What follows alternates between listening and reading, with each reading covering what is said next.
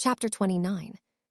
All right, so then, if you have the chance, then you go for between the legs, Harry said as he was instructing Astoria on what to do if she ever got in a fight. However, don't make it obvious. Only go for that part if you think you can get away with it, Harry added. Astoria was paying close attention while the others sat off to the side. Luna leaned against a tree, staring dreamily into space while Astoria's two friends, Scott and Jean, were paying close attention to what Harry was saying.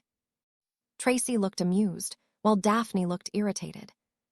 "Potter, must you insist on corrupting my sister?" Daphne asked with a small glare. Harry paused his teaching and looked to Daphne with an offended expression, a fake one but still an offended one. "Excuse me, I am not corrupting your sister. I am molding her into the toughest girl of her year, thank you very much," Harry replied. "That does not explain why you are teaching her Muggle fighting." "I am actually glad you asked. There are a few reasons for it. One, she could lose her wand. She does not want to be helpless if she loses her wand. Astoria, do you want to be helpless if you lose your wand?" "Nope," Astoria said as she shook her head. "The second reason is rather simple. She is a pureblood girl, so nobody would expect it, and it will catch her enemies off guard." "She doesn't have enemies," Daphne pointed out. "It is never too early to start. I have had enemies since before I could even speak English. Now who in a fight to the death would you expect to be more likely to throw a punch? Harry Potter or first-year Ravenclaw Astoria Greengrass? Hint, there is a right answer. Third reason, I am bored." "What do you know about Muggle fighting anyway?" Tracy asked. "Well, there is my natural skill in it plus all that I have learnt over the years," Harry replied. While he was in no way a master at martial arts or any form of physical combat, he did know a bit about fighting. Years of being a punching bag for Dudley, Vernon, and Dudley's friends had taught Harry quite a lot about punching. Years of abuse from Vernon let Harry know where to strike for the most pain, and gave him a sort of creativity, as it had taught Harry to always see the potential of pain from getting attacked by something like a belt or even something as innocent-looking as a book. In the Chamber of Secrets, Harry had also discovered some books from Godric Gryffindor himself, who happened to be rather adept at physical and magical combat, if the books were any indication. Harry suspected that any decently skilled and experienced martial artist would more than likely challenge if not beat him, but thankfully he was fighting wizards, most of whom thought that hand-to-hand combat was beneath them, and something for filthy muggles. "Do you think I can beat anyone up now?" Astoria asked. "Astoria," Daphne sighed, "you will not go out and beat people up." "She's right," Harry nodded. Daphne looked pleased until Harry continued. "You need to let them be aggressive and make the first move or at least look like it so you don't get in trouble." "Potter." "Yeah, ow. That's what you deserve. Now pass my book back." Harry arrived at the Quidditch pitch. Angelina was now the new Gryffindor Quidditch captain. Technically, she was the captain last year as well, but they didn't really have Quidditch last year due to the bloody tournament. While Harry did not really have to be here, he did come if for no other reason than supporting the team and making things easier for them. After all Angelina and the Chasers had done for him, he was not about to skip out on an opportunity to help repay them. Say what you want about Harry, but he is appreciative of his friends. "What's up, guys?" Harry asked as he walked up to the three girls. "Where are the twins?" Harry asked when he noticed that the two red-headed pranksters were not here. "They will be here soon," Katie said before she frowned. "Did you say something to them?" she asked, with Angelina and Alicia looking interested in his answer. "I have said several stuff to them. Can you perhaps be specific?" Harry raised an eyebrow. "They have been more subdued than before," Angelina answered. "They're still their usual selves, but more. I want to say mature, but just less showy and flashy. They are just different.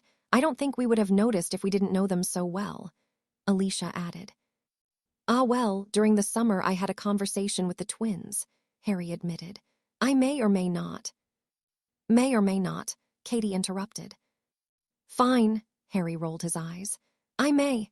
I did call them out on their behavior during the tournament and their behavior in general, like how their pranking could be viewed as bullying and how they want to be taken seriously but do not act serious at all. I don't really feel bad about saying it. If they grow up, and if they don't, then they don't." Harry shrugged. Oh, they're coming, Alicia said as the twins walked up to them. Hey, sorry we're late, Fred said. Yeah, McGonagall wanted to ask us about something that happened to some fourth-year girls. They got pranked and she thought we did it, George added. Yeah, took us a while to convince her that it wasn't actually us, Fred added. Harry said, not willing to point out that he was the one responsible. In his defense, he did it for Luna. He could not quite work out why anyone would be willing to bully the girl. Strange, yes, but not harmful. In fact, she was surprisingly innocent and genuinely nice. Though he supposed that it was simply idiots lashing out against those they could not understand. All right, Angelina said as they saw people arriving for the tryouts. Time to get to work, she said to the team as the Quidditch hopefuls, including Ron and Ginny, lined up. Everyone gather around, quiet down. I said quiet. Angelina paused and waited until everyone was silent. That's good, now listen up. For those who don't know, I am Angelina Johnson, Quidditch captain and chaser. With me are fellow chasers Katie Bell and Alicia Spinnet. Then we also have beaters Fred and George Weasley plus none other than Harry Potter as our own seeker, Angelina said, pointing to each person as she mentioned their names. The only position we definitely need right now is keeper. However, that doesn't mean that reserve positions are not available, as sometimes some of us might not be able to make practices or matches.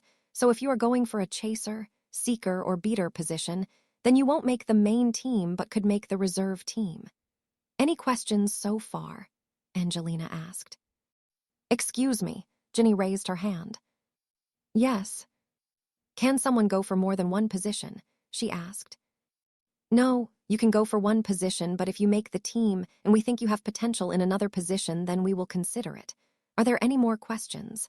Angelina looked around, and once she was suitably satisfied that nobody had questions, she continued. All right, we are going to start with some basic drills, Angelina said as she gestured to Harry. Potter over here will be in charge of the drills. You all will be flying around with him while the rest of us watch. Once we work out who can and cannot properly fly on a broom, then we can start testing out for positions. Harry. Way ahead of you, Harry said as he climbed on his broom and hovered. All right, everyone, get on your brooms. We are going to start with some laps around the pitch, Harry said. The hopefuls got on their brooms and rose to the air. Harry could already see which ones were more comfortable and experienced based on the way they held their brooms and how comfortable they were in the air. Come on, Harry said before he began doing some basic flying drills. By the end of the drills, a few hopefuls were sent away as it was clear that they really were not great flyers, or even at a level that could be considered decent. All right, chaser and keeper hopefuls, go over there to hoops, beater hopefuls over there, and seeker hopefuls over there, Angelina said as she pointed to different spots on the field. Most hopefuls went to the chaser and keeper spot, while only a few went to the beater spot, though none went to the seeker spot. Harry didn't really mind, but was sort of hoping that at least one person would have gone for the position, so that the responsibility did not fall entirely on him, but apparently it did. Though he supposed that after the tryouts, he could see if any of the team members had seeking skills and train them up. Now, George, Fred, you two go deal with the beater hopefuls. Harry, could you help me and the girls out with the chasers and keepers? Angelina asked. Sure. Harry nodded and followed the girls towards the chasers and keepers. Half an hour later, the Gryffindor Quidditch team stood together under a privacy charm a short distance away from the hopefuls and began discussing who would make the team. After a few discussions, they had settled on their beaters and their chasers, which included Ginny, Harry mentioned, speaking to the reserve chasers, and seeing if any of them were willing to be a backup seeker in case he could not compete, something Angelina agreed with. And then their conversation reached the point where they discussed who would be their keeper. It looks to me that Ryan Jefferson and Jeffrey David have potential, but admittedly Ron Weasley has the most, Angelina said, as he glanced at Harry and the twins and awaited their reactions. Well, Fred said, we're not too surprised. Yeah, George nodded. Ron played Quidditch with us all the time, and he is nearly always keeper. Harry, Alicia said, what is your opinion? Meh, Harry shrugged. As long as he doesn't bother anyone and actually does his job, I could not care less, Harry said. While he was tempted to object to Ron's placement, he knew that that would just make him sound childish. Besides, winning meant a lot to Angelina and the others, so he could put with the Pratt for their sakes. Also, if Harry was being honest with himself, then he did not think Ron would last long. He might have the necessary abilities, but any chance of success would be ruined by his temper, personality, and attitude. David might be a good player, but he doesn't seem as experienced, Alicia said. Though he was better than Jefferson, maybe we could have him as a reserve. Yeah, I agree with that, Harry nodded. Okay, so let's go over the choices one more time and make sure we're all happy with them, Angelina said, and they did. 10 minutes later, the chosen were announced, and everyone headed back to the Gryffindor common room apart from the actual Quidditch team that wanted to stay and practice. Harry was looking forward to the next game. Quidditch was one of his true joys, though he supposed he liked the actual flying better than the game, but still. Here you go. Luna smiled as she put a crown made of white flowers onto Tiger Harry's head, while Harry just kept his eyes closed and pretended not to notice. The two were currently sat outside under the shade of a tree and enjoying the beautiful weather. Harry was in his animagus form. Admittedly, he loved being in it. It gave him an increased sense of power and just made him feel more free.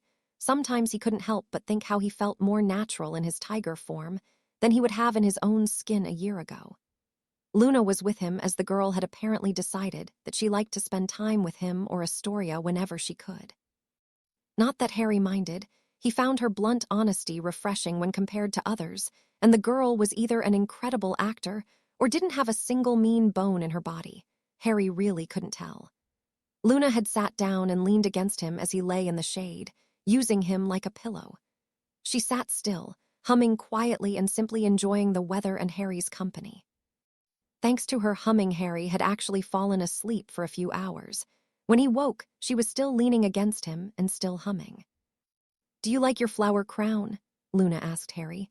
Harry let out a grunt which Luna took to be a yes, as evidenced by the smile she gave him. That's nice, she said as she stood up. I think we have to get back to the castle now. Can I have a ride back? She asked. Harry let out a small noise before he stood up. Luna smiled and climbed on top of him, wrapping her arms around his neck so she would not fall off. Harry began moving to the castle, at a pace that he felt would not be fast enough to throw Luna off. Harry knew that the castle was getting more tense. That was why he preferred to spend his days outside.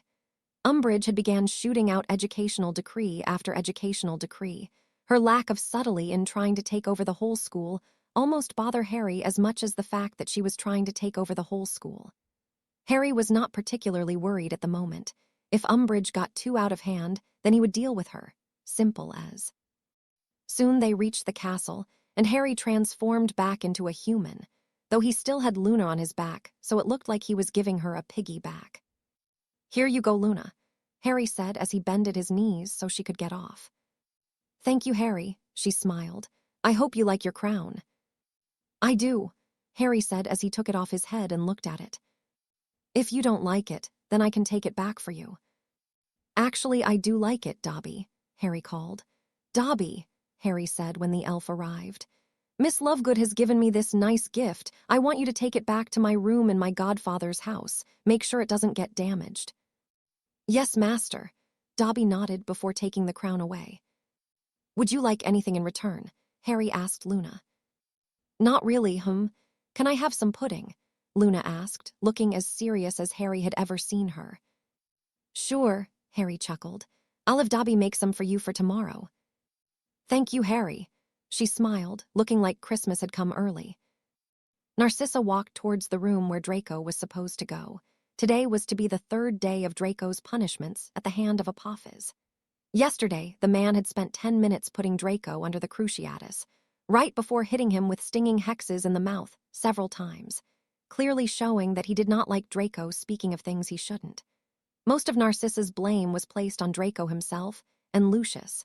Lucius insisted on being involved in raising Draco.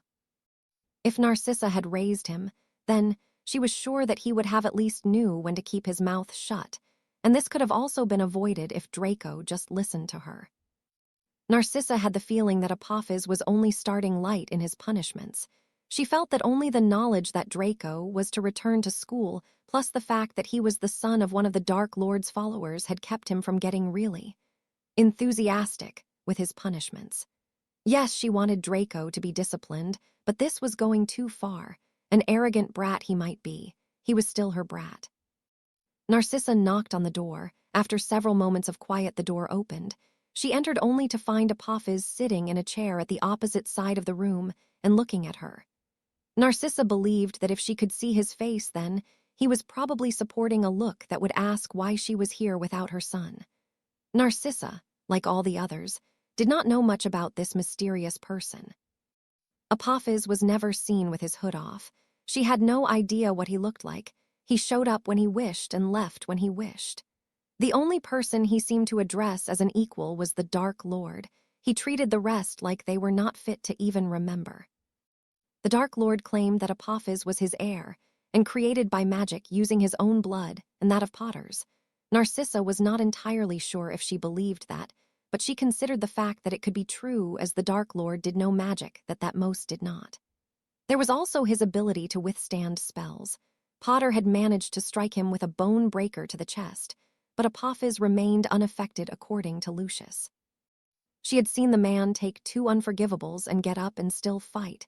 She was very curious as to how he did this, but knew that now was not the time to question him on that. "Where is your son?" Apophis asked, tilting his head slightly. "Draco is not here," Narcissa said as she closed the door. "I have come to talk to you alone." "And why should I talk to you?" Apophis asked in a bland voice. I wish to make you an offer," Narcissa said as she locked the door and put privacy charms around the room. She looked to Apophis. She could not see his face, but his body language showed that he was uncaring. For Narcissa, it was clear that he did not see her as a threat. While she felt a bit insulted at that, she understood why. She was in a room with the Dark Lord's heir, the man with the ability to shrug off spells as deadly as unforgivables. She was not entirely comfortable with doing what she planned to do, but it was for her son. "What offer?" Apophis asked, a hint of curiosity in his voice. "Please spare my son," Narcissa said as she walked up to him. "I know that he has made a mistake. I believe he has been punished enough. If you stop punishing him, I will be." Narcissa stopped in front of him. She leaned down and spoke in a seductive voice. "Thankful, extremely thankful," she said. Apophis did not immediately react, something which worried Narcissa. Apophis eventually stood up. Narcissa's heart rate increased when he walked past her. "I was wondering when or if it would come to this," Apophis said as he clicked his fingers. A piece of paper appeared in his hand. Narcissa wondered how he did that. Was it a house elf? A small wandless charm? "Read this," he said as he tossed the paper to her. "If you accept, then I accept your offer," he said as he turned back to her. Narcissa read the paper, and her eyes widened as she was filled with disbelief and confusion. She repeatedly glanced from the paper to Apophis as if she was not sure that he fully realized what he gave her. But this is what you will agree to," Apophis cut her off. "If you do not, then you will excuse me so I can go and find your son. I have found a lovely new spell that will make him be convinced that his skin is on fire." Narcissa was silent for several minutes where she mentally went over the benefits and costs of accepting, several minutes too late for Apophis as he turned and began to make his way to the door. "Wait," Narcissa said quickly, causing Apophis to stop. I will do it. I will make the vow." "Good," Apophis said as he turned back to her. "I'll do it, but I do not understand why you want me to swear to this, unless you. Hurry up and do it before I lose my patience," Apophis said in a warning tone. "Very well," Narcissa sighed, glancing back at the paper one more time. "Good, after we are done I shall accept your offer," Apophis said. What?" Narcissa blinked. "You wish to show me how thankful you would be if I spared your son the pain. I will accept your thanks after you make the vow," Apophis said. Narcissa gulped but nodded. She knew it could come to this. Still, she was at least glad that Draco would be spared and something would go her way. Chapter 30. Harry sat in the Gryffindor common room with Ginny as they worked on their homework together. Most of the other Gryffindors were currently asleep. "All right, well, I am done," Ginny said as she packed her stuff away. "What about you?" she asked Harry. "I have only got a few minutes left," Harry said as he continued writing. "I would recommend going to sleep if you are still planning to practice flying tomorrow." "Probably best," Ginny yawned. "Do you know that Angelia and the rest said that they would help train me and the other chasers?" "She did mention it," Harry nodded. "By the way, how are you at Seeker?" "I think I am pretty decent. I mean, I am not like you or Charlie, but I am all right at it. Why?" "There is no reserve Seeker, so if you think you are fairly decent at it, then maybe we can talk to Angelina about making you, or one of the other chasers, a reserve." I'll think about it," Ginny said as she stood up. "Good night, Harry," she said as she walked off and up to the fourth-year girl room. "See ya, Gin," Harry called out as he continued working. Several minutes later, he had finished and leaned back and relaxed in his seat. "Harry," a voice called, breaking him out of his enjoyable relaxation. He looked up to see Ron and Hermione standing in front of him. "Can I help you?" Harry raised an eyebrow. "Yes," Hermione nodded. She was cut off as Ron snorted. She glared at him only for him to glare back. "Fine, I wanted to talk to you about something." "Oh, and what would that be?" Harry asked, wondering why she was talking to him now. She had been ignoring him so far, and he was more than fine to continue with doing so. "It's about Umbridge," Hermione said. "We are not learning how to defend ourselves. We are not learning how to pass our owls. She is taking over the entire school." "Not the entire school. I am positive that Filch is going strong," Harry joked. "Harry, this is not the time for jokes. Especially not ones that bad," Ron added. "Look, what exactly do you want me to do about Umbridge?" Harry asked as he rolled his eyes. "No matter what you might say, Harry, you know that Voldemort is back. You saw him in your first and second year," Hermione argued. "I don't know why you aren't telling anyone." "Because if Dumbledore wanted people to be told, then he would have told them long before now," Harry replied. "Now what does this have to do with the pink toad?" "Harry, we need to learn how to defend ourselves," Hermione said. "Well, go on then," Harry shrugged. "We need someone to teach us." "Well, go on then," Harry repeated. "Professor Flitwick and McGonagall are the best in charms and transfigurations, plus Professor Flitwick used to be a former dueling champion. Go and ask them." "We can't," Ron said. "If Umbridge found out that we were asking other teachers, then she would put a stop to it." "I guess it is pretty much hopeless for you then," Harry said in a sympathetic voice, while he mentally groaned as he realized where this was going. "Harry, I was hoping that you would teach us and some of the other students," Hermione said. "And why in the name of Merlin's left testicle do you want me of all people to teach?" Harry sighed. Hermione frowned at the image he put in her head but pushed on. "Harry, you are the best in defense. You have fought Voldemort and basilisks and dementors. You can do a Patronus charm. That's Newt-level magic.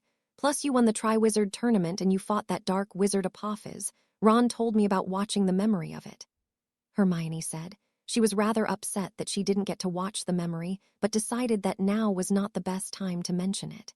"You have the experience, skill, and knowledge, Harry. I think you could do a lot of good helping the students." "Yes, but you seem to have forgotten one crucial thing, Miss Granger, desire, and simply put, I have no desire to start teaching," Harry replied. "But you could help so many people," Hermione protested. "Indeed I could," Harry nodded. "But then again, I have been doing that all my life. I mean, help the Dursleys and get abused, save the school in first year and get the Dursleys in return plus hatred the next year, save the school in second year, and in return I get people to realize that I am not a mass-murdering heir of Slytherin. It seems to me that whenever I help people, it is me who suffers for it." Yes, that might sound childish or whiny or whatever, but quite frankly, I am far out of shits to give about people that turn on me in a moment's notice. Besides, let's say that I do teach people, that will just bring Umbridge's ire on me. Why would I do that? "But you really wouldn't help," Hermione said as she and Ron looked at him with disbelief. "I have very few people that I care about in this school. I have no problem helping them, but I am not about to start a club, or Whatever the hell you are suggesting, and start teaching everyone. I can't believe it, Hermione said as she glared at him. First you cost me my arm, and now you are refusing to help and… Oh, honey, Harry shook his head and tutted his teeth while also wondering if he sounded cool or funny when he said, "Oh, honey. I did not cost you your arm. You know damn well why you lost the ability to use that arm, and you know damn well that it was because you did not listen to me. Which brings me to another reason for not helping, people like you too." What is that supposed to mean? Ron demanded as he joined Hermione in glaring at him. Oh, I am sorry, is it not obvious? Harry asked while raising an eyebrow. He turned to Hermione. First of all, I don't see much point in going to this thing when you and the people I teach are unable to listen to simple instructions, such as, don't mess with what isn't yours, or you cannot read this. Harry turned to Ron.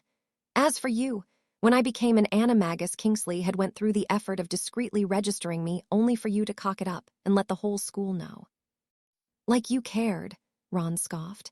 You've been showing off about the fact that you can turn into a tiger for ages. Yeah, Ron, but that was simply me making the best of my situation I found myself in. If it wasn't for you then, I could have kept it a secret trick in case I am ever attacked. But I decided that if people knew then, I might as well enjoy it, Harry said as he stood up. I am not about to start an illegal group only for you to blurt it out and get me in trouble. You two go and do whatever the fuck you want. But me, I am going to simply enjoy my year as best as I can, and that's it. Harry said right before he picked his stuff up. He was about to walk off when Ron spoke again. You coward, Ron snarled. You don't deserve to be in the House of the Lions. Well, I am a tiger, so I am debatably better than a lion, Harry shrugged. I am what I am. I am not about to change just to keep you happy. I don't care what you say. You are. Ron, Harry interrupted. Must we really do this? I mean, you know you're no match for me. I mean, you've seen the memory of me fighting that Apophis guy in that memory. I am smarter than you and I am better than you. I don't really know what you hope to achieve. Ron growled after his face turned red with anger. He threw a punch at Harry, hopping to knock out a few of his teeth. Unfortunately for him, Harry saw the punch coming a mile away. Harry jumped back to avoid it before he struck Ron with a right hook to the face. Ron stumbled back far enough for Harry to whip his wand out and hit him with a body bind. No, Harry said, and Hermione looked like she was about to move. I'd recommend you stay still, Granger, unless you want to be next. Harry raised his wand in the air and sent a loud alarm sound from it. He kept it going until many Gryffindors came down to see what was happening. Harry, what the hell is going on? Dean Thomas asked. What was that noise? He and the other Gryffindors did not look happy at being disturbed and woken up. I do apologize, but I needed some prefects as Weasley over here thought it was a good idea to throw a punch, Harry said. Somebody might want to go get McGonagall, Harry suggested. I'll do it, Katie said before she walked out to go get McGonagall. He tried to attack you, Fred and George asked at the same time with disbelief. They knew that Ron was not the fastest learner, but they were pretty sure that he had been paying attention when they watched the memory of Harry fighting Apophis, so they could not quite understand what caused him to try and punch Harry of all people. Let me go, Potter, Ron said as he tried to move, but the body bind was too strong for him. Let me think. No, Harry replied before he put him under a silencing charm. How the hell are you three related to him? Harry asked Ginny and the twins. Tell me what happened. McGonagall frowned. Ron was being an idiot, Harry replied with a small shrug, which did not seem to help improve McGonagall's mood. He could tell she was not exactly happy, though he was not sure what bothered her the most. The fact that Gryffindors had been fighting and she had been called to deal with it, or the fact that Umbridge had discovered that something had happened and insisted on coming with her to deal with this. That is why Harry, Ron, and Hermione found themselves in McGonagall's office with Umbridge and McGonagall. Mr. Potter, that is not helpful, McGonagall said as she glared at him. It seems to me that it is the Weasley boy who is at fault, Umbridge said. Dolors, please, I can deal with this on my own, McGonagall said in a tired voice. I would not mind if she stayed, Harry said, shocking everyone in the room including himself. He suddenly felt very dirty and like he needed a shower. I mean, to be honest, Professor, I was rather worried about bringing this matter to you. especially after all the times in the past when you have ignored me. Quite frankly, if you weren't Gryffindor head of house, then I would have gone to someone else." "Harry," Hermione gasped as McGonagall looked at him with a dropped jaw. "Oh, I am sorry. I did not know that personal or differing opinions were a punishable offense." "They are not," Umbridge said, either uncaring or forgetful of the fact that she was here to punish those with an opinion different to the minister's. "What happened, Mr. Potter?" "These two came into the room and demanded that I start up a group to teach people how to fight and got angry when I refused," Harry answered. "That's a lie," Ron shouted. "Why would they want you to start such a group?" Umbridge asked while narrowing her eyes at Ron and Hermione. "Something about Voldemort," Harry said dismissively, while also doing his best to not roll his eyes at the way everyone in the room flinched. "Anyway, then the jolly red over there calls me a coward for refusing, and I simply pointed out that I don't really know why he is doing this, as it is obvious that I would kick his butt in a magical fight. He threw a punch. I dodged and hit him with my own punch before calling the rest of Gryffindor House down so somebody could go and get help." "You did not have to respond with a punch," McGonagall said. She was about to continue when Harry interrupted. "See," Harry said to Umbridge as he gestured to McGonagall. "I defend myself, and I am the one who gets told off."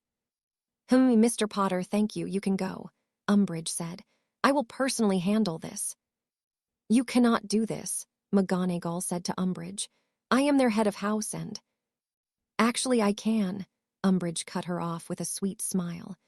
"As I am High Inquisitor, I am able to overrule any and all punishments. Mr. Potter, you may go. I will handle this." "Sweet," Harry said before he stood up and gladly left the room. Chapter 31. Umbridge sat in her office, happily drinking her tea while she watched Ronald Weasley and the mudblood Hermione Granger do lines. Ronald Weasley might have been a pureblood, but Granger was not, and unlike Mr. Draco Malfoy, the two did not come from a well-respected house. After all, Weasley's father was regularly made fun of for his obsession with muggles. She could not tell for the life of her why he would find them interesting.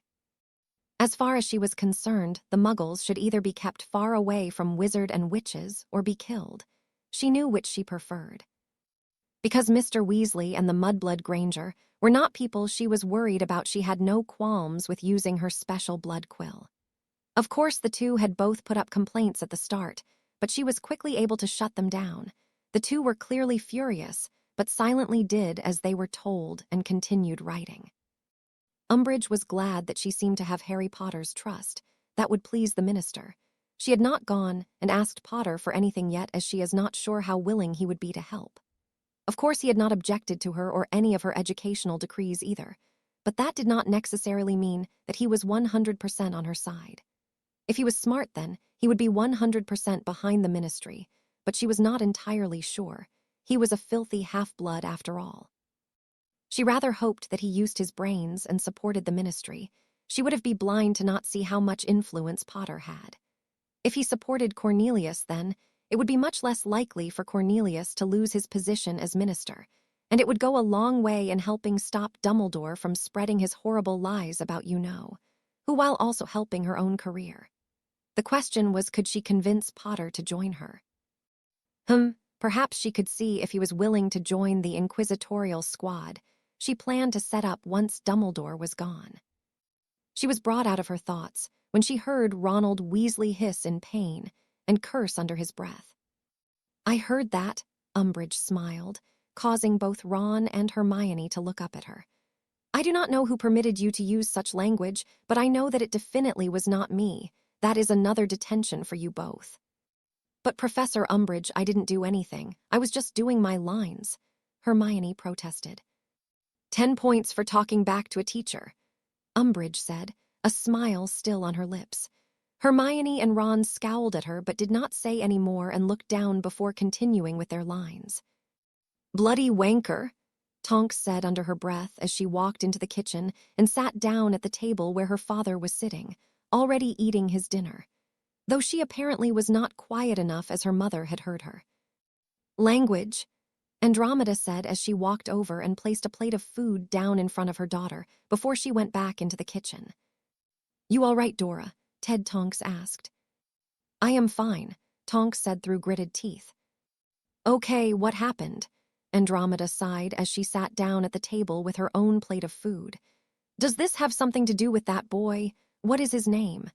Thomas. No, Mum, not close at all. Thomas was my gay friend that moved to America last year. The Pratt that I am angry about goes by the name of Joan, and no, I am fine, and I have no problem with the stupid, dumb foo. Nymphadora, Andromeda said in a warning tone. Dumb idiot, Tonks amended while glaring at her mother. And don't call me that. Oh, honestly, dear, I do not know what your obsession against your name is. Nymphadora is a lovely and beautiful name. Andromeda sighed. You are not the one who has to be called it, Tonks reminded her. Harry liked it, Andromeda replied. What? Tonks blinked.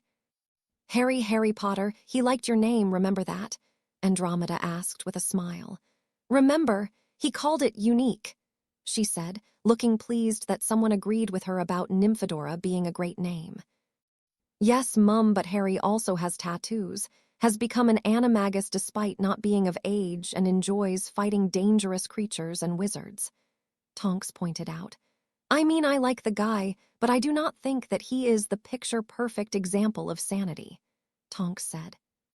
All right, Ted sighed. Can we skip the part where you two argue about names?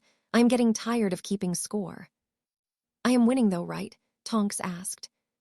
By 2, Ted replied without missing a beat. Yes, Tonks grinned. Fine. So what did this Joan say or do? Andromeda asked. Will I have to hide a body? No, sadly, Tonks shook his head. Will I have to be your lawyer? Ted raised an eyebrow. No, Tonks sighed. At least I don't think so. The dickhead asked me out on a date, Nymphadora said. Andromeda was tempted to admonish her for language, but decided to give it up as a lost cause. I said yes. He took me out to a restaurant. The food wasn't that good, but I didn't complain. Even though you wanted to. Even though I really wanted to. Tonks nodded so hard she nearly hurt her own neck. I mean, how can you make something frozen and burnt at the same time? I didn't even know which part I was supposed to eat. Anyway, after the date was over, he tried to get all touchy. I said no. He kept trying. I gave him a second and third warning before I made my hand 2 times bigger and decked him in the face. Ata girl, Ted smiled. I mean bad, Ted quickly said as he lost his smile when Andromeda looked at him. You shouldn't be violent, Dora, Ted said even though his lips curved into a smile against his will. Got it, Dad, Tonks said with a mock salute and a smile. You too will drive me crazy. Andromeda sighed as she rolled her eyes. Dear, you are a member of the Black family. You came with a free side of crazy, Ted replied. Yeah, Tonks agreed. After all, no sane person would name their daughter Nymphadora, Tonks added under her breath. Well, Andromeda frowned. Just keep trying, dear. One day you'll find the right person. Do you have anyone in mind? Do we have to talk about this? Tonks grumbled. Yes, Ted said. You know what your mother is like. She will keep going until she gets her answer. Fine, Tonks rolled her eyes. There's not many people I am interested in at work. I spend the rest of my time here or in the order. Tonks said, ignoring the look her mother gave her. Tonks was well aware of the fact that her mother did not like the order and had refused to join multiple times. In the order, I don't see many people I hang out, maybe one. Oh, Andromeda raised an eyebrow. Yeah, do you guys know Remus? Tonks asked. Lupin, Ted asked. You're talking about Remus Lupin. Please tell me you are not talking about Remus Lupin, Andromeda said. What's wrong with Remus? Tonks said defensively. I mean, I know he is a werewolf, but... My problem is not with him being a werewolf. I married a muggle-born for Merlin's sakes. As far as my parents were concerned, they are both horrible crimes, Andromeda said. My problems come from the fact that he is too old for you and is not able to provide for you. A date is fine, but for my sakes, please do not tell me that you wish for a long-term relationship. I mean, yeah, he is old, but that's not a big problem, but it's not his fault that he cannot get a job. I mean, he's a werewolf and nobody wants to hire him, and... He could go to the Muggle world for a job, Andromeda pointed out. He could have made some money there and transfer it into wizarding money at Gringotts. Yeah, but... Dear, you're going about this all wrong, Ted said to Andromeda. What do you mean? Andromeda frowned.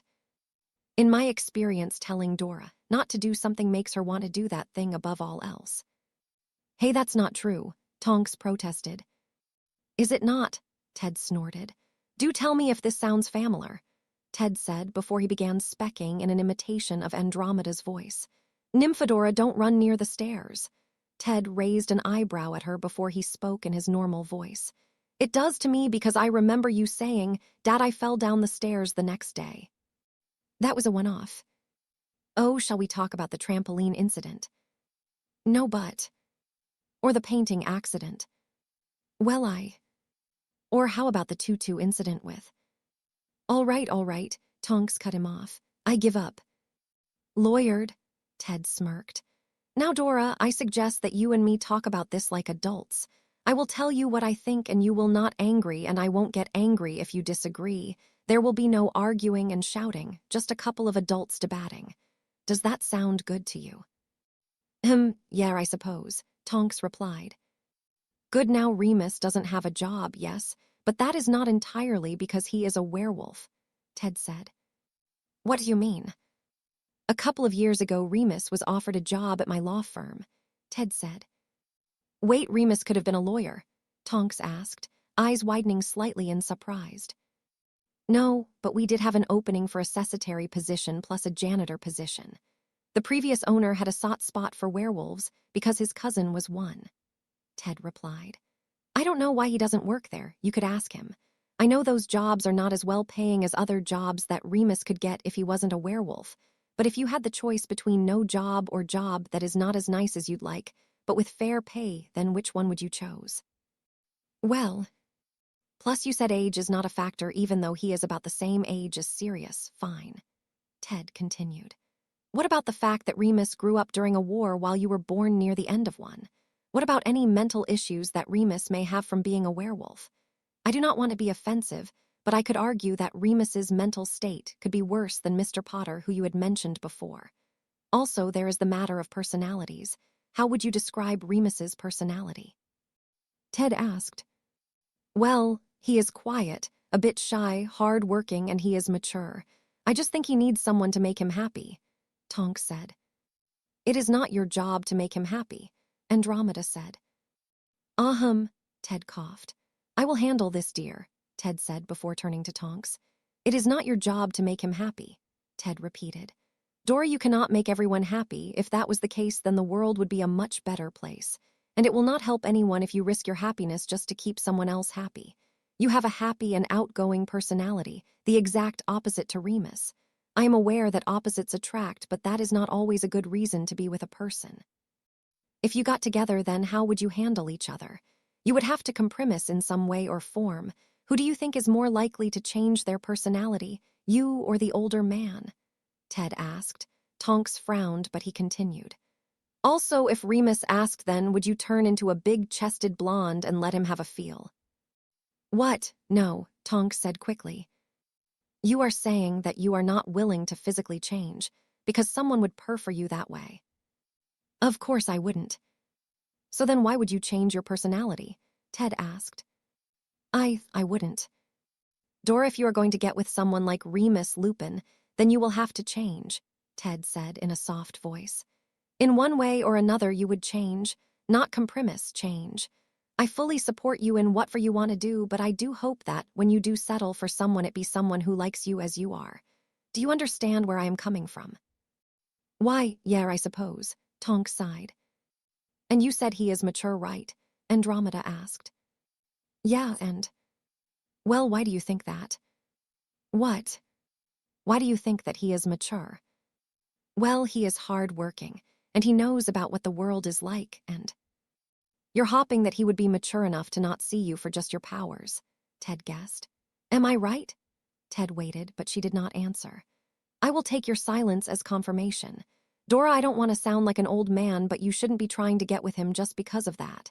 Just because he is mature does not mean that he will not see you for your powers. Maybe he will, but maybe he won't. Besides, there are different types of mature. What do you mean?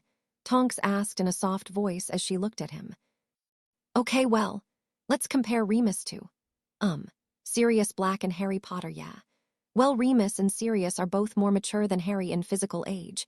They have both also gone through more years of suffering than Harry, but that doesn't mean that Harry has not suffered either. That does not mean that Harry is not mature or even just as mature. Also, Sirius and Harry are, from what you have told me and from my own experiences, more jokey and with closer personalities to you. All three of them have seen and suffered things they should not. They are all mature in different ways. I think I get what you mean. Tonks nodded as she thought about his words.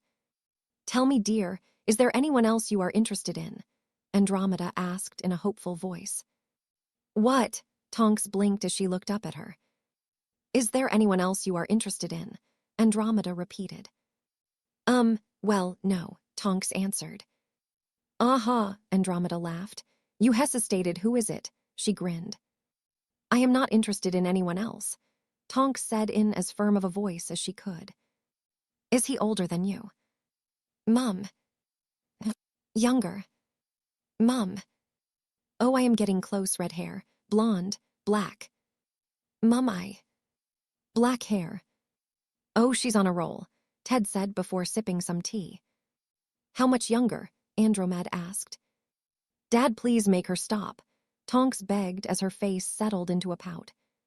I would have better chances at stopping a shark after it sniffed blood, Ted calmly replied. But Tonks was cut off as a white snowy owl came in and landed gracefully on the table. Oh, hi, Hedwig. Tonks smiled at the owl. Hedwig gave a short nod before extending her leg. Tonks took the letter from her leg and handed Hedwig some bacon. Here you go, Tonks said. Ah, the owl from your friend, Andromeda said as she looked at the owl that for some reason kept delivering letters to her daughter.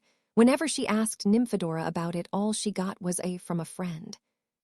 Oh, hi, Hedwig, Ted smiled at the owl. You know this owl?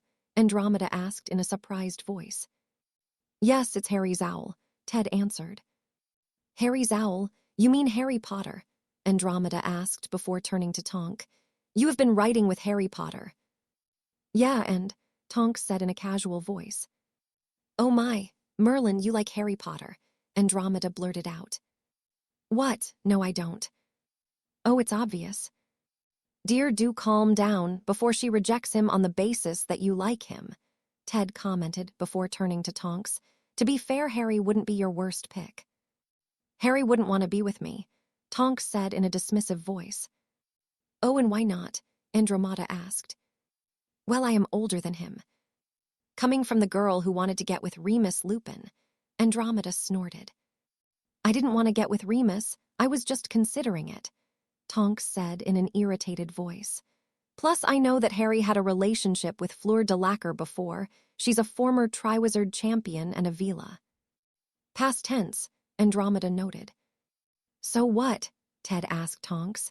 Your mother's prospective partners were rich purebloods, and I was just a filthy mudblood.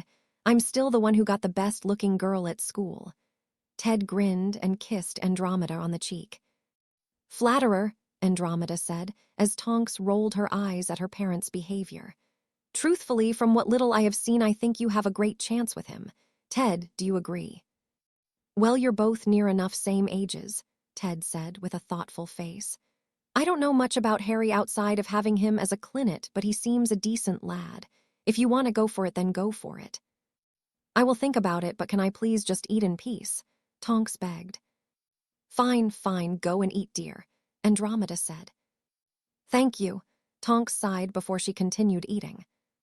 Harry and Nymphadora, Andromeda said quietly under her breath, sitting in a tree, K-I-S-S-I-N. Mum, Tonks said, apparently she wasn't quiet enough. Apparently Malfoy is coming back tomorrow, Tracy said as she walked down the hall with Harry and Daphne.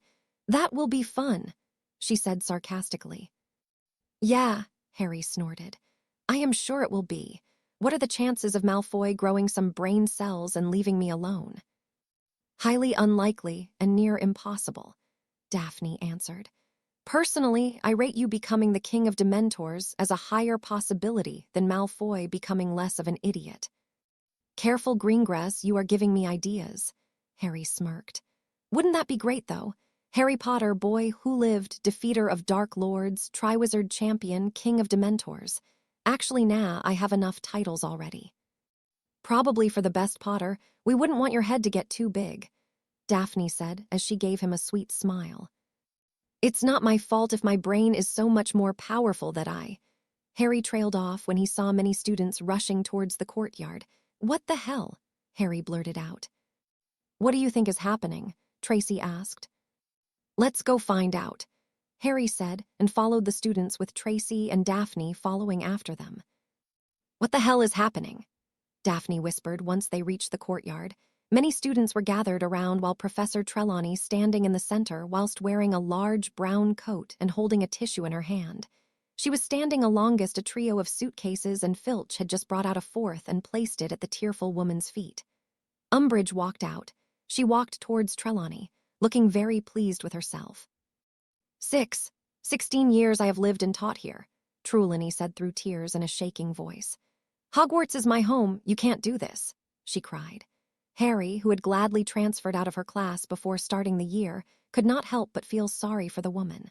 Looking around, he saw that even a few Slytherins, along with students who didn't mind expressing their opinions about Trelawney, feel uncomfortable with the public humiliation.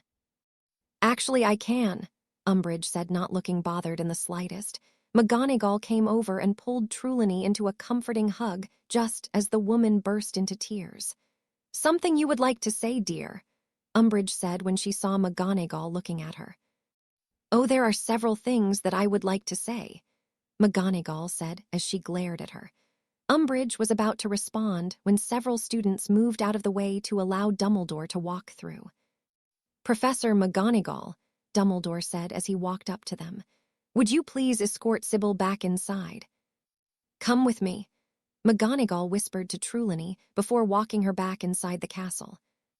Dumbledore, Umbridge said, may I remind you that under the terms of Educational Decree No. 23, as enacted by the Minister, you have the right to dismiss my teachers, Dumbledore cut her off. You do not, however, have the right to banish them from the grounds, he said. Umbridge looked irritated for the briefest of moments before she smiled. For now, she said in a voice that was a mixture of confident and smug.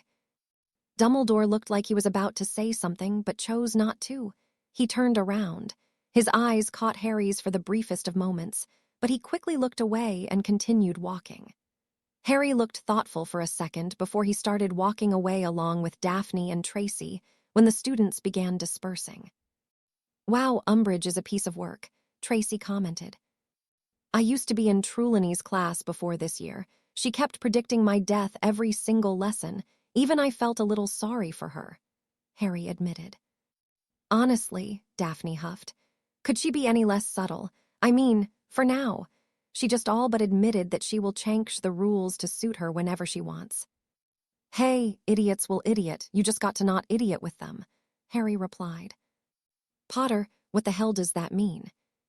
Come on, Daphne, even an idiot would get it, Harry smirked. I hate you. Why do you keep hanging out with me then? Pity friendship. You love me really, Daph. I hate you and Astoria, and I will hex you both if you keep calling me that. No, you won't. The trio heard Astoria call and looked down the hall to see her wave before she walked off. 1, 2, Daphne said as she closed her eyes and continued counting to 20 in her head. Chapter 32. Dumbledore paced in his office as Harry and McGonagall stood with him. Both were wearing their sleeping clothes. Professor McGonagall had brought Harry to his office in the middle of the night. Harry told him that he had a vision. Dumbledore believed that it was due to his connection with Voldemort, so decided to listen to Harry and hear what he had to say. Harry had started by telling him how his dream began with him in the hallway of the Department of Mysteries. And then the snake goes forward, and I see this guy, gray hair and glasses. He was dressed in green robes and he was kind of fat, Harry said. That would be Derek Parker. Dumbledore said to himself quietly. Derek Parker was a long-time member of the Order.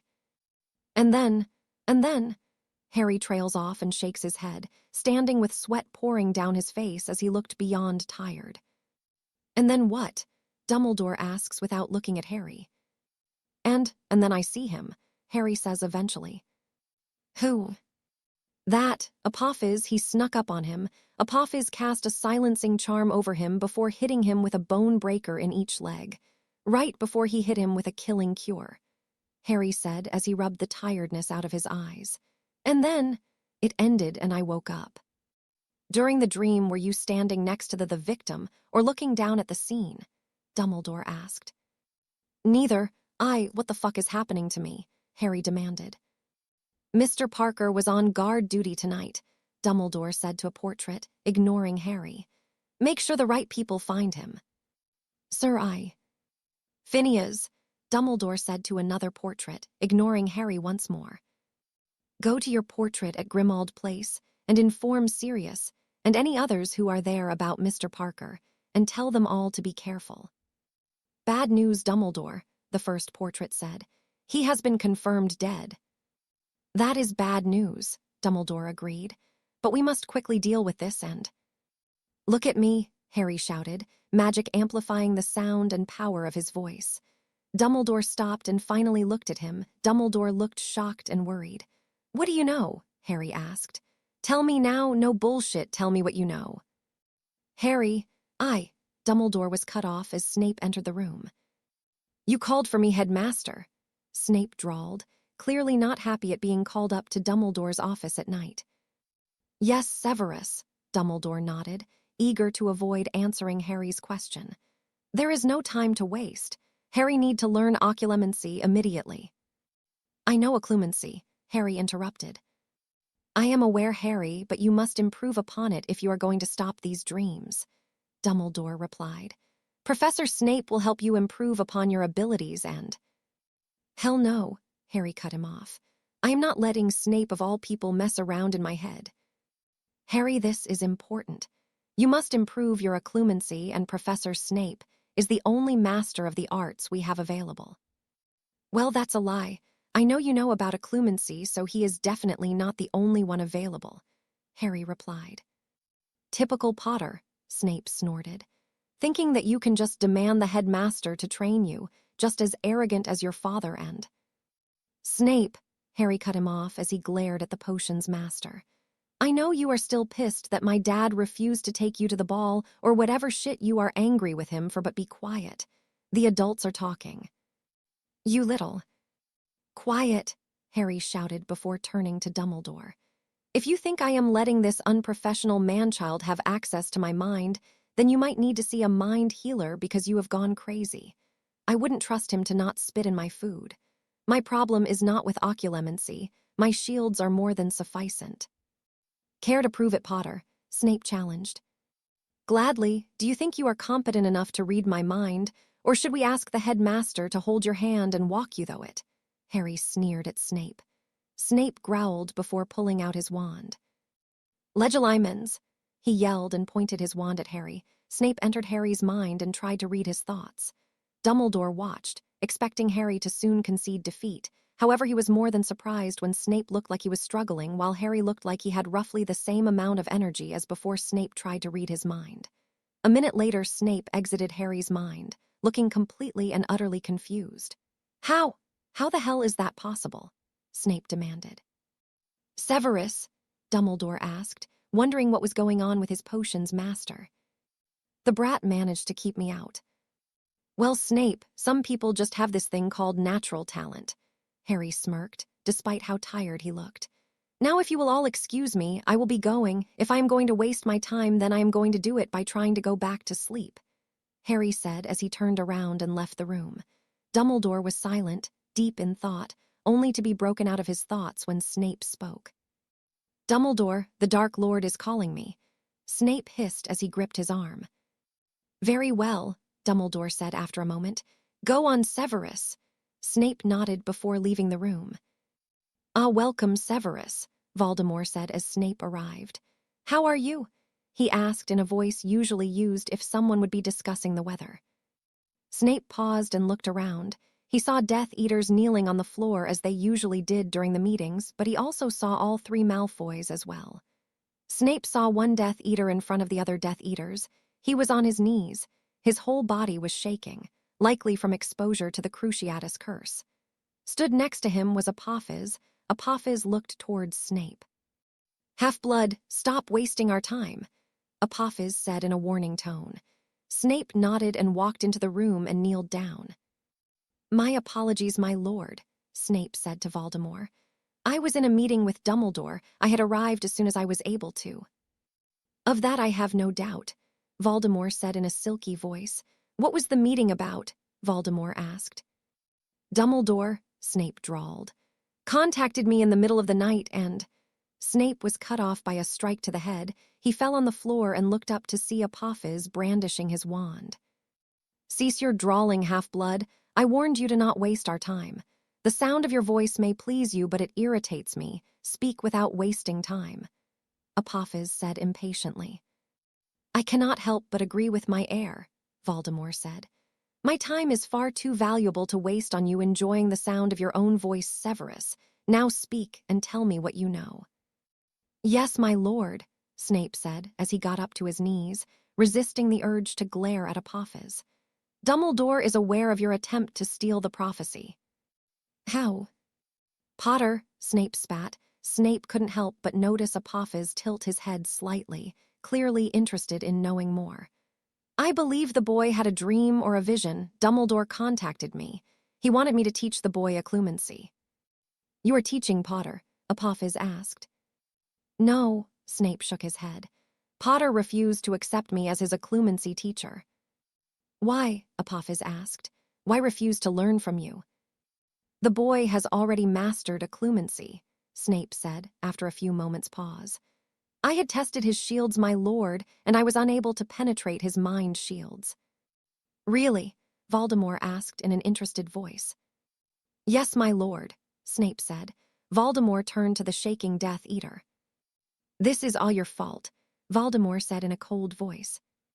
My lord, I am sorry," the Death Eater cried. "A sorry excuse for a wizard," Apophis spat. "Indeed," Voldemort agreed. "You told me that you would be able to get into the Hall of Prophecies." "When one of the Death Eaters with me touched the prophecy, he fell to the floor, shaking," Apophis said to the Death Eater.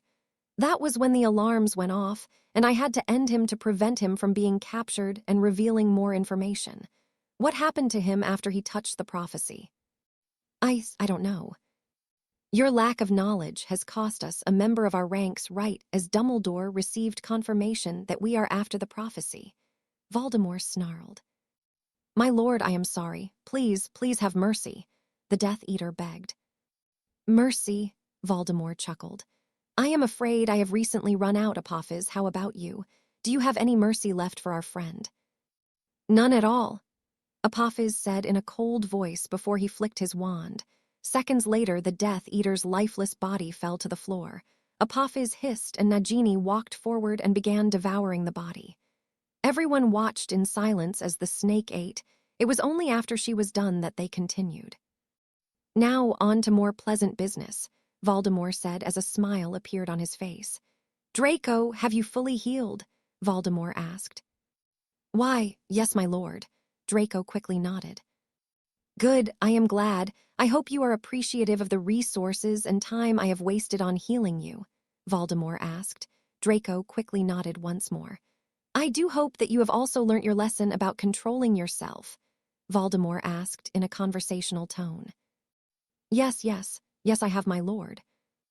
"Good. However, I should warn you that if you ever do anything again that could jeopardize my plans, then I will have my heir cut your tongue out and give him free rein with you for a month with him to torture you how he wishes. Is that understood, Draco?" "Yes, my lord," Draco said in a quiet voice as he cast a fearful glance at Apophis. He was not sure what had made Voldemort's heir willing to end his punishment early, but he was thankful. "Good, you may all go now, apart from Severus," Voldemort ordered. The other Death Eaters made no quick movements out of fear of punishment, but it was clear that they all had no problem with leaving if you looked carefully at the way they left. Only Apophis, Voldemort, and Snape were left in the room. "Severus, did Potter truly manage to keep you out?" "Yes, my lord. I do not know how the brat has gotten so good at occlumency, but he was somehow able to do so." Snape answered. Voldemort leaned back into his throne with a thoughtful look. Potter continues to surprise me. Tell me, Severus, how much do you believe the boy knows about his connection with me? I cannot say for certain, my lord, but I would be willing to bet that, as of the moment, he is perhaps aware of a connection, due to the dreams that you have apparently set him, and according to Dumbledore, the boy's scar reacts whenever you are near. Snape replied. Ahem.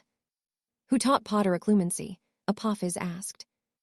I do not know, Snape said honestly. He could tell that Apophis wanted to go after whoever this person was. The brat apparently has access to some books on the subject, but I doubt that the brat has learned so much on his own. I simply have one more question, Voldemort said. You told us that Potter refused to study under you because he had already mastered a clumsy. There are no other reasons for his refusal. No, my lord, Snape said, looking much calmer than he felt. Apophis took a step forward, likely to hurt Snape, but was stopped by a gesture from Voldemort. Severus, I know when people tell the truth, and I know when they lie and hide things. I am not calling you out on your lies in front of the other Death Eaters, and for that you should be appreciative. Now I will ask again, is there any other reason for Potter's refusal? Voldemort asked in a calm voice as his red eyes narrowed. Snape, resisting the urge to gulp, decided to answer honestly due to the fact that he was in no hurry to die. Potter did not trust me to teach him the mind arts, Snape answered. Voldemort and Apophis looked at each other for several moments before Voldemort gave Apophis the slightest of nods. Crucio, Apophis said as he pointed his wand at Snape. Snape fell to the floor and shook in pain for several minutes before he was released.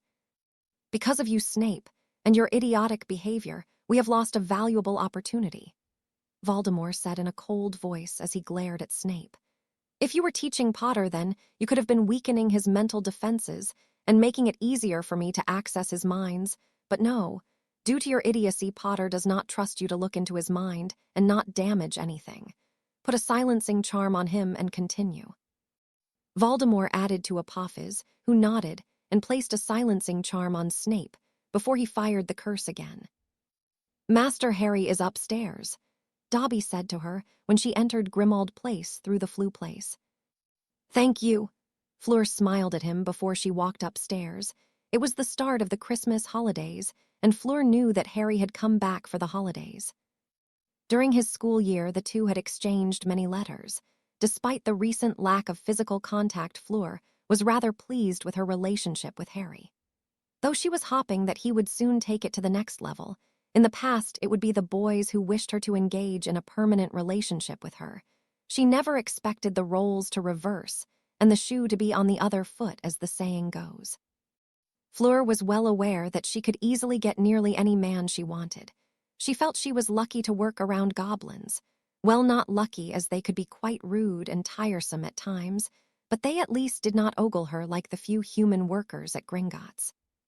The one who tried to most to get her attention was one Bill Weasley, a curse breaker who was temporarily in England for a few months before he would return to Egypt. Fleur had done her best to politely refuse all of his offers to go out for a drink, but the man was not taking a hint.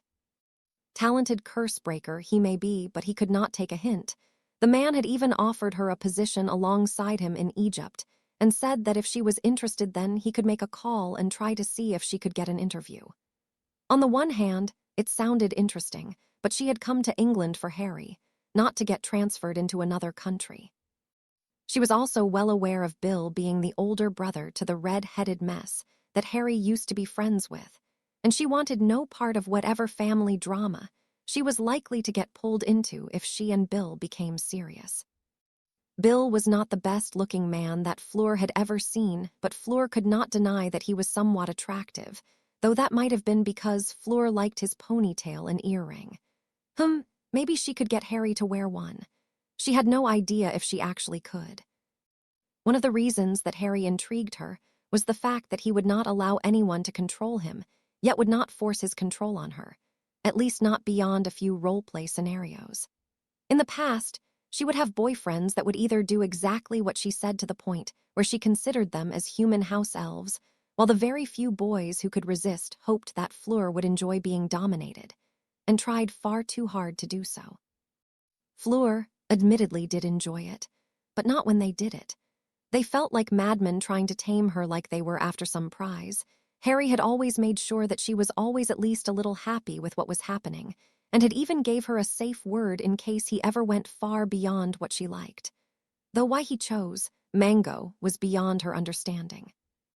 When other boys tried to dominate her, there was no subtle caring in any of it. They tried to make her feel like an animal. There was no control. They tried to force her to do sexual acts in public like hidden blowjobs in restaurants, something she did not want to do, along with other things. Harry, on the other hand, went just under the line, but not over it. No matter what he did, he always made her feel special and good, and he kept control in a natural way without going far too overboard. But he also did not mind giving up control temporarily. He would allow her to take the lead as well and didn't really fight her on it. It was more a case of dibs. Whoever called it first would be in charge. She was well aware that he had initially viewed her as just as a sex object for his pleasure, and she viewed him as the same. Yet somehow the two had grown into more than that. It was slow, but it did happen. She was confident in her feelings for him, and confident that he had feelings for her.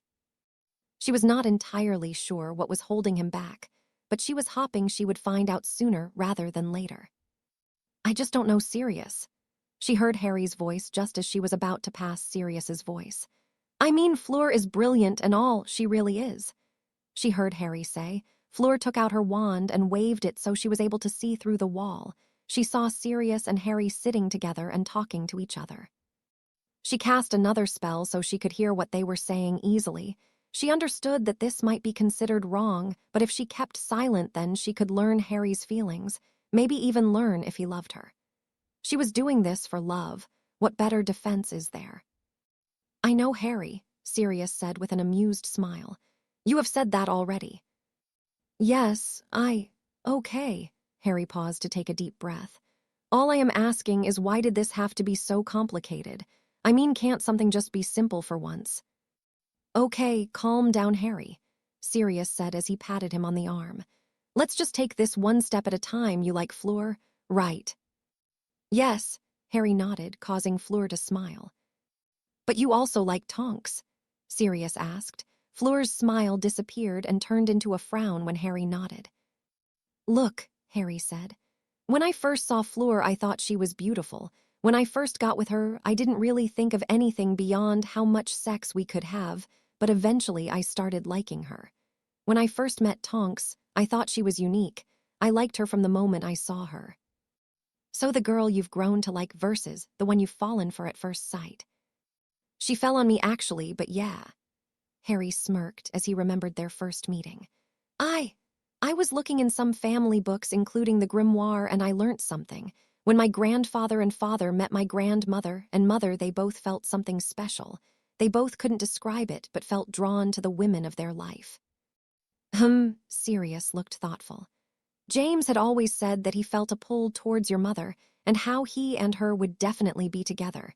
He rejected all other girls in favor of your mother." "So, is there like some ancient Potter magic, or something that links us to one girl?" "Maybe, or maybe you Potters are just emotional idiots who fall in love at first sight. Who can tell for sure?" Sirius shrugged. "Now, let's discuss your options. First of all, you could offer Fleur a position as your concubine." "No," Harry said quickly, the speed of which surprised Fleur. As to her, it looked like he refused to even consider it. "Fleur deserves better than being a concubine.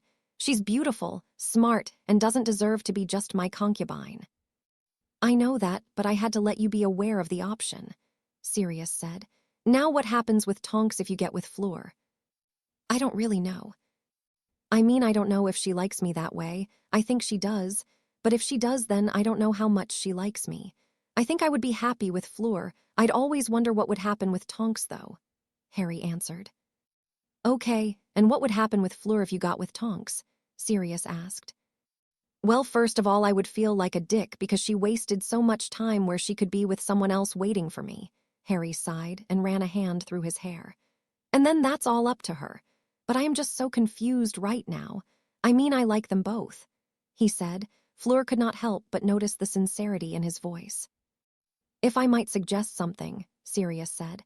I believe I have your solution. Oh, and what would that be?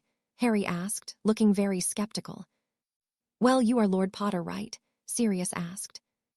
Pretty sure I am, yes, Harry nodded. Well, how would you like to be Lord Black as well? Sirius asked, surprising Harry. But you are Lord Black, Harry reminded him. Oh God, you're not dying, are you? No, Sirius snorted. I am not dying, it's just, well, this is really awkward. I can't have kids. Azkaban did a number on me and I can't have kids anymore. Damn, I'm sorry, Sirius. It's not your fault, don't apologize. Sirius waved him off. But currently the Black family has me for its lord and you're my heir.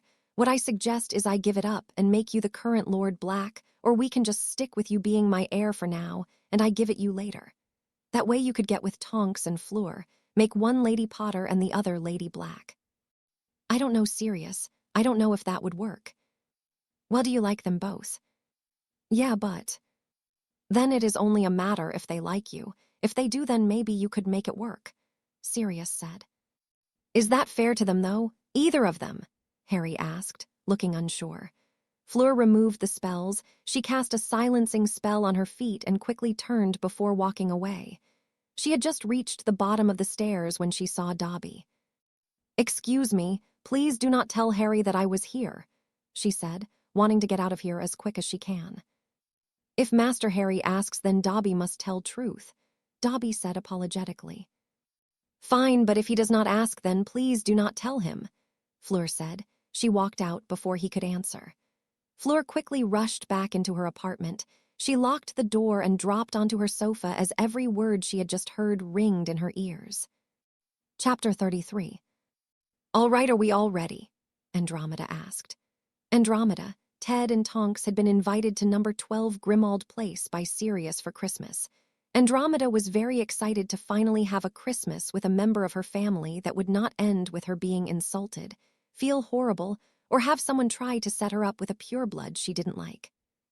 She had spent a great many Christmases without her blood family, and while she was happy with Ted and her daughter, she was looking forward to spending Christmas with a family member.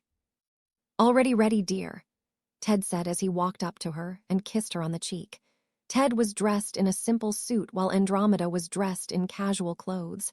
She had originally intended to wear a fancy dress, but Ted had repeatedly pointed out that the invitation said casual clothes, and the fact that Sirius would simply be happy that she was attending. Come on, Dora, Ted called. Coming, Tonks shouted before she arrived in the room. How about this? Does this look all right? Tonks said as she gestured to her clothes. She was wearing green high heels followed by a simple red dress that ended just at her knees. Her hair was blonde and done in a twin tail style with her left tips being green and the right tips being red. You look lovely, dear, Ted smiled. Yes, I am sure that Harry will be pleased to see you, Andromeda smirked. I am not doing this to impress Harry, Tonks said in a tired voice as she rolled her eyes. Her mother would not stop talking about Harry, much to her displeasure. The repeated mentioning of Harry had gotten Tonks to think about him, and while she did not want to admit it, she could not deny an attraction to Harry. He was a good-looking, rich, and handsome man, so there was always a base attraction. He was always nice to her as well, and she enjoyed having conversations with him. As for her powers, Harry always seemed interested in hearing about them, but for the most part, he did not make a fuss out of it. Since her conversation with her parents, Tonks had done some heavy thinking. She had originally had a crush on Remus Lupin, but when compared to Harry, she realized how different the two are, not just in age and money or looks and popularity. Harry was brave and magically powerful, obviously, and he had suffered a lot from what she had heard. However, unlike Remus, Harry didn't let it get to him, or at least he didn't appear to let it get to him. From the limited time she spent with Remus, she learned that he was respectable, quiet, smart or book smart at least, shy as well. He didn't really appear to like her jokes or when she used bad language. Remus also liked to read the newspaper and books that Tonks admittedly found boring, plus he generally acted like an old man. Tonks had done a short test with Remus. She tried various looks to see which would grab his attention the best. From what she had seen, he always looked more interested when she had a simple look like blonde hair or black hair in a simply hairstyle, and he preferred her when she looked more mature. From the limited time she spent with Harry, she had seen that he preferred to read spell books. He liked to be independent. Mrs. Weasley tried to boss him around, and he didn't let her. Tonks couldn't help but respect him for that. Harry was smart, funny. He didn't mind her jokes. In fact, he appeared to like them, and he would actively joke back with her. Harry didn't seem to mind that she was different from other girls either. Ever since her conversation with her mother, she had noticed Harry's reaction to her different looks, while remembering his previous reactions. It was the same, each and every time. No matter what clothes she wore or what way her hair was, he would always smile at her. Sure, he would sometimes raise an eyebrow if she went really weird, like having a green afro, but he smiled each and every time. So yes, Tonks could admit to herself that she liked Harry. She just did not want to admit it to her parents. Of course not, Andromeda smirked. Well, I am sure that he will like it either way. All right, stop teasing the girl, Ted chuckled. Come on, let's go. What do you think, Harry? Sirius asked as he entered the room. Harry looked at him and couldn't help the laugh that escaped him when he saw Sirius dressed as Father Christmas. He didn't have a big stomach or white beard, but everything else was exactly the same. Sirius, the fuck, Harry laughed. What is this? He said as he gestured to him. Show some Christmas spirit. Sirius grinned as he came forward and hugged Harry. This is our first Christmas together. I am excited, aren't you? Well, yeah, Harry admitted. I wasn't trying to say that the costume was bad, just surprising. I look good in it, right? Sirius grinned. Yeah, you even have the same stomach as Santa as well, Harry joked as he poked Sirius in the stomach. Oi, Sirius tried to hit him in the arm only for Harry to dodge. I'm not fat. No, but you are getting there, Sirius. All the food is not good for you, Harry laughed. Oh, how dare you, Sirius said in mock outrage. Oh, I dare. What are you going to do about it? Harry smirked. Oh, you're going to get it. A second later, Sirius turned into his animagus form and began chasing Harry around the room, right until Harry transformed into his tiger form. Padfoot slid to a halt as he suddenly came face to face with a giant growling tiger. Padfoot turned and ran just as the situation had reversed, and it was now Harry who was chasing him. All right, I yield, Sirius said quickly after hopping on a table and changing back into his human form. Glad to see that you can teach an old dog new tricks, Harry smirked once he changed back into his human form. Master Harry, Dobby popped into the room. The Tonkses be here. Thanks, Dobby. Please tell them we are here, Harry said to Dobby. The excitable house elf nodded before popping away. Tonks, huh? Sirius raised an eyebrow. You're the one who invited them, Harry reminded him.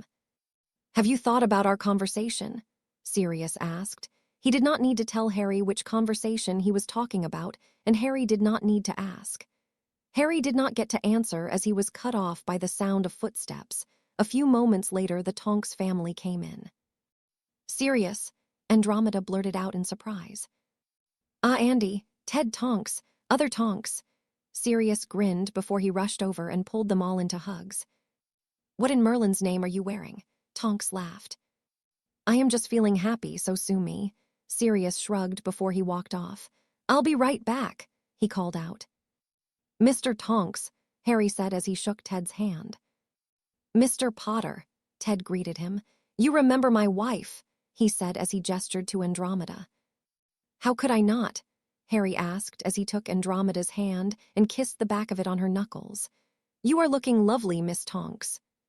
Why, thank you, Andromeda smiled. Your words are appreciated. Great, that's much better than when they are not. Harry smirked before he turned to Tonks. Oh, I believe Sirius is calling us, Andromeda suddenly said as she quickly pulled an amused Ted out of the room. Do I even want to know what that was about? Harry asked to Tonks as he gestured to the retreating form of her parents. No, Tonks said simply. No, you do not, she said as she looked at Harry. He was wearing black shoes, blue jeans, and a green shirt. Her earlier thoughts were definitely not helped by how good-looking he was to her right now. Fair enough, but can I just say?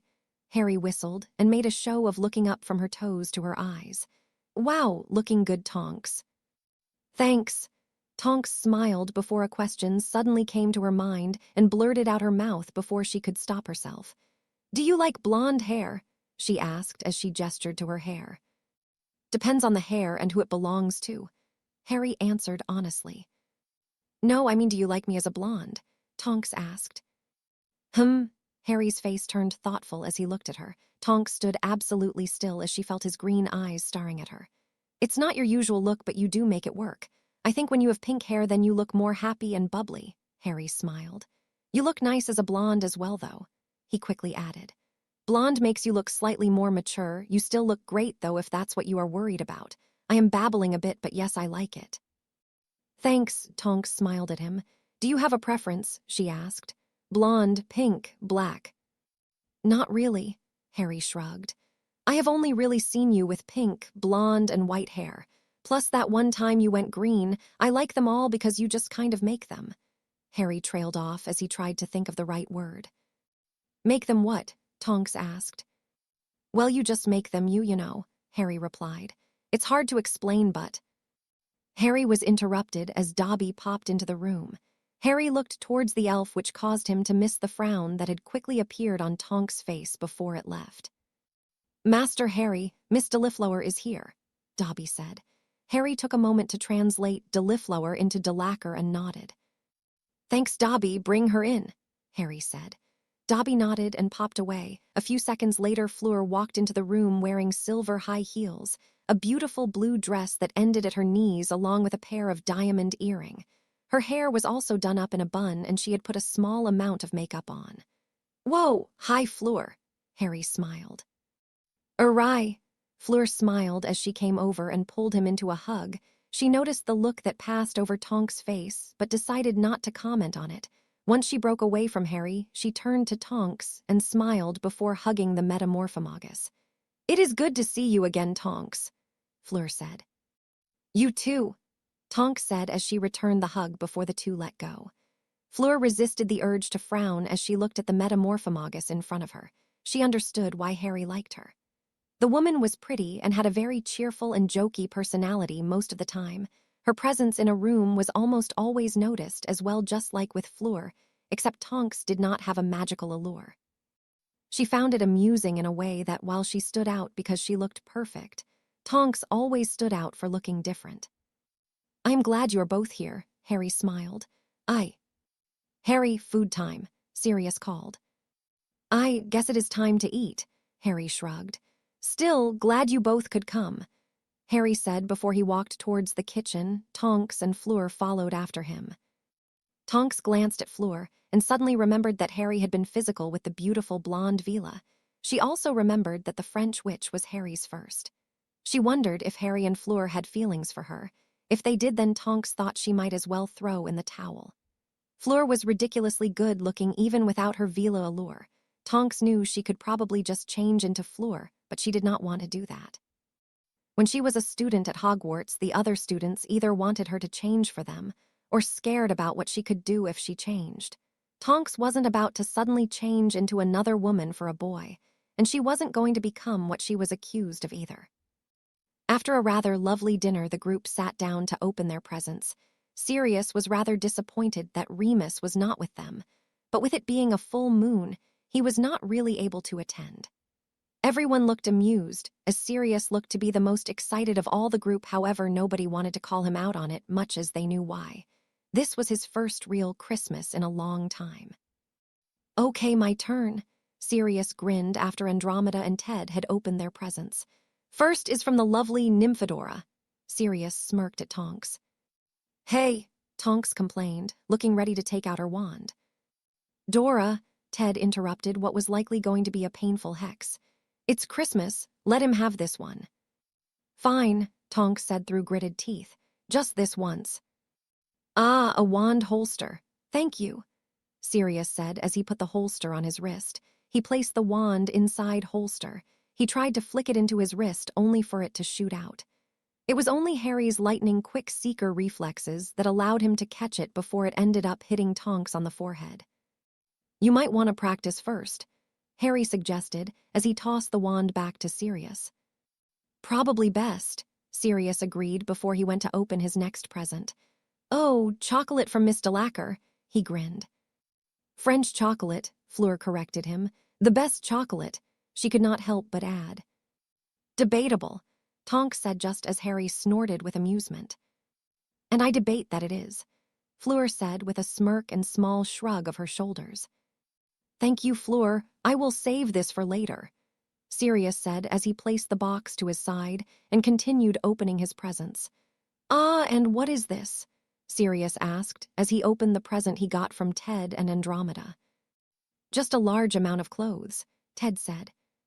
Sorry, Sirius, Andromeda said in an apologetic voice. I didn't really know what to get you and. Oh, it's fine, Andy, Sirius waved her off. I'm just glad you're here to be honest. Thank you, Sirius. Andromeda smiled at him. You are most definitely welcome, Sirius said before he turned to Harry. So, where's my present from you? What present? Harry blinked. My Christmas present, come on, where is it? Sirius asked. I didn't get you a Christmas present. What? Of course you did, where is it? Didn't get you a present, Sirius, I'm sorry. Harry shrugged. Come on, Harry, no jokes. Not joking. I never had time to get you a present, and I had forgotten. I am sorry. Oh. Yeah, no presents. Not even a single one. That's fine, I suppose, but. Except this one. Harry grinned as he clicked his fingers and Dobby arrived in the room with a small present which he handed to Sirius. Knew it, Sirius cried out happily as he opened his gift to reveal a photo album. What? It's a photo album. It has a copy of photos of my parents, and it has room for any more you might want to put in. Harry smiled. Sirius looked frozen for several seconds as his eyes were locked onto the photo album. Eventually, he looked away and walked over to Harry before pulling him into a strong hug, which Harry gladly returned, while the others smiled at the scene in front of them. All right, it's my turn now, Tonks said as she began opening her pile of presents. She opened clothes from Mum and Dad again. Tonks rolled her eyes but smiled at her parents to show that she wasn't unhappy. Thanks, though I do remember suggesting a motorbike.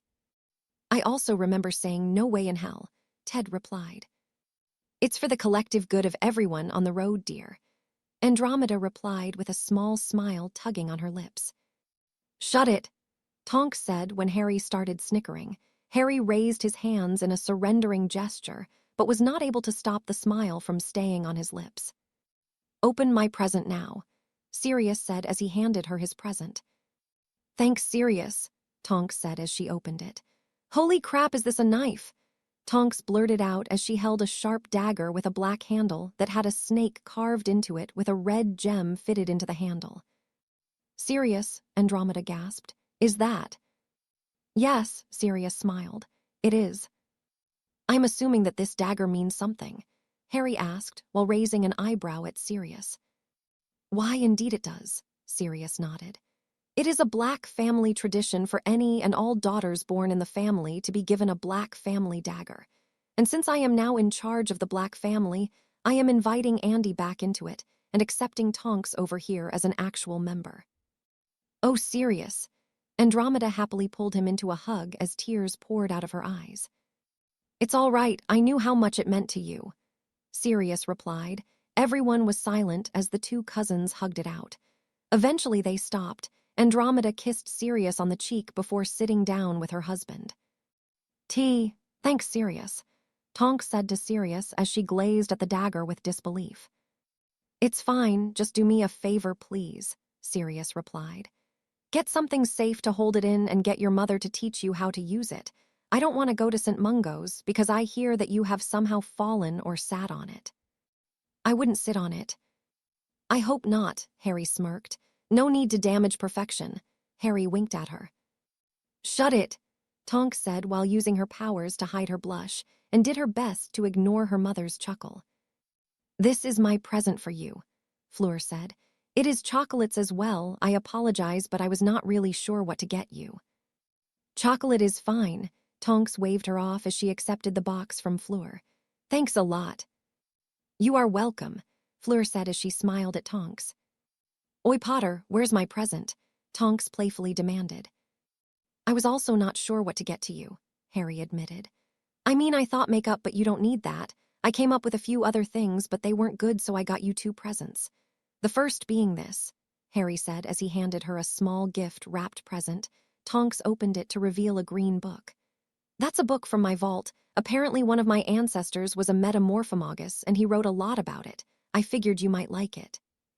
There are also a couple of spells, and that could be helpful as an auror, Harry explained. Ah, thanks, Harry, Tonks replied as she gladly took the book from him.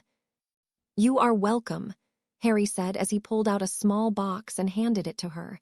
This is your second present, Harry told her as she took it from him. Tonks opened the box, and her eyes widened as she saw what it was. A pair of bright emerald earrings. You got me earrings? Tonks asked as she held them up, only to be surprised when the earrings changed into a gray color before shifting into a yellow then red color. Whoa! Tonks gasped. They are color-changing earrings, Harry explained. They shift into any color the user wishes. If you don't like them, then I can. No, I love them, Tonks said quickly as she pulled the earrings out of his reach. No take-backs, she said with a mock glare. Fine, Harry snorted in amusement. Just glad you like them. I believe it's Fleur's turn now. Ah, well, this is from all of the Tonks family, Ted said as he handed her a box of chocolates. English, naturally, he added, causing her to laugh. There sure is a lot of chocolate. Can magical people get diabetes? Harry wondered out loud. They have a potion to fix it, Ted replied before his face shifted into a frown. Shame it doesn't work on muggles, though. My grandfather had diabetes when he was alive. That killed him. Oh no, he got drunk and walked into the middle of a road. At least it wasn't diabetes, Harry said, trying to shift a positive spin on it. Okay, enough about that. My turn. Sirius grinned as he handed Fleur a small box. Fleur opened it to find a bottle of perfume. I hope you like it. It's one of the best available. Guaranteed to help attract any man you might have your eye on, not that you'd need it. Sirius smiled. Thank you, Mr. Black. Fleur smiled as she took it. Please, it's Christmas. Call me Sirius.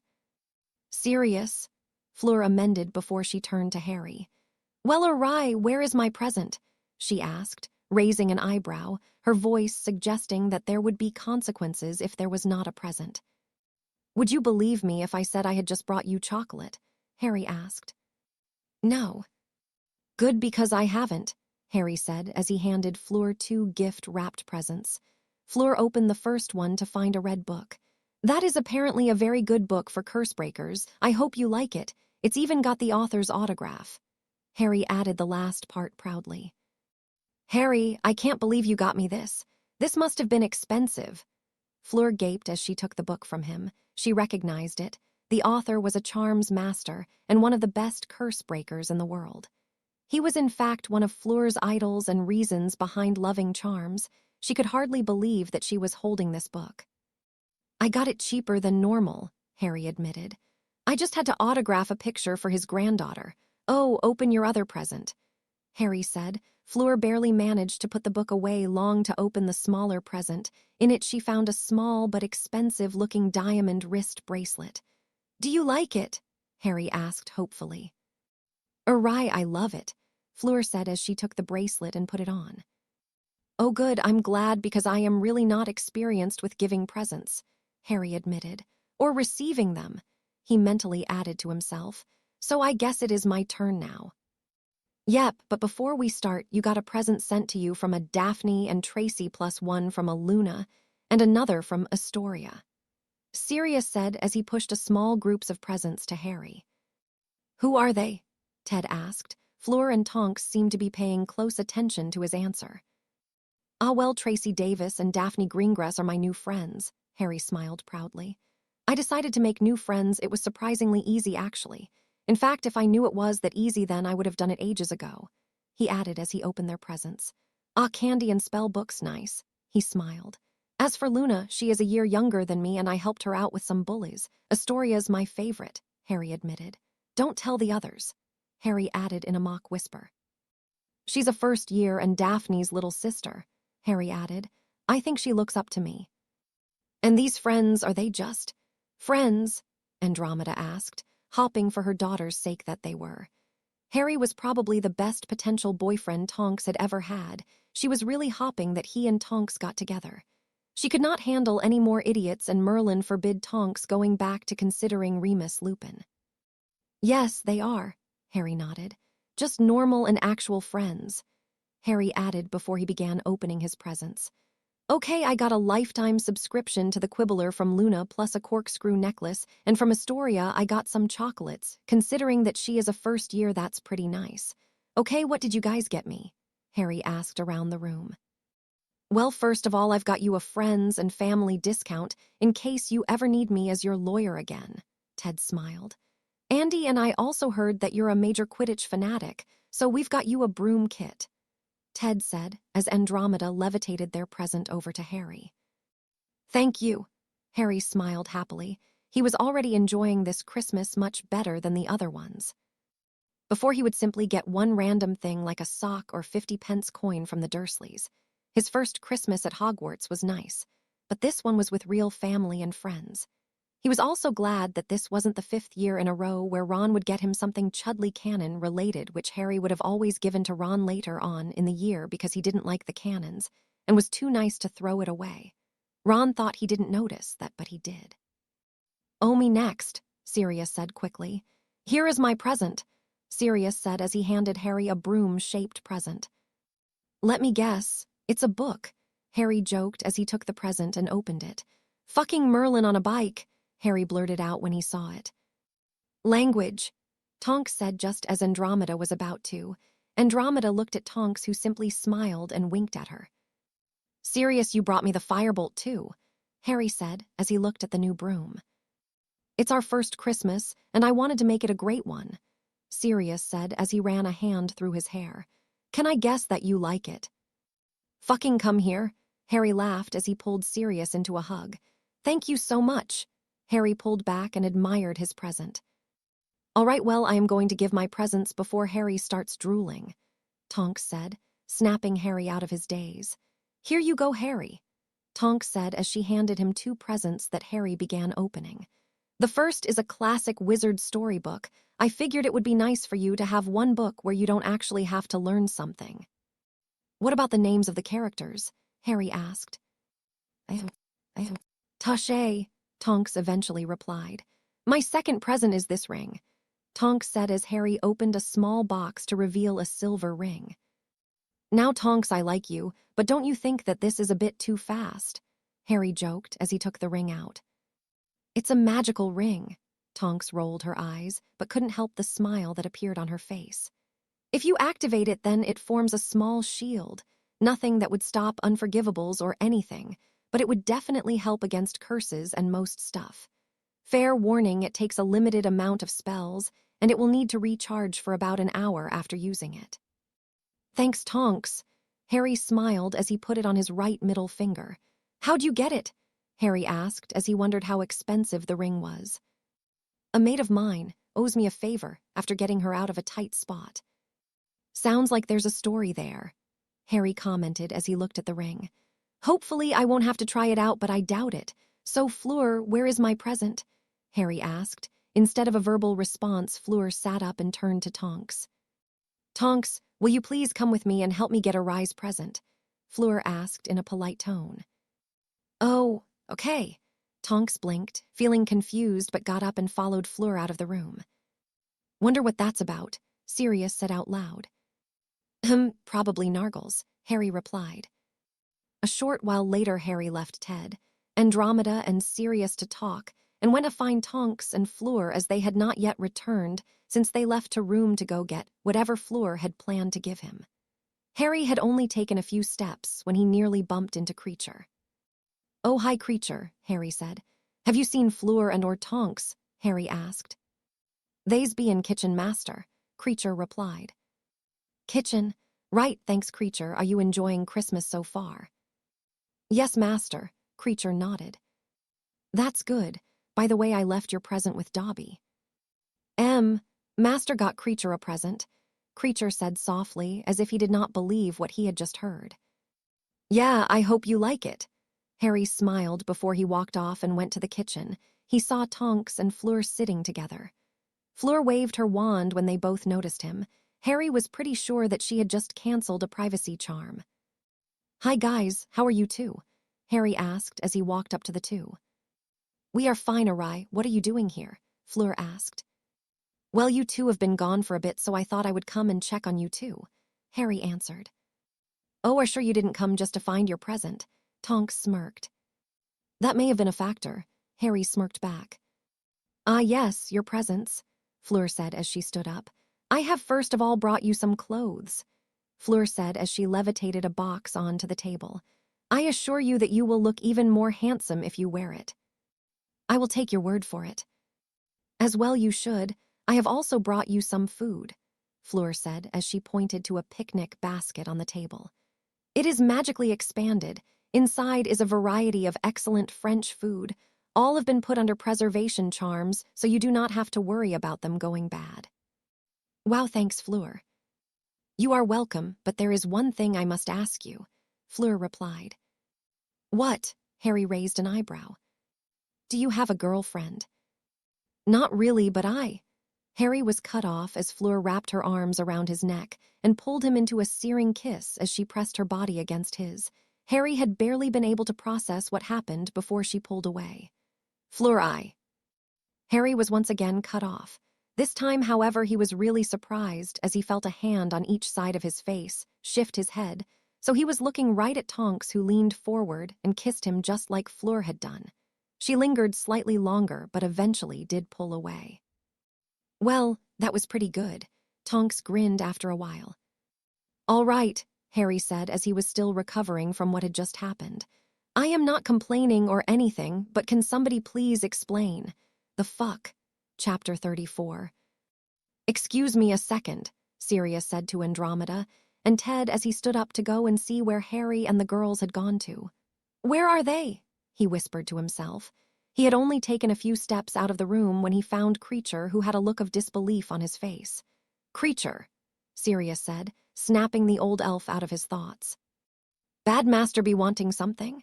Creature asked as he sneered at Sirius. Sirius was quite frankly tempted to order the elf to slam himself head first into a wall, but remembered Harry's words about slowly chipping away at him with kindness. Sirius took a big breath, and after a large amount of restraint spoke to Creature in the politest voice he could come up with. "Do you know where Harry is?" Sirius asked. "Good Master be in kitchen with pink hair another girl," Creature answered. "Thank you," Sirius sighed before walking off. Sirius reached the kitchen to find the door closed. He slowly opened it so it was ever so slightly open and glanced inside. His jaw dropped and his eyes widened as he saw his beloved godson making out with none other than Nymphadora. "Do not call me that, or I will hex you, Tonks." If he had opened it slightly more, then he might have seen Fleur sitting on the side, but he did not. Sirius simply closed it slowly and as quietly as he could before he walked away, glad that his godson was feeling happy. Apparently he had chosen Tonks. While he was glad, he was sort of hoping that Harry could have worked it out with Fleur as well. Ah well, he would be fine either way as long as Harry was happy. Soon Sirius and Harry were saying goodbye to the Tonks family as they walked them to the fireplace so they could flew away. Sirius did not see Fleur in the room with them, so he assumed that she had left. "All right," Ted said as they stopped at the fireplace. "I want to thank you both for a brilliant Christmas." "Oh, don't mention it." Sirius waved him off as he hugged Andromeda. "I just want you three to remember that you are welcome to come here anytime you want. Whenever you need something, just feel free to ask. We will remember that if you remember that we are offering you the same," Andromeda said once she let go. She kissed Sirius on the cheek before she walked over and hugged Harry. "Thank you, Harry." "I want to thank you all as well," Harry said once the hug finished. "This was the best Christmas I have ever had, and I hope that all my other Christmases will be like this." "I hope so too," Andromeda smiled. "Good night to both you and Merry Christmas."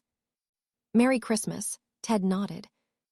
"Merry Christmas, Sirius," Tonks said as she hugged Sirius. "You too, Tonksy," Sirius smiled. "As for you," Tonks said when she turned to Harry. "This Saturday?" she asked. "This Saturday," Harry nodded. "You had better remember Potter." she said in a warning tone despite the smile on her face. I wouldn't dare forget, cross my heart and hope I don't die, Harry replied. Don't you mean, cross my heart and hope to die? Tonks asked as she raised an eyebrow. No, I very much hope to live, Harry replied instantly. So do I get one more Christmas present before I go? Just the one, Tonks smirked before kissing Harry on the lips. She hummed when she pulled away.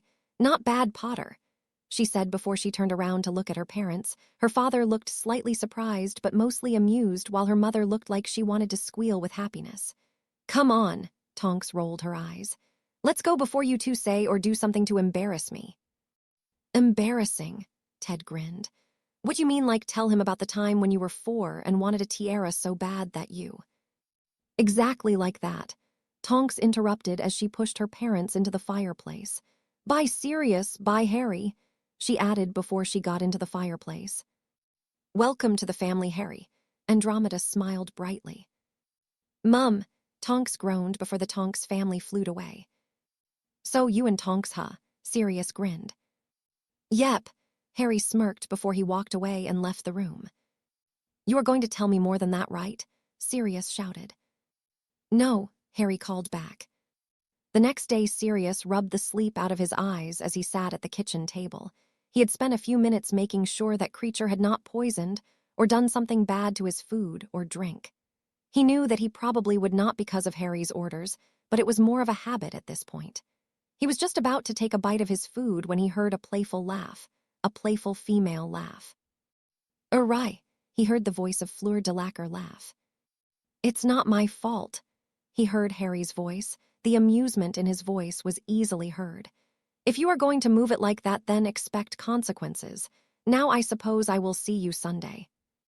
You had better, Mr. Potter, Fleur's voice replied in a warning tone. Wouldn't dream of missing it, Harry's voice replied. Bye, Fleur. Bye, awry, Sirius heard her say before the sound of the door closing. All right, Sirius, Harry asked as he arrived in the kitchen a few moments later and sat down just as breakfast appeared. Thanks for the breakfast, guys, Harry said to whichever house elf had provided it. I thought you were with Tonks now, Sirius said, looking slightly confused. Yes, Harry said as he stopped before he began eating. But that was Fleur just now. Yes. Did she spend the night? Yep. Did you and her? Repeatedly. Wait, so, are you with Tonks or Fleur? I am. Yes. So how does it work? Sirius asked Tonks. Currently Tonks was sat on the floor while Harry in his animagus form had his head in her lap as she was petting him. Well, I get him on Mondays and Thursday. Fleur gets him on Wednesday and Friday, while the other 3 days are just for him, Tonks replied as he stroked his head. Or at least that is what we have settled on for now. And you are okay with sharing, Harry? Sirius asked, raising an eyebrow. Well, I'm willing to give it a chance, Tonks replied with a small shrug. How are your parents handling it? Sirius asked, wondering how Ted and Andromeda were handling this. Well, Dad is sort of. He is not entirely sure how he feels about it while Mum is fine with it, I think, Tonks admitted. Well, that's good, Sirius smiled. I have got to be honest, though, Harry dadding a Metamorphomagus and a Vila, his mother would be so proud. Don't you mean his father? Tonks asked, raising an eyebrow as she thought about all the stories she had heard about James Potter. This seemed like the sort of thing he would be pleased with. I meant what I meant, Sirius snorted. You should have seen Lily when Harry was born. She was making plans for him that I am nearly 100% sure involved him being the best and most well-loved minister of magic of all time, while having an entire mansion full of Vila servants. I say nearly 100% sure, because I was not sure if she wanted him to have one mansion or two, Sirius said. Tonks was about to respond, when Harry was shaking slightly with what Tonks believed to be laughter. Oh yeah, you'd like that, wouldn't you? Tonks said with a mock scowl. Hey, stop, she said when Harry raised his head and started rubbing it against her face. Stop it, I was kidding, she said right before Harry transformed back into his human form. I know, he said right before kissing her on the cheek. And in case it needs to be said, I do not need a mansion or two full of villa when I have you, he said as he smiled at her. Now I have to ask, cinema or zoo? Cinema this time and zoo on our next date, Tonks answered after a moment of thinking. Fine, I will gladly spoil you. Harry smirked before he kissed her on the lips, a kiss she gladly returned. His mother would be proud, Sirius said as he wiped away a fake tear. So, Tonks said as she and Harry arrived in the cinema. What film are we watching? She asked. She was wearing black high heels, a blue skirt, red shirt under a black jacket. Her hair was currently shoulder-length and pink. Something that was odd even in the Muggle world, though they gave it less attention than those in the wizarding world. Though I would leave that up to you, Harry replied, standing next to her while wearing black trainers, blue jeans, a gray shirt, and a black leather jacket. I have not really got a lot of experience with TV and films. But I thought you lived in the Muggle world, Tonks frowned. Yes, but my relatives were dickheads that became incredibly creative in finding things for me to do whenever I had a chance to relax. Harry shrugged. Oh, I'm sorry, Harry, Tonks replied, feeling bad for bringing it up. I am quite sad that you have reminded me of it. Perhaps a kiss to make me feel better, Harry asked in an innocent voice. Who is supposed to be spoiling who Potter? Tonks rolled her eyes, but did kiss him anyway. Well, I feel happier, Harry grinned. So what film do you want to watch? Tonks paused and looked at the film options. Would you be all right with a horror film? Tonks asked. Never watched one, Harry admitted. I am willing to try it out if you want. Great, Tonks smiled. All right, Harry said as he pulled out some money and put it in Tonks' hand.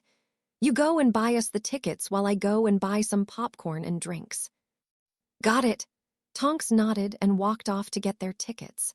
A small while later, she waited in the eating area for Harry, who had finally been able to get their food after a long line of people.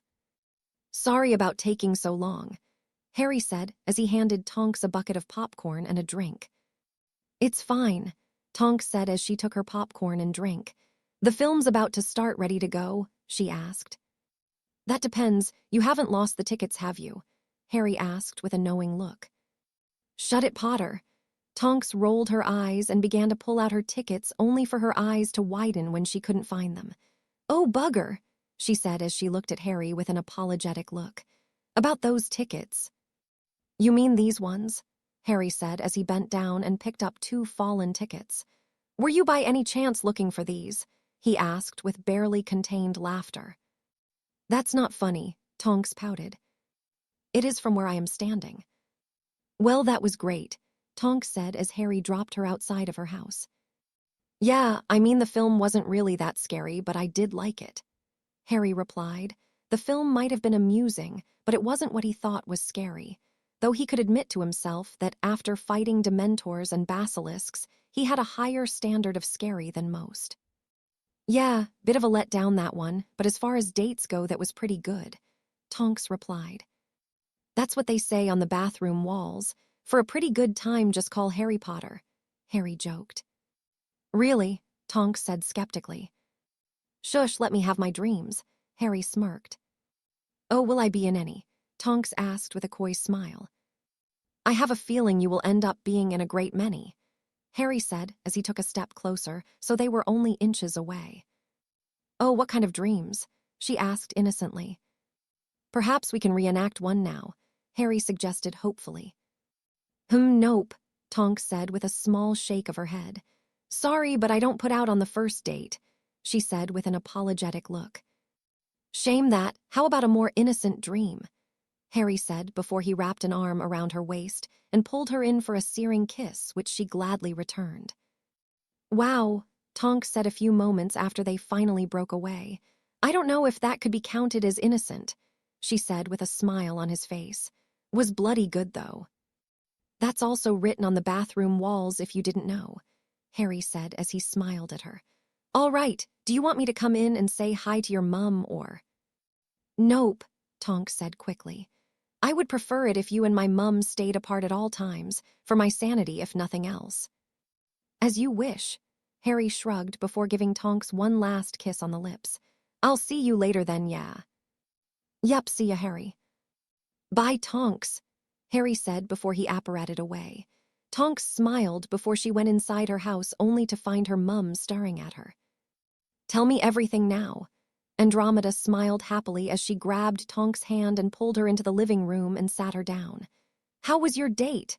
She quickly asked as she sat down next to her daughter. Was it good? What did you do? She asked, looking excited. Tonks, for her part, simply groaned and placed her face in her hands. Harry heard Sirius say when he arrived back. Sirius pulled him into a room and had him sit down right before he sat down opposite him. Sirius, are you okay? Harry raised an eyebrow. Oh, I am fine, Sirius said in a dismissive voice. Now tell me about your date, he said, looking like a child on Christmas. Chapter 35. Thank you, Arai, Fleur smiled as he dropped her at her apartment after their date. I have never been to an art museum before. It was a new experience. It was a new experience for me too, Harry admitted. You didn't care about the art, Fleur laughed. You were looking at me the whole time. Not my fault you were more interesting than the art, Harry shrugged. Hardly my fault, Fleur smirked. Now I do believe that our date is at an end. Regrettably, Harry said as he pulled her in close and kissed her as he placed his hands on her hips, while she placed her hands on both sides of his face. Fleur moaned into the kiss. Would you perhaps like to continue our date and stay the night? She asked when they broke apart. Well, if you are offering. Harry smiled as he allowed her to pull her into his apartment. Harry, Sirius said when Harry arrived in the morning. Were you with Fleur? Yep, Harry nodded. I don't really know what I am supposed to say, Sirius admitted. How about well done, Harry suggested. That works, Sirius shrugged. Well done, he smiled proudly. Thanks, Harry smiled back. Daddy, Selina hissed as she slithered forwards and rested on Harry's body with her chest on his head. Yes, sweetie? Harry asked as he lay down on his bed, simply choosing to relax and enjoy himself in some peace and quiet. He looked at Serena, who had grown a decent amount. Fortunately, she would always be the same size in her tattoo form. I am confused which one is your mate, Selina asked. The pink-haired Tonks or the other one, Fleur, or are they both going to mate with you? It is kind of complicated, dear, Harry frowned as he tried to decide how to explain it. As of the moment, I am considering both of them. They both are considering me. First, we are just spending time together to see if we are compatible, he said, hoping that was a good enough explanation for Selina to understand. Selina replied as she seemed to think about it. You are still my favorite girl, though. Harry could not help but add. He grinned at Selina and petted her head. Thank you, Daddy, she purred. To Harry, it was like having a talking cat on his chest, not a deadly basilisk. You are welcome, dear. Harry smiled as he continued to pet her. He kissed her on the head before he laid back and closed his eyes. Eventually, Harry's short Christmas holiday was coming to an end. On the last day before he had to leave, he had went on a date with Tonks. After an enjoyable day together, the two had returned to number 12 Grimmauld Place. Normally, Sirius would be there to greet them, but he was apparently on a date of his own. You want to eat something? Harry asked as he was about to move to the kitchen. He was stopped by Tonks, who grabbed his hand. No thanks, she smiled. Can we go to your room? She asked suddenly. Oh, are we finally at that point in our relationship? Harry joked. Because I have been dreaming about it. He added that was not a joke. Not yet, Tonks rolled her eyes. I just want to talk to you about something important and don't want Sirius to come back and interrupt. Fair enough, Harry said. Let's go, he said as he gestured to the stairs. Tonks climbed up the stairs first, with Harry gladly following behind. You had better not be looking at my arse, Potter. Tonks called without looking at him, but Harry was not worried as he could almost feel her smile. I am only human, Harry protested. If you are looking for a review, then 12 out of 10, by the way, he added. Thank you. Tonks smirked as they got off the stairs. They walked to his room and entered. So, Harry said as he closed the door and waved his wand several times before he walked over and sat on his bed. I just cast a couple of locking and silencing charms, Harry explained. So what is up? He asked. Well, first of all, I just want to say that I am glad we have started to go you with each other, Tonks said as she walked over and sat next to him. I have enjoyed our last few dates. All sex jokes aside, you haven't really tried to force anything on me, Tonks said. I mean, when we went to the cinema, you didn't even try to get me to give you a hand job or a blow job. Wait, that was an option. Harry blinked in surprise. You reckon we could still make it to one more movie? He asked hopefully. Ha ha, Tonks said with a fake laugh as she rolled her eyes in amusement. She seemed to be doing that a lot recently. No, but seriously, most of my ex-boyfriends have tried to.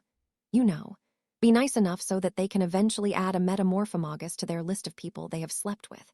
And I am really glad that you are fine with letting me decide the physical pace of our relationship, Tonks admitted. And you have never really asked me to transform unless the two of us are pranking serious. Our last one was hilarious, Harry chuckled. Yeah, Tonks snorted as she remembered Sirius's reaction to seeing himself with pink hair. Honestly, the man lasts in Azkaban and comes out skinnier than a twig and dirtier than mud, but it's only when he has pink hair that he decides to scream. Anyway, you also don't mind me showing up with different looks. I mean, I come on one date with a red mohawk. You say nothing. I come on another date with blonde dreadlocks, and you say nothing, but my first boyfriend didn't like when I showed up to one date with short and spiky blonde hair. When I think about you, I mostly remember you with pink hair, but I don't really mind if you experiment, Harry replied. To be honest, I was kind of testing you, Tonks replied. Just to see your reaction, and I was rather glad that you never told me to change or anything. Well, you are who you are, you know, Harry shrugged. I spent years pretending to be someone I am not. I felt so free when I could stop pretending. I wouldn't want to force someone to pretend to be something they are not. And I like that about you, Tonks smiled at him. Anyway, I know that tomorrow you will be going back to school. Me and Fleur are going to write to each other and work out a schedule before we send it to you. Hopefully we can get together on your Hogsmeade weekends. I am legally emancipated as well, Harry reminded her. So every now and then I could probably leave the castle. Oh, I like the sound of that, Tonks smiled, happy at the news. Anyway, I figured that since you are going away and have been a good boyfriend, I would like to give you a going-away present. Oh, Harry raised an eyebrow.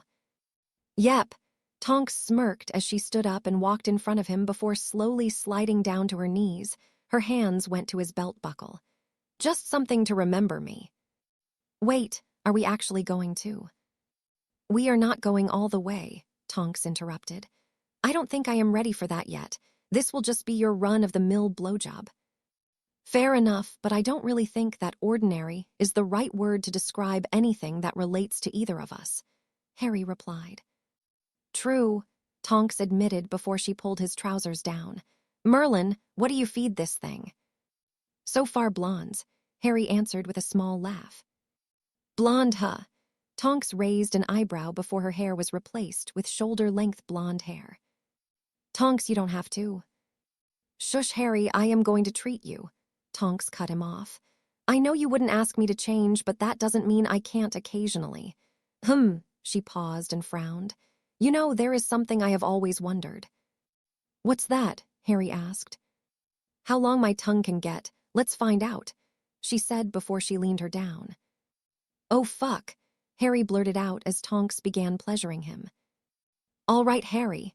Sirius hugged Harry as the two stood on platform 9 3/4. You enjoy the rest of your year. I will padfoot, Harry said before the two let go. I will write you whenever I can. You do that, Sirius nodded. And if you need anything at all, even if it is just to talk, then use the two-way mirrors. I'll always have mine with me. I'll remember if you promise that you will try not to lose what little sanity you have left while I am gone.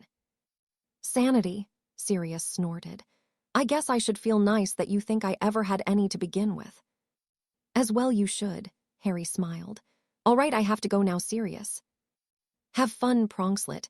I'll write you as soon as I come up with an animagus name for you, Sirius replied. Have fun with that, bye, Sirius. Bye, Harry. Have a good year. Harry! Harry heard a female voice cry before he found himself being hugged around the waist. "Hey, Tori," Harry smiled as he hugged her back. "Good Christmas," he asked. "Oh, it was brilliant," she smiled as she grabbed his hand and pulled him into a compartment where she was sitting with her two friends, Jean and Scott, both of whom greeted him. "Did you get my Christmas present?" she asked. "Yes, I had to stop my godfather from eating it." Harry smiled at her. "Did you like the one I sent you?" he asked. "Yeah," Astoria smiled widely. "Though I don't think Daphne liked the fact that you sent me a book full of jinxes and hexes," she added almost as an afterthought. "Ha," Harry snorted. "They're not even that harmful, though they are pretty good for your current magical level. Just remember to." "Wait until I get decent excuse to use them," Astoria guessed. "I was going to say have someone like me, Flitwick or Daphne, be there when you practice them, but what you said works too," Harry replied after a moment of thinking. "Ah," the group turned to see the compartment door open and found Daphne and Tracy standing in the doorway. "Here you are," Tracy said as she and Daphne entered. "And you were hanging out with my sister while we wasted time looking for you," Daphne said to Harry with an annoyed look. "She kidnapped me," Harry shrugged. "You are expecting me to believe that my little sister kidnapped you?" Daphne asked before she paused and started looking thoughtful. Actually that does seem possible." She shrugged before leaning back in her seat. "Ha ha," Astoria said with a fake laugh as she stuck her tongue out at her. "Anyway, did you guys do anything for the holidays?" Harry asked out loud. "We went to see a play," Jean answered. "It was all right," Scott added. "We also went to see a film at the cinema as well." "I went to the cinema as well," Harry said before he looked at Daphne, Tracy, and Astoria. "What about you guys?" "We just hung out at home," Tracy answered. "What about you?" Daphne asked. "Oh, well, I went to a couple of places, and on quite a few dates." "Dates, huh?" Daphne raised an eyebrow. "Got a girlfriend, Potter." "Two, actually," Harry answered. "Wait, what?" Astoria, Scott, and Jean blurted out with disbelief. "I am sorry, did I hear that right?" Tracy said to Daphne. "I don't think I heard that right," Daphne said before turning to Harry. "Are you saying that you have two girlfriends?" "Yes," Harry nodded, slightly more proudly than he intended to. "I am." "I never thought that you would be the sort of person to cheat on someone," Tracy said in a disapproving voice. "Oh, I am not cheating on either of them," Harry replied, understanding what Tracy thought was happening.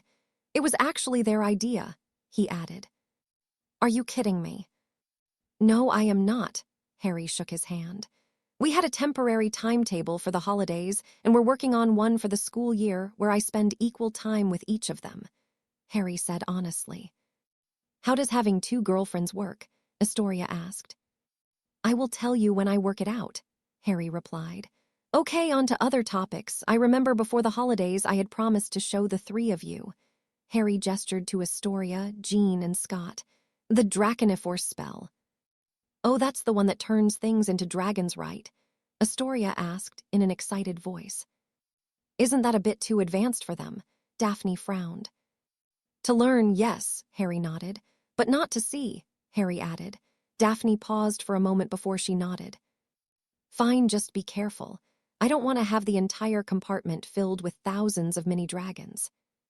"Fine, we'll stop at the hundreds," Harry joked before he got to showing the three young Ravenclaws the spell.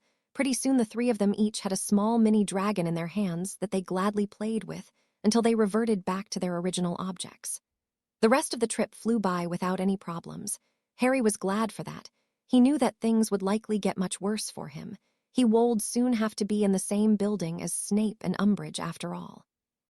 Minister Fudge sat in his office late at night, behind his desk, quietly filling out forms. While he loved being the Minister of Magic, he could do without all the paperwork. Honestly, he would have so much more time to just relax and enjoy himself if not for the bloody paperwork. As he filled out his forms, he could not help but wonder how Dolors would be doing as the students returned to Hogwarts.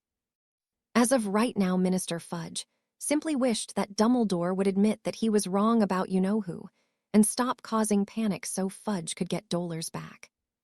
He did not know why Dumbledore insisted on claiming that he, who must not be named, was back, but all Fudge knew was that he could not let it continue. The people would panic, and he was not built for war and mass panicking. Surely if you know who was alive, then proof would have been found years ago. He had to be dead. After all, Harry Potter had defeated him when he became the boy who lived. Speaking of Harry Potter, Fudge was glad that the young boy was not joining Dumbledore in his descent to madness. He had originally been rather worried that the boy would start agreeing with Dumbledore, more likely out of a sense of respect and worship for Dumbledore than any other reason, but he was pleasantly surprised when he did not. Dumbledore had everyone convinced that Harry Potter looked up to him. Heck, before the Goblet of Fire incident, Fudge would have suspected that the boy was someone who would worship Dumbledore. Apparently not. "Fudge," a voice said. Startled as nobody else was supposed to be in his office, he looked up and his eyes widened in shock when he saw the dark wizard that Harry Potter had fought at his Muggle relative's house. Apophis, if Fudge remembered right. "What the devil, guards," Fudge screamed. "They cannot hear you," Apophis replied in a bland voice. "What the hell do you want?" Fudge demanded as he discreetly reached for his wand. He was not discreet enough, as Apophis noticed. Apophis flicked his wrist, and his wand shot into his hand before he shot a bone breaker at Fudge, hitting him in his right shoulder. Fudge screamed out in pain right before Apophis hit him with a silencing charm followed by a cruciatus. Fudge screamed as his entire body was covered in pain. He fell off his chair and shook on the floor for several seconds before the pain was lifted. Fudge gasped in pain as tears poured out of his red eyes. A second later, he felt himself rise into the air by his ankles and hanged in the air from his ankles. He looked at Apophis, who, despite being upside down as far as Fudge was concerned, still looked intimidating and scary. What do you want?" Fudge cried out. "Dumbledore is tired of you not listening to him," Apophis answered as his wand tip grew green. "Dumbledore thinks if you are not going to listen to him, then you are not worthy of being the Minister of Magic. Soon Dumbledore will take over as the new Minister of Magic," Apophis said, frightening Fudge. "Step away from him," a voice shouted. Apophis turned to the voice, and Fudge looked past him to see Lucius Malfoy standing in the doorway. Fudge watched as the two quickly engaged in combat and shot spells at each other until he was forced to close his eyes due to a bright light. When Fudge finally opened his eyes, he was looking up at the face of Lucius Malfoy. "Cornelius," Lucius said in a concerned voice as Fudge looked around for Apophis. "He is gone," Lucius said, understanding what Fudge was thinking. "What happened?" He was sent by Dumbledore," Fudge shivered. "No," Lucius gasped disbelievingly. "It's true," Fudge cried. "He told me himself he was going to kill me, Lucius," Fudge sobbed. "Shush, it will be fine. I will help you," Lucius said in as sincere a tone as he could manage. "First, let's get you medical attention and you can tell me all that happened." "Is it done?" Voldemort asked. "It is done," Apophis nodded. "Malfoy was competent enough to appear on time." "That is good," Voldemort smiled. "I am sure that he did not hurt you during your performance," Voldemort said with a questioning look. "He is competent enough to not unintentionally hurt me, but he is not competent enough to intentionally hurt me," Apophis replied. "No," Voldemort chuckled. "I did not think that he was. Poor Dumbledore, I almost feel sorry for him." Chapter 36. Fudge sat in his hospital bed, in a private room at St. Mungo's Hospital. His fear, while still very present, was overshadowed by all the extreme amounts of anger he felt. Dumbledore actually tried to kill him. Thank God for Lucius Malfoy, or he might not have been here. He could not believe that Dumbledore had sent that Apophis wizard after him. But if that was the case, then that meant that Dumbledore knows Apophis. If Dumbledore knew Apophis, then what about the attack on Harry Potter? Harry Potter refused to help Dumbledore in saying that who was not back. Was that why Dumbledore sent Apophis to attack him? Fudge couldn't believe it, but he supposed it made sense. After all, it had been widely known that man known to be senile and crazy. And if the man was willing to publicly claim that a dead man is alive, then he was probably crazier than anyone had expected. Fudge could not let him get away with it. The very second after Fudge had finished his breakfast. It was the most important meal of the day after all. Then he was going to send the Aurors to arrest him. Fudge was not going to allow Dumbledore to take his position as Minister of Magic, nor was he going to allow Dumbledore to do whatever he wanted. Fudge was the Minister of Magic. It was about time to remind Dumbledore of that. "Nearly there," Harry said to Astoria as they walked down the hill towards Hagrid's hut. "It's right over there, see," Harry said as he pointed to Hagrid's hut. "You have not met Hagrid before, have you?" "Not really," Astoria shook his head. "Well, Hagrid is the game's keeper and the care of magical creatures professor," Harry explained.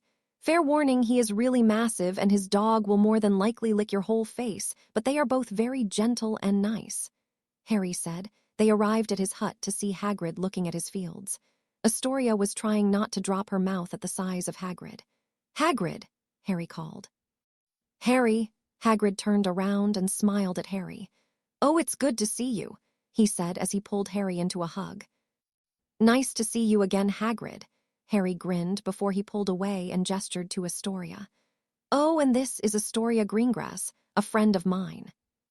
"Nice to meet ya." Hagrid extended one of his giant hands to Astoria, who politely but hesitantly shook it, fearing that Hagrid may use a little more strength than needed, but was gladly proven wrong when he didn't. "It's nice to meet you," Astoria said. "Astoria over here heard that you are the one to talk to about magical creatures, and I wanted to see you again, so I have brought her here to kill two birds with one stone, as they say," Harry explained. "Oh, well, you both are welcome over here anytime," Hagrid smiled at Harry before he turned to Astoria. "And feel free to ask any questions about creatures you want. I don't mean to toot my own horn or anything, but I know quite a lot about them," Hagrid said. "Thank you," Astoria replied, looking pleased. "Oh, Hagrid, I don't know if you have heard yet, but I am an animagus now," Harry smiled brightly. "Do you want to see my animagus form?" "Do I? Of course I do. Show us, come on," Hagrid said excitedly. A second later, Harry stood in front of Harry in his animagus form. Astoria looked at Hagrid to see his reaction and could not help but compare him to a kid in a toy store. Bellatrix Lestrange sat in her cell in Azkaban, a smile on her pale and gaunt face. She could feel it. She could feel him. She had messy and curly black hair that as of the moment looked more like a nest due to the lack of care. Her skin was incredibly pale thanks to a lack of sunlight, and she was incredibly thin thanks to barely having enough to eat. Her violet eyes held a life that the rest of her body did not possess. She caressed the dark mark on her arm. Her mark was getting stronger, it was getting darker. She knew what this meant, her lord was getting stronger. He would come for her, she knew he would come for her. She was his best, his most loyal. He would free her soon so she can take her place by his side. Bellatrix had these same thoughts every day and showed no sign of them slowing down or stopping. She was brought out of her thoughts by the sound of footsteps. This surprised her, seeing as it was night time and guards never came around this time. She looked up to see someone standing outside of her cell. He was hidden by the shadows, so she could not make out who he was. "That's her," she heard somebody else whisper to the figure. "Go and do your jobs," the shadowed figure said. A few footsteps were heard before he spoke again, Bellatrix Lestrange. The shadowed figure spoke. "Who's asking?" she demanded. "Do you still serve the Dark Lord?" the figure asked. "Yes," Bellatrix said without hesitation. "If I were to free you, then would you return to him?" "Yes," she said once more, and once again with no hesitation. The figure did not immediately reply. Instead, he began hissing. Bellatrix was confused and was about to tell him to start speaking when she felt a tingling on her arm. She looked down to see the snake on her dark mark move for a moment before it settled down and became still. "Who are you?" She gasped, realizing that he was a Parseltongue, but knew that he was not the Dark Lord who, as far as she knew, was the only Parseltongue in Britain. "Get back," the figure said as he raised his wand. His wand glowed and Bellatrix quickly jumped back and barely avoided her cell door landing on her. The figure walked into her cell, moonlight from her small window revealing him to her. "I am Apophis, Voldemort calls." "You dare speak his name," she hissed as she glared. I am the only one he gives permission to use his name. Apophis replied. You are lying, she said.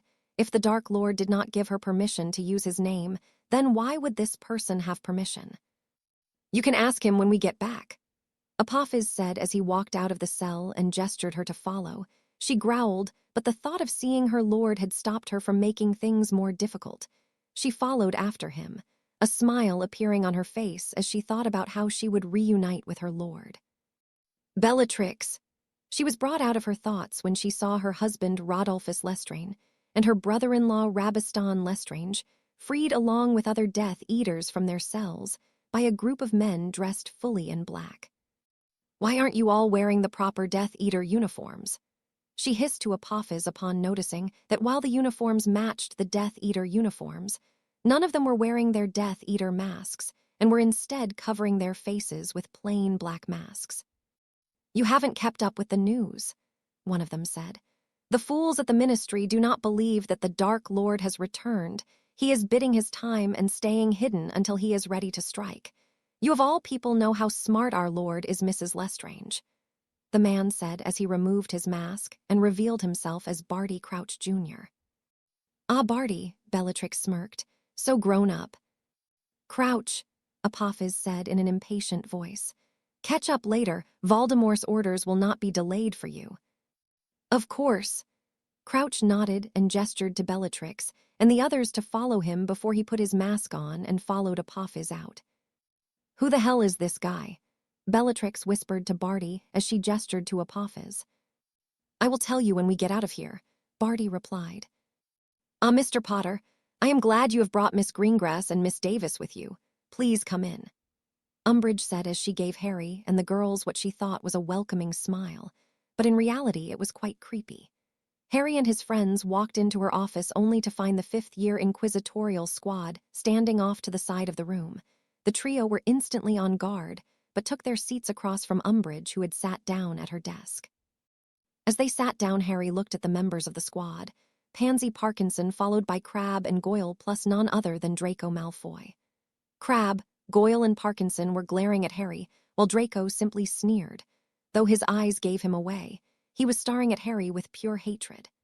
Harry could have just left it, but decided that it would be funnier to smirk and wink at him, and it was as Malfoy's face took on a look that made him look like he was constipated. You wanted to see us, Professor Umbridge? Daphne asked in a polite voice. Yes, I had wanted to talk to the three of you for a very important reason. Umbridge smiled as she looked at the three of them. I am offering you three a great opportunity. I accept galleons and sickles, Harry replied. That's not what she meant, Potter. Malfoy spat before Umbridge could respond. He was doing his best to keep calm in front of Umbridge, even if it was really hard for him. Right now, he could not think of anyone he hated more than Harry Potter. He could not wait for Apophis or the Dark Lord to kill him. To be honest, Malfoy was hoping that he would be the one who was given the pleasure of doing so. As far as Draco Malfoy was concerned, it was all 100% Potter's fault that he ended up in trouble, not just with his father, but also with the Dark Lord and his heir. As far as Draco was concerned, it was Harry's Potter's fault that he was tortured by the Dark Lord's heir. Draco could not wait for the Dark Lord to finally take over and teach the half-blood a lesson that he would never forget.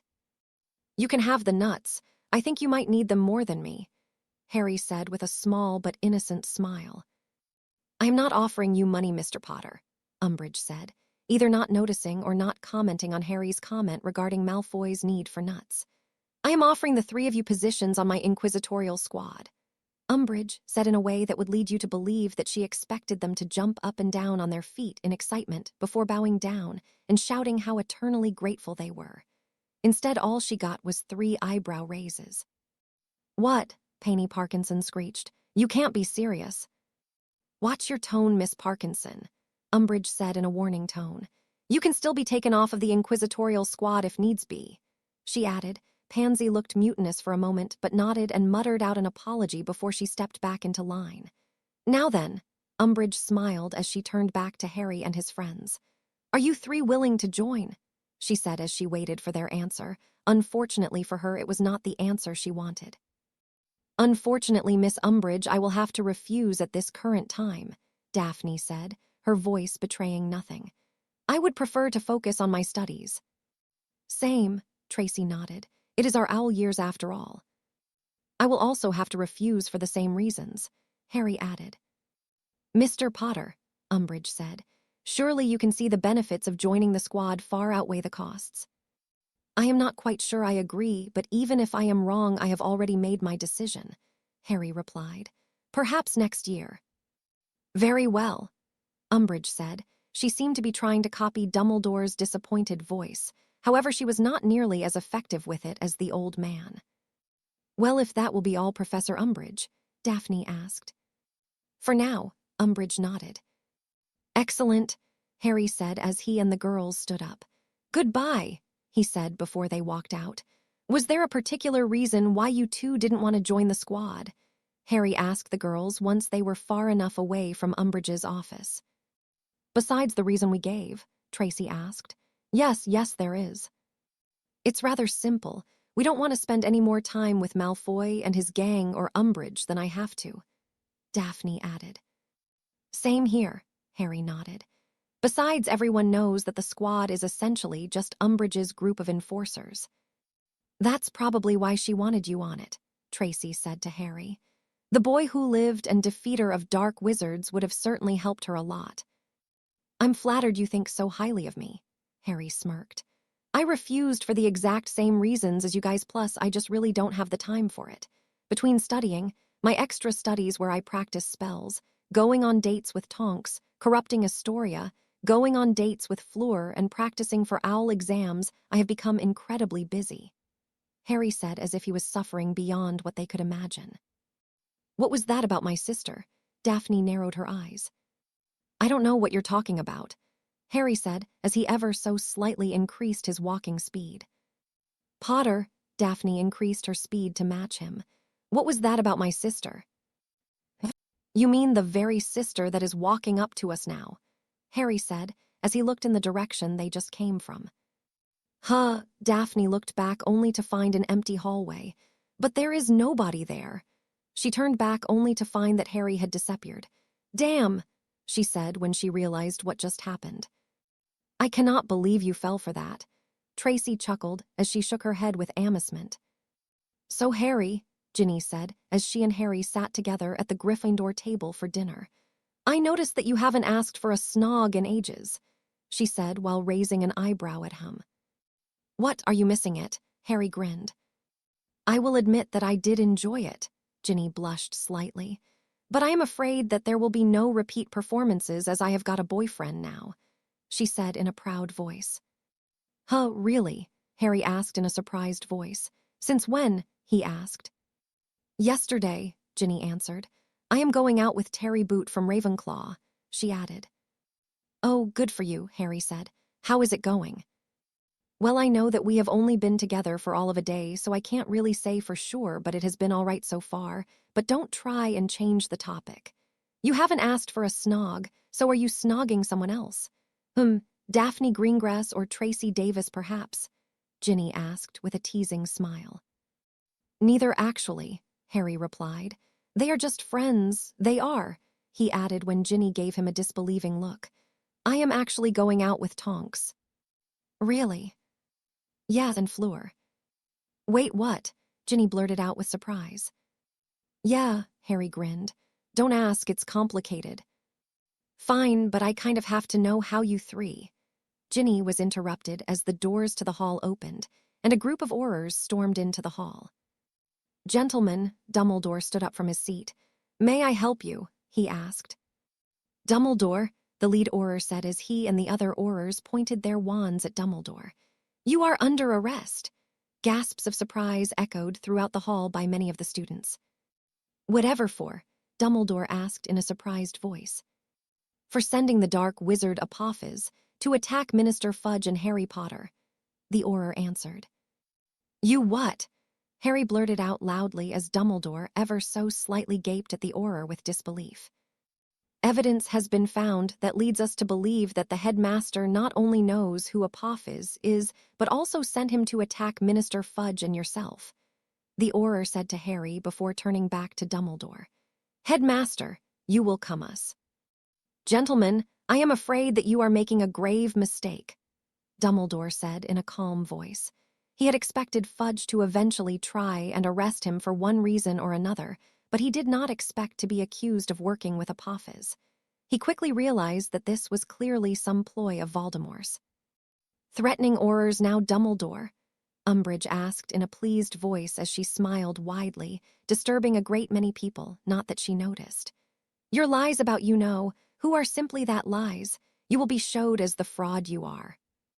Dumbledore, come with us, the lead Auror said as the Aurors moved forward. You will be escorted to Azkaban to await trial. Ah, I believe you are laboring under the delusion that I am going to come quietly. Well, I have no intention of going to Azkaban. I could escape, but I have a whole horde of things I could be doing instead. Enough of this, take him, Umbridge shouted to the Aurors. The Aurors moved forward to capture Dumbledore but stopped at the sound of a screech.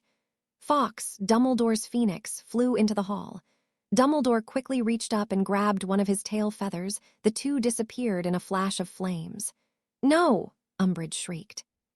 Well, I am not Dumbledore's biggest fan, Harry whispered to Ginny, but the guy has style, Harry said as he looked at Umbridge, who was fuming and looked like she wanted to rip her hair out. Chapter 37. Do you guys know about the DA Club? Astoria asked as she and her friends, Scott and Jean, sat with Harry, Daphne, and Tracy by the lake. Okay, I will bite. What the hell is the DA Club? Harry asked, raising an eyebrow. It is some illegal defense group, Scott answered. Apparently a few students go there to secretly learn defense against the dark arts. If their studies are anything like their ability to keep secrets, then they are doomed, Daphne commented, earning amused looks from everyone. Apparently it is being taught by Cedric Diggory, Jean replied. Ronald Weasley and Hermione Granger wouldn't happen to be in this group, would they? Harry asked with a smirk. Why do you ask? Tracy asked. Because a while back, the pair of idiots tried to get me to lead a group that sounds exactly the same as what the young Ravenclaws are describing, Harry answered. So they couldn't get you and settled with Diggory, Tracy snorted. You think he knows that he was the second choice? Probably not, Harry guessed. Yeah, well, they can do whatever they want, Astoria said with a dismissive wave of her hand. We've got the better teacher. She grinned at Harry, who grinned back. 10 points to Ravenclaw, Harry said as he high-fived Astoria. It is truly the greatest of pleasures to simply be in your presence, my lord, Bellatrix said in the happiest of voices as she and the other Death Eaters knelt down in front of Voldemort, who sat upon his throne like a king above his followers.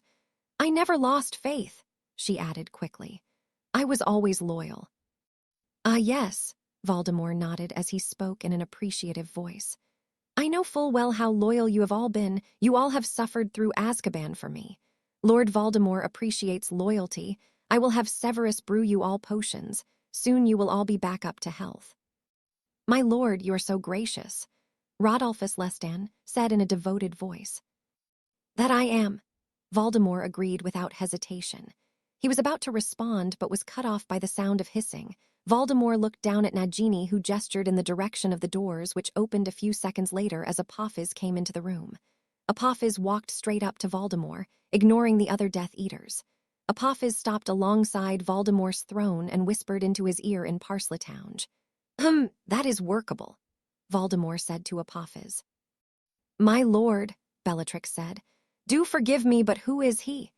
She said as calmly as she was able to make herself sound. She did not know who this person was, but she could not believe how he was allowed to simply walk up to her lord and speak to him like an equal. This, my dear Bellatrix, is Apophis, Voldemort said as he gestured to Apophis. He is my heir, Voldemort asked. What? Bellatrix blurted out in shock, as the other newly free Death Eaters also looked shocked. Barty, please explain to them, Voldemort said to Barty, who instantly realized that it was more of an order than a request. Our Lord needed Potter's blood for his resurrection, Barty explained to the newly freed Death Eaters. There was some blood remaining, and our Lord, in a feat of very impressive magic, combined Potter's blood with his own to create him. Barty gestured to Apophis, who stood with his arms crossed. He is a magical creation, created by our Lord. But my lord, why Potter's blood? Rabiston Lestrange could not help but ask. Not that I have to answer to you. Voldemort glared at Rabiston, who quickly ducked his head down and muttered out an apology. Voldemort let out a small sigh before he continued speaking. I will satisfy your curiosity this once, but do not dare demand answers from me again. Voldemort said in a warning tone. Rabiston quickly nodded and once again apologized. My resurrection ritual required the blood of an enemy. Potter, despite being a half-blood, is a strong wizard, much as I am loath to admit. I had his blood already in my possession and did not see the point in waiting until I was able to gain somebody else's.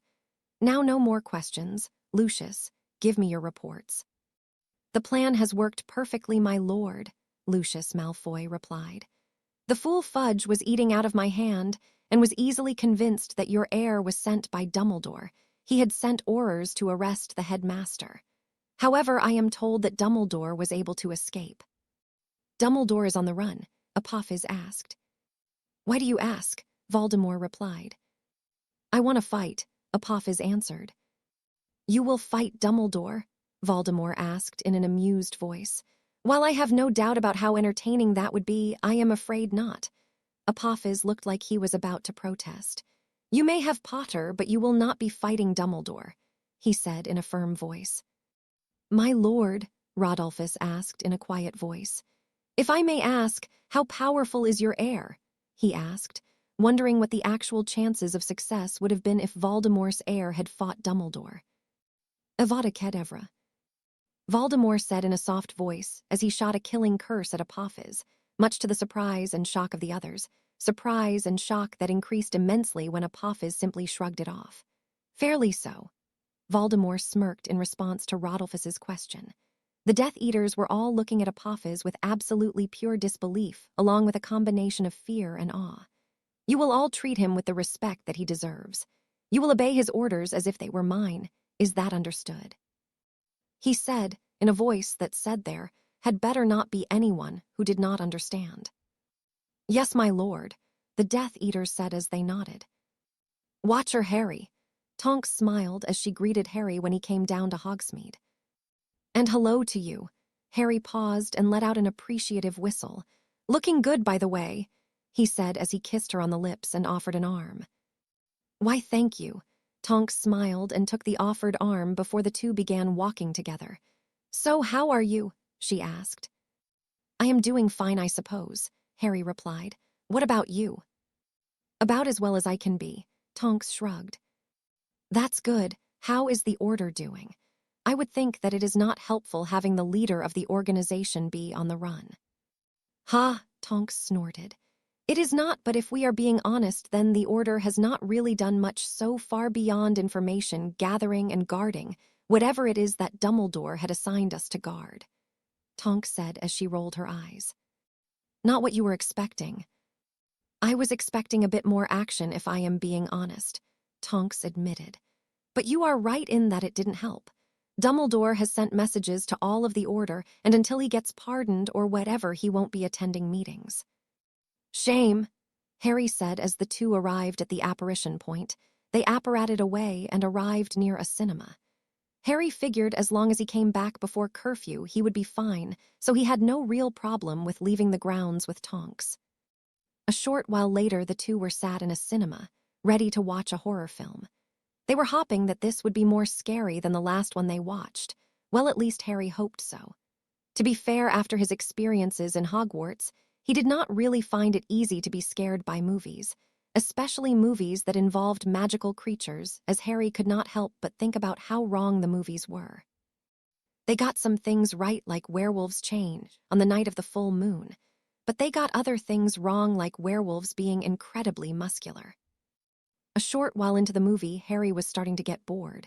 He was about to whisper to Tonks and ask if she was also bored when he felt her place her head on his chest and slide down just as her hands slid up his leg and to his belt buckle.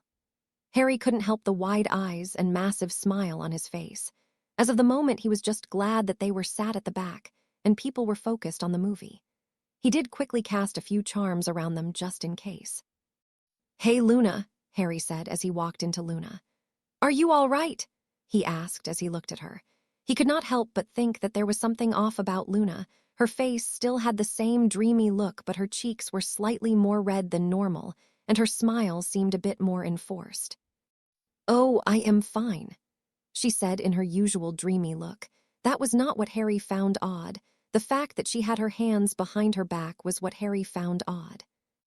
"All right," Harry sighed. "Show me," he said. "What?" Luna blinked. "Show me whatever you are hiding," Harry replied. "I am not hiding anything," Luna said in what Harry saw as the worst attempt at a lie ever. Harry was tempted to stop and teach the girl how to actually tell a convincing lie, but decided to train her in the art of deceit at a later date.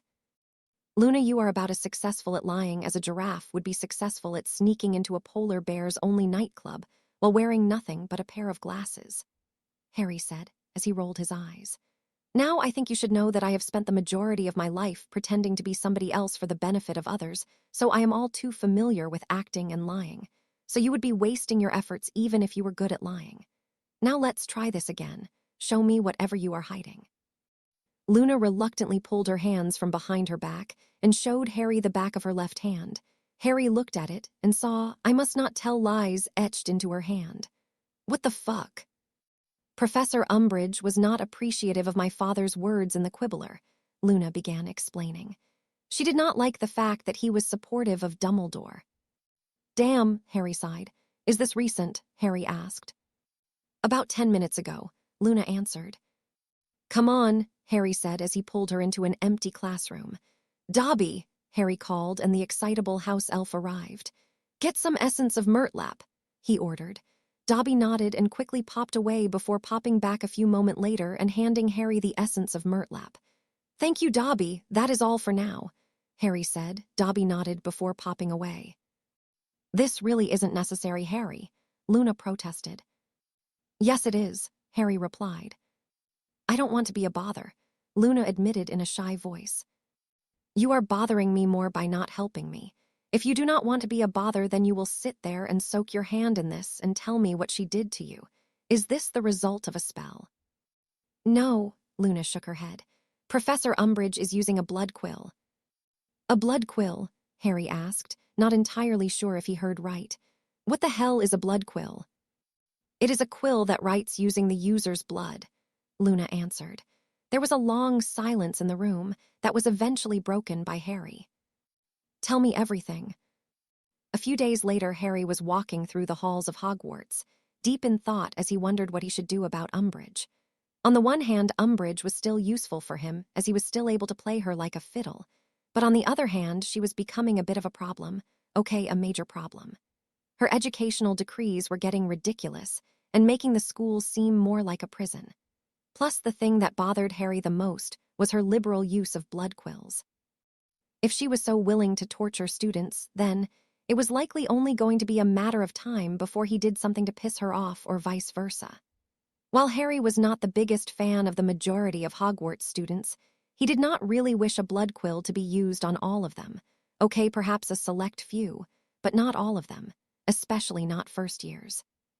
Thankfully, the Gryffindor chasers had so far avoided any detentions, as Harry suspected that he would not likely remain calm if any of the 3 chasers were harmed. Harry was brought out of his thoughts by the sound of sobbing. He paused and looked into an empty classroom where he saw 3 familiar figures. Harry opened the door and entered the classroom to find Astoria, Scott, and Jean whimpering as tears slid down their faces as they sat against a wall. They hadn't yet appeared to have noticed Harry, so he cast some privacy charms around the room before he slowly walked forward and stopped right in front of the 3 and sat down. He waited a moment, and when they appeared to have still not noticed his presence, he let out a small cough. The heads of the 3 Ravenclaws snapped up as they all realized that he was in the room. "Harry," Astoria blurted out as she wiped her tears with her sleeve. "What are you doing here?" "Oh, it's a really funny story.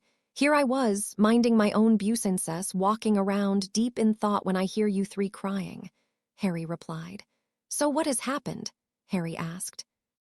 "It's nothing," Jean, who was sitting in the middle with Scott on her right and Astoria on her left, murmured. "Did Umbridge use blood quills on you 3? Harry asked, deciding not to waste time. How do you know? Scott blurted out in surprise. Because she used a blood quill on Luna, Harry replied. Luna, Astoria gasped. Is she okay? She is fine, Harry responded. But she is not who we are talking about. Show me your hands. It's nothing, Astoria said, hiding her hand away from him along with Scott and Jean. Torre, Harry said, purposefully using her nickname. I am not your father, nor am I your mother, and I am definitely not your sister. I have done some crazy shit. I have suffered through some crazy shit. I have been bitten by venomous snakes, hated by an entire school, and attacked by soul-sucking dementors. If you are in pain, then trust me when I say that I will not judge. I know pain. It does not make you weak, and you will not be weak if you tell me what happened. If you are worried about rules or some crap like that, then I should let you know that I have broken my fair share of them.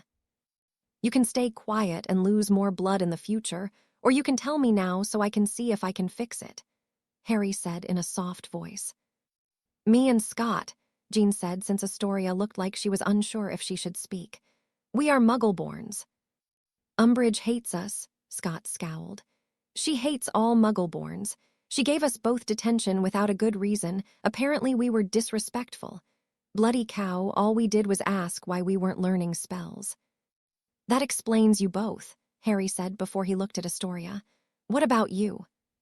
I argued with her about giving Scott and Gina detention. Astoria sniffed. Show me your hand, Harry said. It's not important. It is to me, now hand, Harry said as he held his own out. Astoria slowly gave Harry her hand. Harry took it gently and looked at it for several seconds before he sighed and moved, so he sat down next to Astoria. He leaned his back against the wall as he wrapped an arm around her shoulders and pulled her in for a one-sided hug. Astoria leaned her head against his chest. Let it out, you will feel better, Harry whispered. Several seconds later, the tears began flowing, and Astoria had buried her head in Harry's chest. It was nearly half an hour later when all three Ravenclaws were all finally cried out. Tea, thank you, Harry, Astoria sniffed as she rubbed her eyes. It's not a problem, Harry said as he kissed the top of her forehead. Now I am going to write a letter. I have a few Auror friends who can help out, and I am pretty popular as far as the ministry is concerned. But first I am going to call my house elf to get some stuff to help your hands, Harry said. Thank you, Jean said quietly. You are welcome, and don't listen to any crap about Muggleborns being weaker or anything. My mum was a Muggleborn, remember, Harry said as he smiled at all three of them. Thankfully, they focused on the smile and did not focus on his eyes because they would have possibly been able to see him come to a decision about Umbridge. A short while later, Harry was walking towards Umbridge's office. He felt Selena shift and crawl up his body until her head was on his neck and near his ear. Are you going to kill her daddy? Selena asked. We'll see, was all Harry said as he entered the Defense Against the Dark Arts classroom. He walked in and headed towards Umbridge's office. When he entered her office, he saw that she was alone. Umbridge looked up from her desk to see Harry close the door. What are you doing, Mr. Potter? She frowned while Harry cast a silencing charm and locking charm on the door. Mr. Potter, what are you doing? She repeated. Harry didn't immediately answer. She was about to call him again when Harry turned around and hit her with a body bind. Mr. Potter, she screamed after she fell onto the floor. What are you doing? She demanded.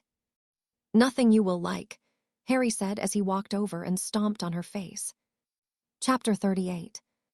Umbridge slowly woke up. Her eye felt heavy, especially the right one. Her whole body was in pain. She quickly realized that she was sitting on a chair. Her wrists were tied to the armrests with her ankles to the legs by some uncomfortably tight ropes. She was unsure what was happening. The last thing she remembered was doing paperwork after a detention with 2 mudbloods and Astoria Greengrass. She knew that she probably should not have gave a detention to Miss Greengrass, but at the time she was far too angry because she could not believe that the little brat had actually dared talk to her like that. And over a couple of mudbloods, no less. She remembered thinking about a way to reduce the damage she had caused when Potter walked into her office. Yes, Potter. She remembered him entering her office and putting her in a body bind before he assaulted her like a muggle. The filthy half-blood, she would make him pay.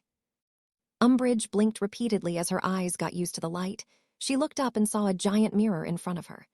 In the mirror, she saw herself tied to a wooden chair, no footwear, a black eye, a bruised lip. Her hair was burnt and her clothes were ruffled, covered in dirt and damaged. In the mirror, she saw a giant statue of a face with a big beard. Umbridge looked around and saw several large snake statues. "Ah, you are awake," a familiar voice said as the mirror disappeared. Umbridge looked in the direction where the mirror used to be and saw Harry Potter standing there. "Potter," Umbridge shouted. "Umbridge," Harry shouted in the exact same way that Umbridge did, mocking Umbridge's outburst before he waved his wand and a chair appeared. Unlike Dolar's wooden chair, the new chair was a comfy red one that would not look out of place in the Gryffindor common room. "Oh, wow, that's comfortable," Harry smiled as he sat on it. 10 points to me."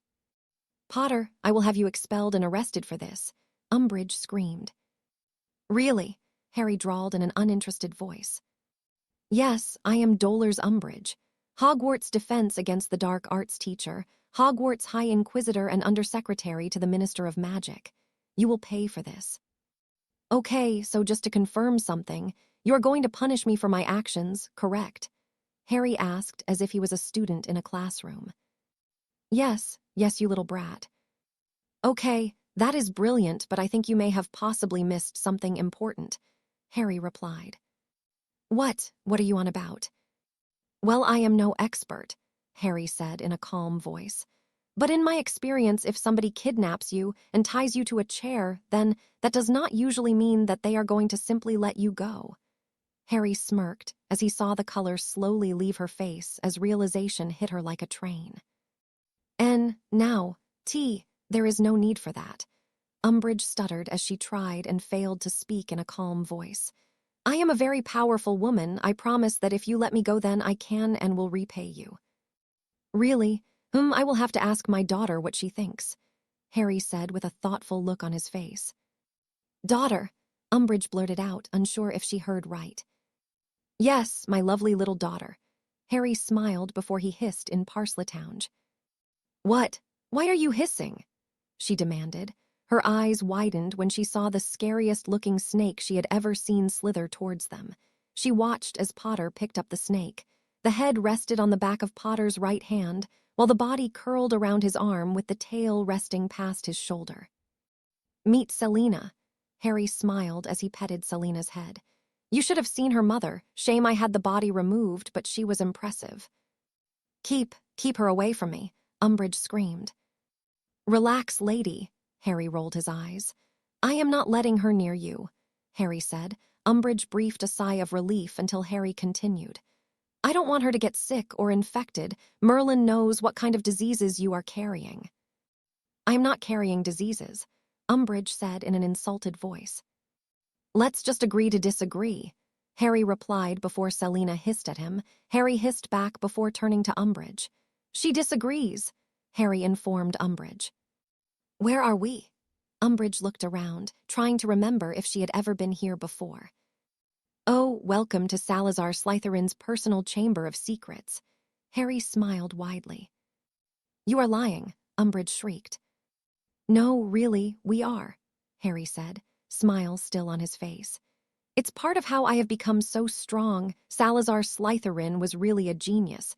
So were the other founders, as interestingly enough, they had also left some stuff here." "Why are you doing this?" Umbridge demanded. "I did not do anything to you." "Actually, you did," Harry replied. "You hurt my friends. First it was Scott and Jean Smith." "Who?" Umbridge blinked. "You mean those two mudbloods?" "Mudbloods, very original." Harry rolled his eyes. "But yes, and then you hurt the young Miss Greengrass."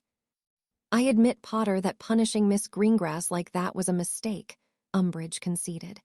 "After all, the girl's blood is pure, but she had to be punished and—" "I don't really care," Harry cut her off. "If you had given her a detention where she wrote lines or cleaned something, then we would not be here, but you hurt her. She's just a first year and you used a blood quill on her," Harry said, glaring at Umbridge. "She had to be punished."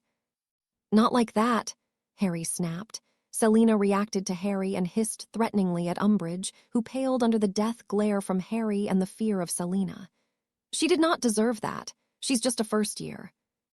I came to your office with the intention of hurting you a little, and then I was going to obliviate you right after I used a bit of mind magic to make you less of a bitch.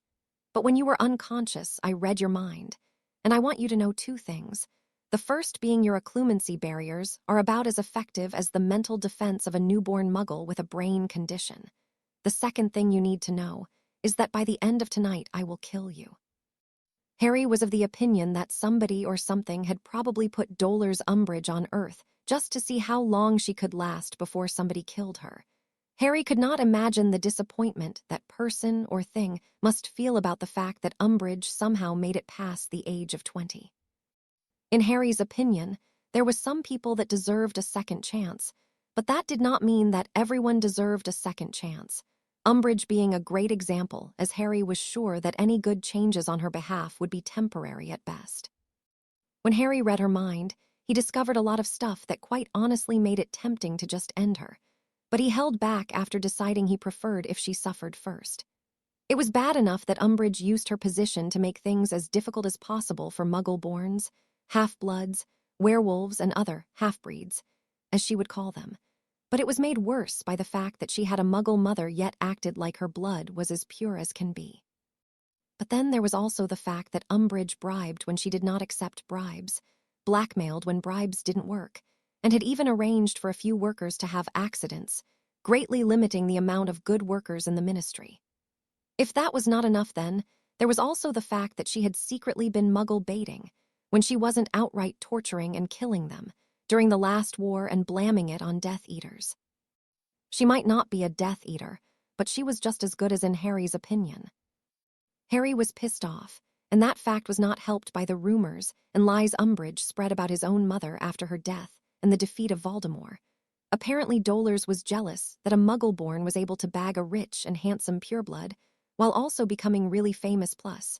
She did not like the fact that Voldemort's death made her own activities more difficult.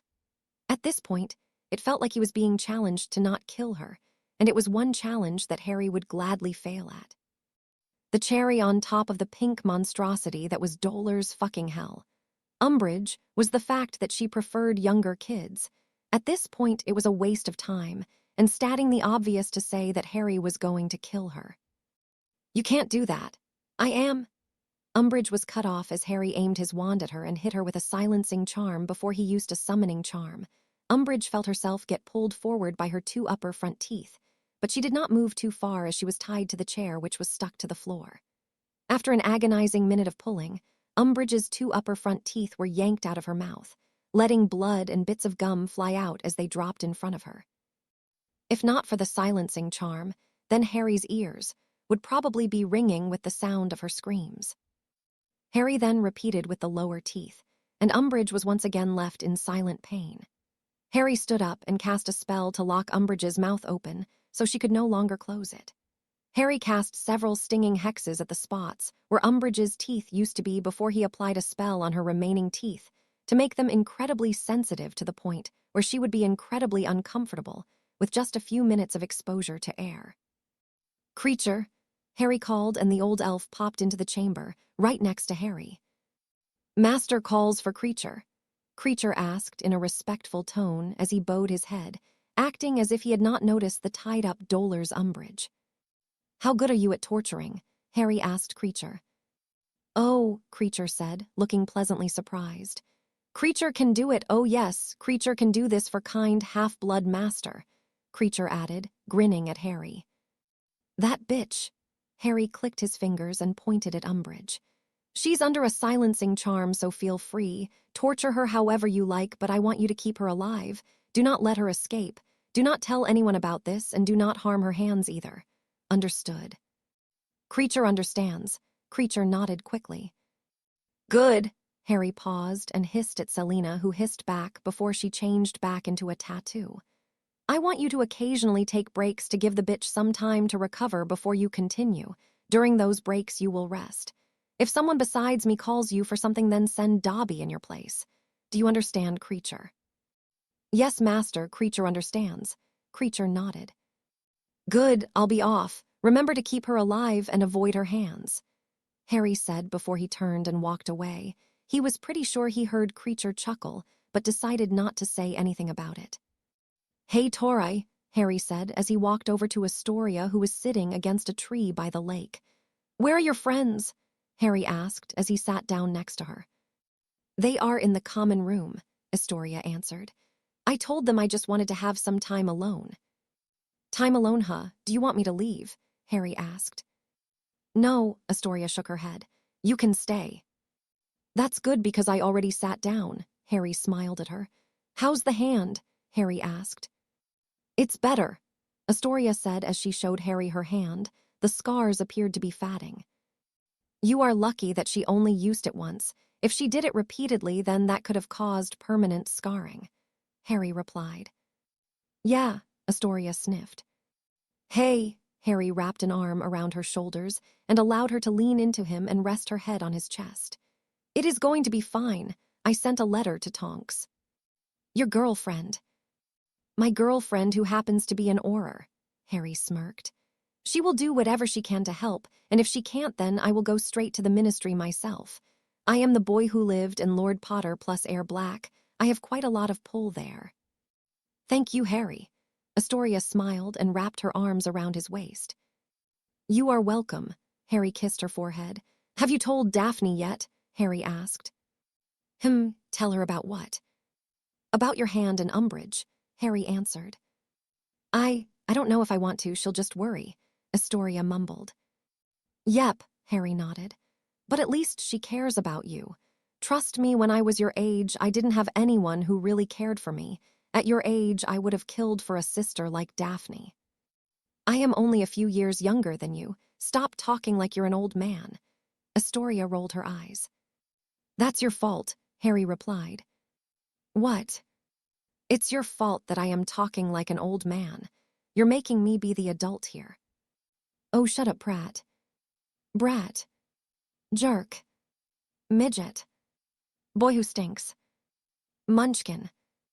"Mr. Unable to use a comb." "Miss Too Short to reach up high shelves." "Hey, enough about my height," Astoria complained. "I am still growing."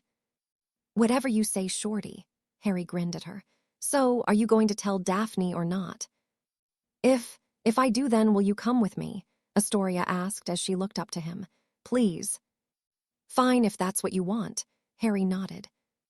"Great, thank you, Harry." Astoria smiled brightly at him. "You're welcome." "Great, now can you do me a favor and turn into a tiger?" she said. "Why?" "Because I want to cuddle, and your girlfriends won't get jealous if I do it when you're a tiger," Astoria replied. "You just want to pet me again, don't you?" Harry said with a knowing look. "Maybe." Astoria smirked. Harry rolled his eyes, but he did transform into a tiger. He lay down and allowed Astoria to hug him for a few minutes before she placed his head in her lap and gently stroked him. In a Death Eater meeting, Voldemort sat on his throne and listened as Snape, who was on his knees like the other Death Eaters, gave him a report. Snape was informing Voldemort about how Dumbledore was still on the run and did not contact anyone beyond a couple of letters that he would send at random times from random locations. Snape had suddenly stopped speaking when he felt something brush past his leg. He looked down and saw a king cobra slither past him and towards Voldemort.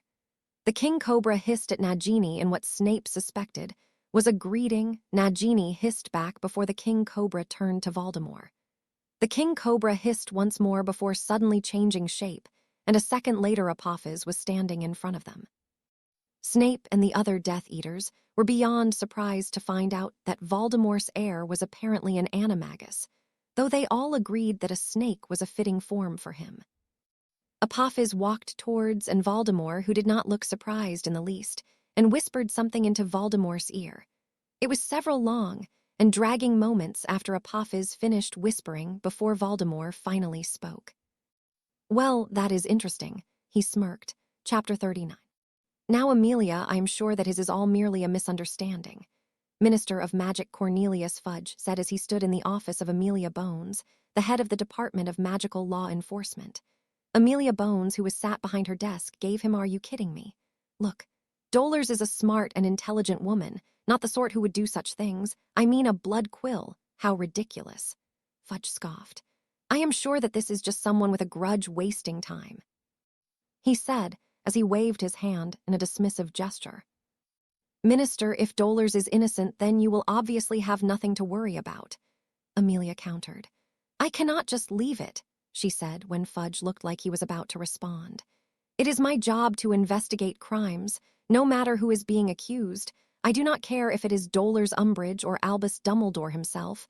I will do my job," Amelia said in a voice that said that was the end of it. Who even made the complaint?" Fudge asked, fidgeting with the green bowler hat in his hand. "Harry Potter," Amelia Bones answered, shocking Fudge, who was now gaping. Mr. Potter, you say?" he asked in a failed attempt at sounding casual once he was finally able to close his mouth. "Yes, I have a very talented Auror who is related to Lord Sirius Black.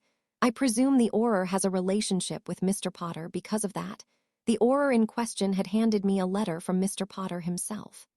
Mr. Potter claimed that he was comforting the youngest Greengrass daughter after she had a detention with Umbridge. The letter said that she had words carved into her hand." Really?"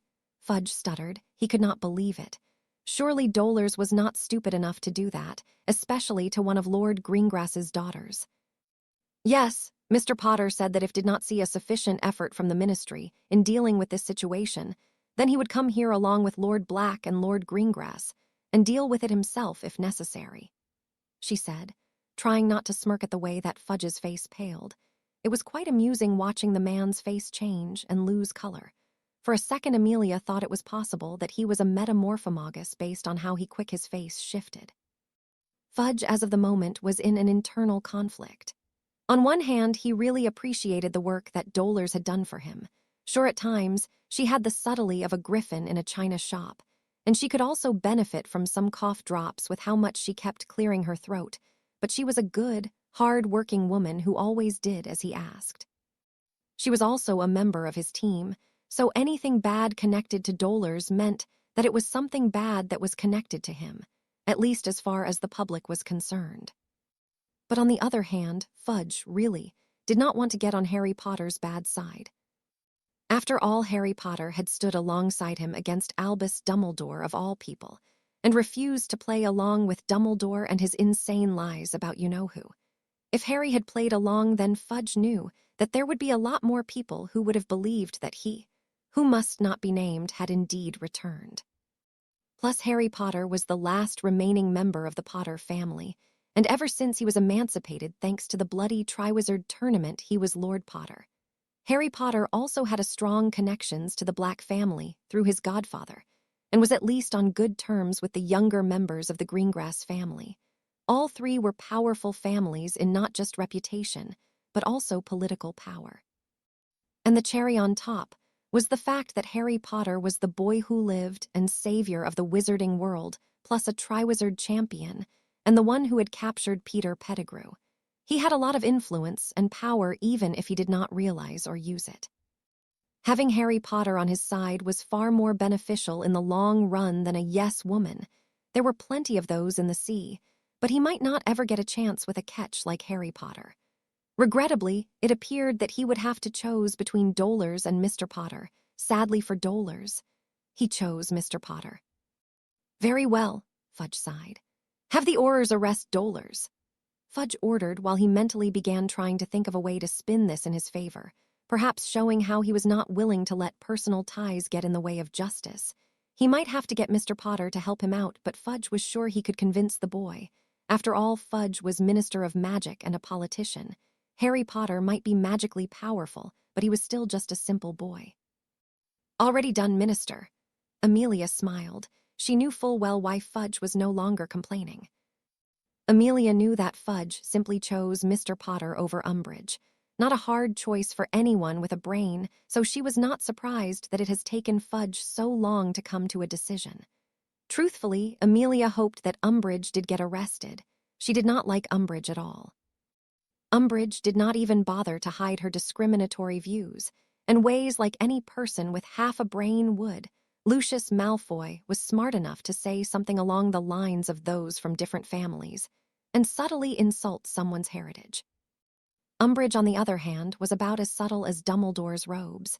In fact, the only person she appeared to not use the word mudblood in front of was the minister himself. It was easier to count the amount of people that liked Umbridge instead of the amount that hated her. She was pretty much disliked by everyone. In fact, Amelia was sure that even those who agreed with her views disliked the woman. Amelia had known for years that Umbridge was committing some forms of crime. The only ones she was sure about were blackmail and bribing, but she was unfortunately unable to find evidence. Nobody would stand against Umbridge out of greed or fear, or simply the knowledge that they would not get results. In fact, a few days ago, Amelia would not have done so either, because she knew that, with the ministers backing Umbridge, was basically untouchable. However, when Tonks had given her the letter from Harry Potter, she saw it as a great opportunity to finally get rid of Umbridge and do her job without interference, mostly to get rid of Umbridge. Yes, Amelia acted professional when she had to, but she did not like that woman. Now that Fudge would no longer block her, and she had the support of Harry Potter and probably Sirius Black and Lord Greengrass, she was sure that she could get Umbridge put away for good. Gee, good, now is there any news on Dumbledore? Fudge asked in a hopeful voice that was matched by the look on his face. No, Amelia sighed as she shook her head. Not yet, at least. I have my Aurors looking for him, but Dumbledore is as slippery as can be. It will not be easy to find him, and if we do, it will more than likely be when Dumbledore wants us to find him. I only wish I knew what he was planning, Amelia said, while she was not entirely sure that Dumbledore had committed the crimes that he was accused of. She at least wanted to investigate it. You are not the only one, Fudge muttered, hoping that soon all of this mess would just hurry up and go away. Oh, hi, Luna, Harry said when he, along with Daphne and Tracy, ran into Luna in a hallway. How are you doing? I am fine, Luna smiled dreamily before she reached a hand up and began scratching Harry behind the ear. How are you, Kitty? She asked. Little higher, Harry smiled and Luna obliged, causing his smile to widen. Kitty is good, Harry hummed as a shiver went through his body. That's nice, Luna replied as she continued scratching him. She does know that he is not an actual kitty, right? Tracy whispered to Daphne. I am not sure that he knows that he is not an actual kitty, Daphne whispered back just before Luna continued speaking. The Nargles have been better behaved, Luna commented in an appreciative voice. Whatever spells you have put on my things have stopped them from wanting it, I think, though it is a shame that it harms people when they try to touch it. She added. Harry frowned for a moment, not sure if that was an act or if she genuinely thought that, but decided not to comment on it, even though he did think that she was being genuine. Well, they will just have to learn, Tracy said eventually after exchanging a look with Daphne. I suppose, Luna shrugged, though it might take them some time, they are not very smart. Luna whispered the last part before she suddenly stopped and pulled out a small bracelet which she handed to Harry. The bracelet appeared to be made of rainbow-colored stones and a green string. I was told that it was a common thing to give friends gifts, so I made this for you, Luna explained. Well, I love it, Luna. Harry smiled and put it on without any hint of embarrassment. Thanks, I suppose I should try and get you a gift before the next time we meet, Harry added with a thoughtful look on his face. That sounds nice, Luna said in her usual dreamy voice, though her smile was slightly wider. I have to go to classes now, bye-bye. She smiled. She did manage to pet Harry on the head before she left. The single Gryffindor and 2 Slytherins watched as the young Ravenclaw happily skipped away. All that was missing was a Hufflepuff. Come on, Kitty. Daphne rolled her eyes at Harry. You know, if you two ever wanted to pet or stroke me, then I would be fine with it, Harry joked. You sure you wouldn't prefer if your girlfriends did that? Tracy grinned at him. We have more fun things to do, and the few times that they do stroke me, it is not my head that they stroke. Well, he is right about that. A voice snorted just as the group had found a Hufflepuff. Hey, Tonks! Harry turned around along with the girls and smiled at her, noticing that she was wearing her aura robes. Watch her, Harry! Tonks smiled and walked up to him before planting a quick but possessive kiss on his lips, just to mark her territory in case any of the Slytherin girls got any wrong ideas. Tonks already had to share with Fleur, and that was her limit. Oh, So this is Miss Tonks, Tracy said as Daphne raised an eyebrow at Tonks. Nah, just Tonks, Tonks smiled. When you say miss, it makes me feel old. You don't look it, Harry replied. Flatterer, Tonks rolled her eyes but still smiled. I am curious, what is your first name? Daphne asked. Harry refuses to tell us. You have just one major boyfriend, points. Tonks mock whispered to Harry, who happily grinned. As for my name, Tonks said as she turned back to Daphne. Classified, she smirked. So I suppose that you are here working the case of Umbridge? Harry asked. Yep, Tonks nodded. She either did not notice the way Harry referred to Umbridge or did not care, most likely the second one. Bonesy saw your letter and… I am sorry, Tracy interrupted with an apologetic look. But Bonesy… Oh, it's just what I call my boss, Amelia Bones. Bonesy, Tonks shrugged before turning to Harry. Anyway, she saw your letter and sent me and a couple of Aurors to arrest the pink toad. I am actually working now, Tonks admitted. Speaking of, have any of you three seen Umbridge? I mean Umbridge, Tonks corrected herself. Nope, Harry said, ignoring the obviously intentional slip-up. She wasn't teaching her class today. Haven't seen her all day. Right, well, I have got to go and keep looking and confirm if she has done a runner or not. You know that because of you I have a lot of work now, she said with a mock glare at Harry. And a lot of paperwork. Aw, you poor thing. How about I make it up to you later? Harry offered with a charming smile. I will hold you to that, Potter. Tonks smirked before she planted one more kiss on his lips before walking off. So that is Tonks, Daphne said once Tonks was out of earshot. You were right, she certainly is interesting. Yeah, Harry agreed. She's a lot different from Fleur. Fleur is like perfection while Tonks is like uniqueness, you know what I mean. We do understand, yes, Daphne nodded. She doesn't seem to mind public displays of affection either, though I suppose that it is fine since you don't mind them as well. Who said I don't mind them? Harry frowned. Are you saying you do? Tracy looked at him with disbelief. Oh, hell no, I love it, you just shouldn't assume. Well, Umbridge, Harry said as he arrived in the chamber to find Umbridge still stuck on her chair, though the biggest difference from last time was the fact that she was covered in dry blood. Harry saw that she was missing her toenails, and her right ankle looked broken. Her face was bruised, and her hair was sticky and appeared to have several insects in it. Another difference was the trolley next to her that was full on Muggle DIY equipment and surgical tools. How are we? Harry asked. Potter, Umbridge barely managed to gasp out.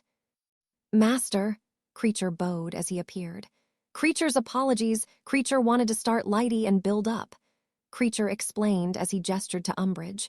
Creature was about to start doing job properly. He explained as he pointed to the trolley, hoping that his master would not be angry with him. Harry was tempted to ask Creature if this was what counted as light before he remembered all the possible ways of torturing, both Muggle and magical. So Harry supposed that whatever Creature had done was probably pretty light.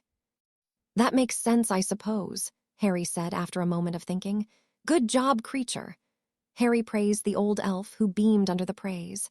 So, Umbridge, how are you? Filthy, Umbridge gasped out, clearly in pain. Well, yes, you are, but that is hardly new for you, is it? Harry shrugged. Filthy half-blood. She managed to shout out before coughing violently just as a tooth fell out of her mouth. Oh, dolors, Harry tutted. Insulting my blood status, is that an insult to my mother? Harry asked lightly. Why, your mother was a stupid. Mudblood, I am dolors. Umbridge, senior under. Umbridge was cut off as Harry waved his wand, and Umbridge felt like she was punched in the nose. Harry followed up with a cruciatus curse and kept it on for several moments before he grew tired of her screams and stopped. I had considered giving you a quick death, dolors. I really did think about it, but you have insulted my mum, so I have just decided fuck it. Harry informed her before he turned to Creature. Creature, I don't think that Umbridge has suffered enough. Give her an hour to recover, then get to work. Oh yes, Creature will do it. Creature grinned happily. Creature will make Master proud, Creature said as he rubbed his hands together. I believe you, Harry said before he smirked at Umbridge and walked off. Chapter 40. That's all right, Harry said as he was in an abandoned classroom with Scott, Jean, and Astoria. He was currently guiding the 3 first-year Ravenclaws through a spell that all 3 of them had wanted to learn. Now just remember to jab it forward slightly and visualize, Harry added. Got it, Astoria said as it was her turn to practice spell. All right, just get it over with. Scott sighed as it was his turn to be the dummy. The hex was a painless one, and Harry was easily able to undo it, so they had decided to practice on each other as it was easier than getting a training dummy. Scott wanted to complain, but both the girls had already had the spell cast on them, and if they didn't complain then he wouldn't complain. Especially not in front of Harry Bloody Potter. It was not that Scott or the others feared Harry. They feared what he could do but not the person. As they all felt pretty comfortable with Harry, he was the unofficial big brother of the trio and they all knew that. Which was why Scott, Jean, and Astoria did their best to gain his respect when they could. In fact, they looked up to him more than the teachers. All right, just stay still, Astoria said before she performed the wand movements while saying the spell. Labrum incrementum, she yelled as the spell flew from her wand and hit Scott in the mouth, just under his nose. The others watched as his upper lip grew to the point where it covered his mouth and went past his chin before it decided to stop growing. Veal thaff thuff grief. Scott rolled his eyes as he tried to speak, but that was rather difficult with what happened to his lips. Jean giggled while Astoria looked like she was trying to decide if she should laugh or apologize. Harry simply looked amused. Okay, let me see. Harry gestured Scott to come closer, and Scott did so. Okay, that is pretty decent. Try not to yell at your spells, but pretty decent, Harry said after he examined Scott's lip. Harry waved his wand and reversed it. Thanks, Scott said after his lip was back to normal. He opened and closed his mouth a few times before giving Harry a nod. All right, guys, Harry said to the first years. Now you guys tell me why that spell could be helpful. You don't need to raise your hand, Harry added when Jean raised her hand. She blushed as she lowered it but did speak. Well, it stops people from speaking, and that means they can't cast spells, she answered. Exactly. If you haven't learnt silent casting and can't speak, then you can't really do much. Perhaps some accidental magic in a life or death situation, but that's it, Harry responded. And if you rely on verbal magic and mess up your spell, then you have no idea what results could come from your spell. Anything else. It's distracting, Scott answered. Yes, Harry nodded in approval. Even if your opponent can silent cast, it will still distract them, and if you keep the pressure on them to stop them from revering it, then it will continue to distract them until they make a mistake. There is one more thing that I am thinking about. Can any of you guess it? Harry asked. The 3 Ravenclaws looked thoughtful and were silent for a few moments before one of them spoke up. Is it because it scares them? Astoria asked, hoping she was right. Explain, Harry shrugged as he gestured to her. Well, if they get hit but still manage to reverse it, they would still worry about getting hit again, Astoria replied. Yes, Harry smiled happily at her. That's good, and it's not just this spell, it's every spell. If I was fighting someone and managed to hit them with a stinging hex to the chest, then they're going to think about what would happen if I had used a more dangerous spell. A battle is not just physical and magical fighting, it is also about getting into your opponent's head. Be unpredictable, scare them if you can, let them make a mistake, and then take advantage. Got it. Got it, the 3 quickly answered in unison. Good. I don't get it, a 4th voice said in a jokey tone. Everyone turned to the doorway to see Tonks standing in the doorframe. Watch her, everyone, Tonks smiled. I'm not interrupting, am I? Hey, Tonks, it's fine, we were just finishing. What are you doing here? Harry asked. Not that I am complaining, he added quickly. You had better not be, she grinned. I have some Auror business I need to attend to, so I'm unfortunately in Auror mode at the moment. Tonks sighed before stepping into the room. I'm sorry, but can you 3 please leave me and Harry alone? I need to ask him questions. Is it about Umbridge? Astoria asked. Part of it is, Tonks admitted. If Harry wants to tell you the rest later, then he can, but I need to talk to him in private. It's fine, guys, go, Harry said as he guided the first years out of the room. I will talk to you guys later, all right? "Bye, Harry," they said before walking off. Harry closed the door and quickly cast some privacy spells before turning to Tonks. "Okay, so what's up?" Harry asked. "First of all, have you heard anything new about Umbridge?" Tonks asked. "No, not really." Harry shook his head.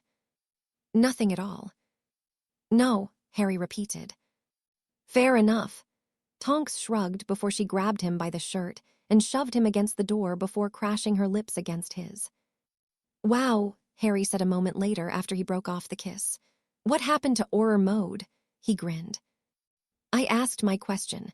Auror Mode is over, now it's Tonks Mode. You got a problem with that?" Tonks raised an eyebrow at him. "Hell no." Harry shook his head as he laughed. "If possible, we would be in Tonks Mode all the time." "Good," she smiled before looking thoughtful. "I don't think I have ever done it in a classroom before." "No," Harry gasped in mock horror. He grabbed Tonks by the back of the head with his right hand and pulled her into a passionate kiss. His left hand slid down her waist and grabbed her right leg as she wrapped it around his left. He stroked the leg while she ran her hands through his messy hair, making it even more messy. Harry's right hand slid down her body just as his left hand slid up her leg. Both stopped at her rear and grabbed a handful, causing Tonks to moan into the kiss. Harry lifted her up, and she wrapped both legs around his waist. He carried her towards the teacher's desk in the classroom and placed her on it before he broke off the kiss. Harry planted several kisses along her neck before he looked at her in the eye. "Let's fix that, shall we?" he grinned. "You will time it perfectly," Voldemort ordered as he sat on his throne with his Death Eaters on their knees in front of him.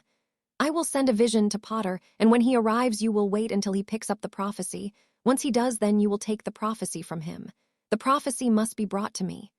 Voldemort hissed the last part, emphasizing how serious he was about it. "Severus, you are sure about the time?" "Yes, my lord," Snape nodded. "There will be no Order members guarding at that time." "There had better not be." My lord," one Death Eater nervously spoke. What about Potter?" "Capture him, but do not kill him. The only one besides myself who is allowed to kill him is my heir. Apophis is working on something very special for me." A smirk briefly appeared on Voldemort's face. "He will meet with you all once he is done. I expect both the prophecy and Potter to be in with me. Am I understood?" "Yes, my lord," all the Death Eaters shouted together. Go and be ready," Voldemort ordered. "He is here," Lucius Malfoy said in a soft voice to the other Death Eaters as he heard footsteps approaching the Hall of Prophecies. "We will get the half-blood bastard," one Death Eater whispered as he grinned under his mask. "Do not underestimate him," Lucius hissed, just loud enough for his fellow Death Eaters to hear. "Pettigrew might have been a pathetic wizard, but he was still captured by Potter. There are also far too many rumors about him and some supposedly great feats of magic. If that is not enough, then remember that he is the one who went spell to spell with the Dark Lord's heir. Do not underestimate him," Lucius said to the 29 other Death Eaters with him. Malfoy, despite what others may or may not believe, was no fool. Or at least he did not consider himself to be a fool. He knew that the Dark Lord likely held at least some level of respect for Potter's abilities if he was willing to send a total of 30 Death Eaters just to capture him. Plus, there were all the rumors about Potter's special feats of magic at school. Some say he had defeated a teacher and a troll in his first year, a basilisk in his second, and an army of Dementors in his third. Lucius knew for sure that Potter did win the Triwizard Tournament, and that was while competing against 3 older students, even if one was a filthy half-breed. Severus and Draco may willingly be blind against the boy's abilities and power because they hated him, but Lucius was not willing to let hatred stop him from remembering how strong a person was. After all, it was only remembering the strength possessed by the Dark Lord that stopped him from throwing the man out of his house. Lucius looked in the direction of Potter, who was wearing his school uniform, except he was only wearing the shoes, trousers, and shirt without the rest of the uniform. The top 2 buttons of his shirt were undone, and his sleeves were rolled up to his elbow. Lucius saw Potter reaching for his orb and knew that he had to make his move now. He only hoped that the others did not mess things up. As Harry walked, he looked around at each and every orb, each one containing a prophecy. until he came across one that read, SPT to APWBD. Dark Lord and Harry Potter. Harry raised his hands and gingerly picked up the prophecy orb. He held it in both hands and looked at it. He had only held it in his hands for about 2 seconds before he heard a familiar drawling voice. Well done, Potter, the voice said. Harry had quickly shifted the prophecy into his left hand, while his wand appeared in his right hand after being flicked out of his wand holster. Harry saw Lucius Malfoy appear out of the darkness as he removed his Death Eater mask. Now hand over the orb, Malfoy ordered. Malfoy watched as Potter looked at him. Malfoy saw no emotions beyond a brief and small look of surprise. Perhaps Potter was arrogant enough to not consider him a threat. Malfoy, you cock-sucking cocksucker, what the hell are you doing here? Harry asked, as in a way that sounded like he was discussing the weather. Did you get lost? Mrs. Malfoy let you out of her sight for a few seconds, I'm guessing. I feel sorry for her. Bad enough that her husband is a failure. Shame you're also who your son tries to model after. And seeing as he fails as that, how pathetic does that make him? Lucius was about to respond, but was cut off by the sound of a loud female laugh from the darkness. Malfoy, knowing exactly who that laugh belonged to, resisted the urge to groan and roll his eyes, while Harry simply raised an eyebrow. Give me the prophecy, Lucius said as he gestured to the white orb in Harry's hand. The prophecy, Harry said with a fake confused voice and face, right before fake realization hit him. Oh, you mean this orb? Yes, Potter, now. This breakable orb, Harry asked as he tossed it in the air and caught it. Potter, This easily breakable orb. Harry brought the orb down in a motion that looked like he was going to smash it. Lucius's eyes widened in fear, and he had taken a step forward only to stop when Potter stopped at the last possible moment to stop the orb from smashing. Harry laughed as held the orb and looked at Malfoy. All right, Blondie, you look like you've shit yourself. Your wife have to clean that, or should I call a house elf? Lucius' response was once again cut off by cackling. Oh, the boy knows how to play, a female voice said as Bellatrix Lestrange walked out of the shadows. She stopped next to Lucius and grinned at Harry, looking at him like a predator would look at a piece of meat. Itty bitty Eichel Wickle Potter, she said in a baby voice as she looked at Harry. Oh, I know you, I have heard of you, Harry said in a cheery voice as he gestured to Bellatrix. You are, what's her face? Strange, that's it, you're strange. It's Lestrange, she glared at him. Oh, sweetie, I don't think it matters if you're French or not, strange is strange, Harry replied. My name is Bellatrix Lestrange, you filthy half-blood.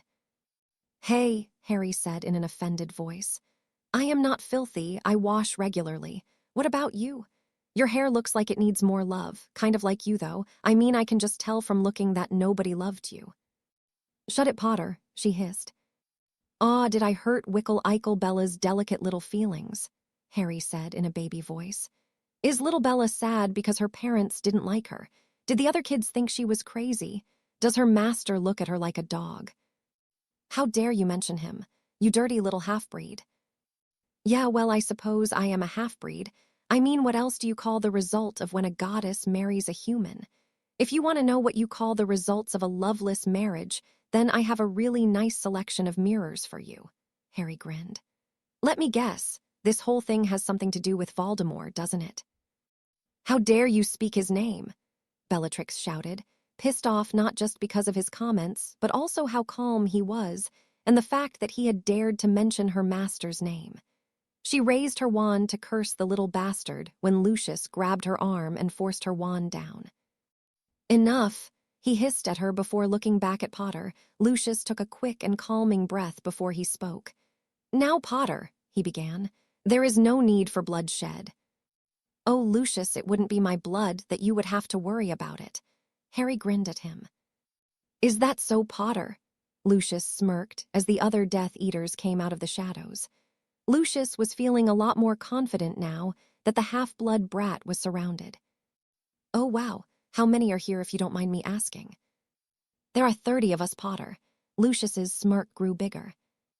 Wow, I guess Voldemort respects me enough to send at least 30 of you clowns, Harry replied, unintentionally speaking Lucius's previous thoughts out loud.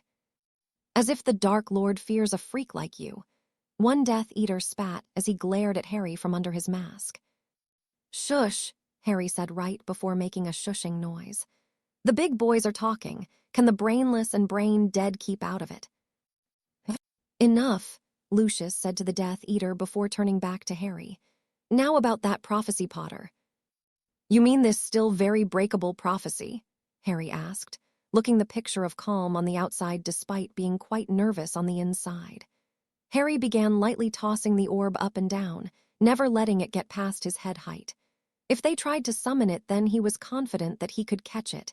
He was the youngest seeker in a century after all. Now, Potter, Lucius spoke in a soft voice, there is no need for violence. You're about as stupid as your son if you really think that's the case. Even stupider if you think that I would believe you. Harry smirked. Your poor wife, Harry said as he shook his head. Stuck with a dumbass son and a stupid-ass husband. Maybe I should make her feel her. I'll take her into my room and show her what a real man looks like.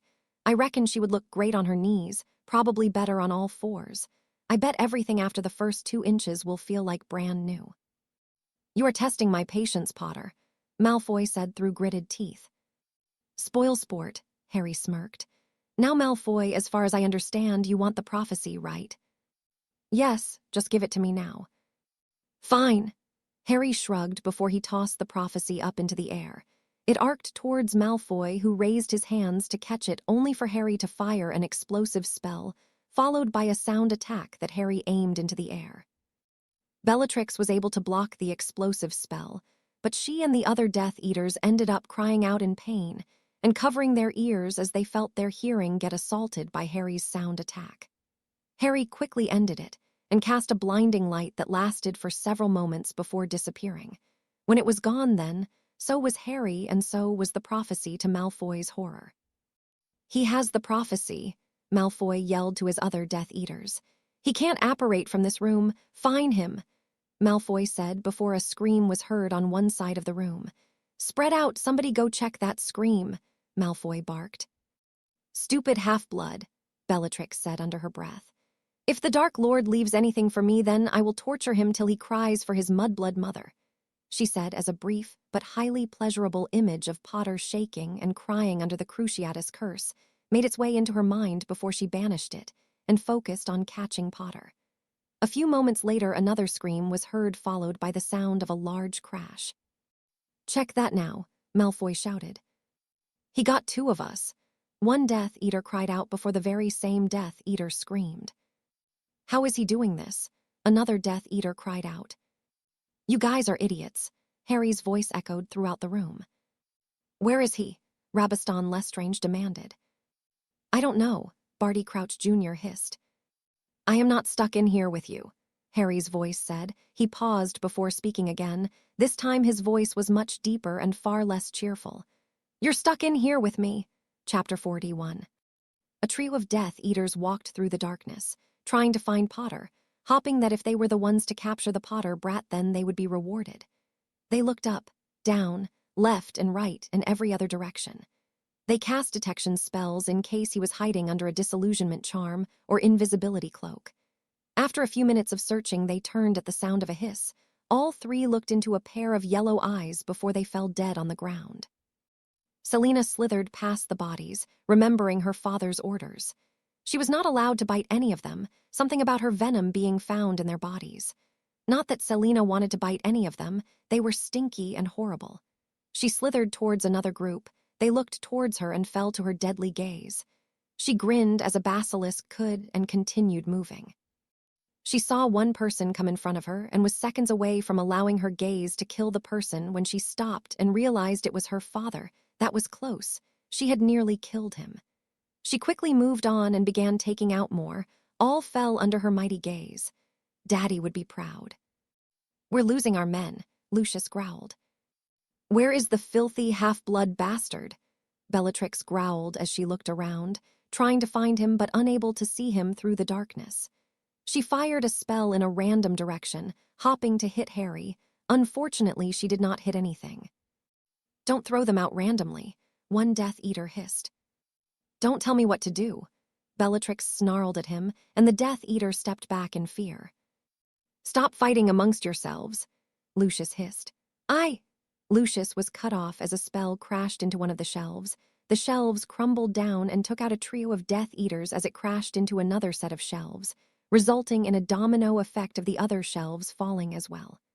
If that was not enough, the opposite side of the hall suddenly lit up in flames. The Death Eaters quickly realized that it was fiendfire.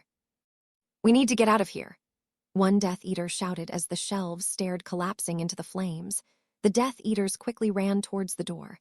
They quickly began undoing their locking charms on the door only to realize that it was already undone. Since they didn't have time to question it, they just quickly opened it before running out the room. Unfortunately for them, one of them wasn't able to get out in time. The other Death Eaters closed the door quickly before the flames could get out. Fucking hell! Lucius cursed once they were out. He looked around and saw that he had somehow been left with just 11 Death Eaters. He listened and heard the sound of flames slowly die down, meaning someone must have got rid of the flames. It was not an impossible task, but extremely difficult and could only done by the best of wizards. How the hell did the brat take out so many? Barty Crouch Jr. hissed. He was not that strong before. Hey, a voice called just before a burst of blood popped out of Barty's chest as he fell to the floor. The Death Eaters looked towards Barty before looking in the direction of the voice. They saw Harry Potter lower his wand. By the way, Harry raised his other hand and gave the Death Eaters the finger before he ran off. Get after him, Rodolphus Lestrange yelled before they began chasing him. Whoa, guys, Harry laughed as he entered the Ministry's main atrium after a rather long chase. Now come on, no need to get violent, Harry said calmly. I mean, we could just talk this out. Potter, Malfoy sneered. Where is the prophecy? He demanded upon noticing that Potter was not holding it in his hand. Malfoy quickly placed his mask back on his face in case a Ministry worker happened to show up. The prophecy? Harry asked in a confused voice. The orb, Potter. You mean the white one? Harry raised an eyebrow. Yes, the white orb, where is it? Malfoy shouted impatiently. All right, geez, Harry winced as he tugged on his ear. You Malfoys always have to shout everything. Harry rolled his eyes. I don't have the orb. Where is it? Rabaston Lestrange yelled. Oh, I smashed that fucker, Harry grinned. You smashed it, Malfoy paled before growling in anger. You smashed it, he roared. You're about as slow as your son as well, Harry commented. Potter, a voice called. The Death Eaters turned behind them to see Apophis standing behind them. Oh fucking hell, it's you, Harry sighed. Apophis walked forward and past the other Death Eaters. He's mine, Apophis said to the other Death Eaters before he walked diagonally from the Death Eaters and stopped so he was facing Harry and standing a small distance away from him. So, remember that time you never beat me? Harry asked right before leaning to the side to avoid a piercing curse that was aimed between his eyes. Harry responded with a cutting curse that Apophis batted away. Touch a nerve, Harry asked innocently before batting away another spell. Apophis jabbed his wand forward, and a white beam shot towards Harry. Harry swatted it away before jabbing his wand in Apophis's direction and sending a blue spike at him. Apophis changed the spike into a knife before catching and tossing it back at Harry. Harry vanished the knife before he responded with a simple disarming body bind stunner combo. Apophis sidestepped the first spell, ducked under the other, and blocked the last. Apophis sent 2 cutters which Harry cancelled out with his own cutters. The Death Eaters were watching as Harry and Apophis exchanged spells, both starting slow but slowly building in speed as the fight continued. Some were tempted to shoot at Harry while he was distracted, but did not want to disobey Apophis's orders, since it was basically the same as disobeying the Dark Lord's orders, and both would result in a lot of pain. Harry and Apophis continued exchanging spells when suddenly a red beam from Harry's wand and a green beam from Apophis's wand connected in midair. The 2 beams pushed against each other for several moments before they appeared to combine into a large ball of multicolored magic. The ball grew in size until it eventually burst. Mine was bigger, Harry commented before he waved his arm, sending a bright blue arc-shaped beam at Apophis. Apophis sent a small spell that whistled as it charged towards Harry's spell. It pierced through his spell and caused it to implode on itself. Apophis sidestepped a fireball before shooting an arrow at Harry, who defeated the arrow with one of his own. Harry shot a trio of throwing stars at him. Apophis vanished the stars, then shot a metal spike at Harry. Harry changed the spike into a bat and directed it at Apophis, who quickly got rid of it with a cutting curse, before sending another cutting curse at Harry, who blocked, then sent a fire blast followed by a bone breaker. Apophis dodged both before firing a jagged blood-red spell at Harry, who ducked before jumping back to avoid a pink curse that nearly hit him in the foot. Harry blocked a trio of spells before sending a trio of his own spells that were also blocked. Apophis ducked under a fourth spell and fired a bone breaker at Harry's feet, but Harry jumped over it and shot an acid spell at Apophis, who quickly transformed the acid into water before transforming it into an ice spike and sending it at Harry. Harry sidestepped and produced marble to block a Cruciatus curse. Harry shot the damaged piece of marble at Apophis, who destroyed it with an explosive spell, before shooting a flaming dagger at Harry. Harry ducked under it and aimed his wand at Apophis before sending out a swarm of bats that charged towards him. Apophis fired a large flame blast that burnt the bats and charged towards Harry, who quickly cast a flame-freezing charm on himself to prevent the flames from damaging him, and was only barely able to do it before he was covered in flames. When the flames stopped, it was to reveal an unharmed Harry Potter who was grinning at Apophis. "That tickled," Harry laughed. "You know, this would be a lot more fun if we would talk to each other." "I don't want to talk to you," Apophis said right before he fired a killing curse at Harry, who sidestepped. "You see, behavior like that is why you don't have friends," Harry replied before shooting a spiraling flame blast at Apophis. Apophis shot a small air-based spell that whistled as it headed towards the fire. It pierced through the middle of the flames and caused the flames to explode outwards before they reached Apophis. Apophis shot a rotting curse at Harry, who blocked it with a shield before responding with an air blast. Apophis shielded against the air blast. He aimed his wand at Harry and fired a golden curse at Harry, who countered with a silver curse. Harry blocked an eye-gouging spell before shooting razor wires at Apophis. Apophis burnt away the razor wires before shooting an organ-liquefying curse at Harry, who rolled under it, and fired a flame whip at Apophis. Apophis cut the whip with a wave of his wand before casting an explosive hex near Harry's feet. Harry jumped back and shielded to protect himself from the explosion and debris. He landed on his back and immediately shot a piercing curse at Apophis. Apophis leaned to the side to avoid it, and fired a Cruciatus curse at Harry, who barely dodged as he got to his feet. Harry and Apophis continued exchanging spells while the Death Eaters watched, eyes on the intense battle in front of them. Harry dodged a skin-shredding spell before he aimed his wand in the air. A trio of beams shot from his wand and into the air before they arched down and headed towards Apophis. Apophis rolled out of the way before firing a mud spell at Harry. Harry dodged before firing a jet of boiling water at Apophis, who countered with his own jet of water. Apophis blocked another spell before firing a black curse at Harry, who dodged before swinging his arm and sending a trio of throwing stars at Apophis. Apophis shielded, but one star managed to get through before he could block it. The metal star hit his shoulder, but the star bounced off of it instead of piercing it. Apophis fired an arrow at Harry, followed by a flame blast. Harry blocked both before shooting a snake out of his wand. The snake flew towards Apophis, who punched it in the face with his free hand before catching it by the tail with the same hand and throwing it back at Harry. Harry got rid of the snake with a cutting curse before firing a banishing curse at Apophis. Harry blocked a body bind and casually flicked his wand to create a stone shield that blocked Apophis's next spell. Harry blasted the shield towards Apophis, who destroyed it before it could reach him. Apophis levitated the broken bits of the shield into the air before sending them towards Harry. Harry quickly transformed the stones into birds and sent them back at Apophis. Apophis quickly burnt them down with a flame spell. Apophis apparated behind Harry. He aimed his wand and was about to fire a spell in his back, but was interrupted by Harry apparating behind him. Apophis turned around only to get tackled down to the ground. Harry punched Apophis twice before aiming his wand at Apophis's face. Apophis's free hand grabbed Harry's wand hand and directed it away from him, while Harry's free hand did the same with Apophyse's wand hand. The two struggled. Neither were giving an inch, and the Death Eaters were starting to doubt if Apophis would win. "If you want to give up, then feel free," Harry said. "Never," Apophis growled. He pushed Harry and their positions were reversed, and now Apophis was looking down at Harry.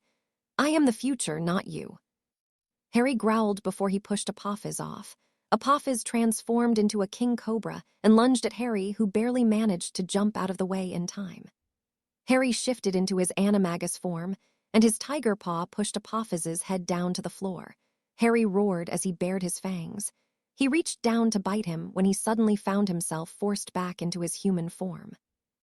Harry blinked in surprise but didn't get much time to do anything else before he was blasted off.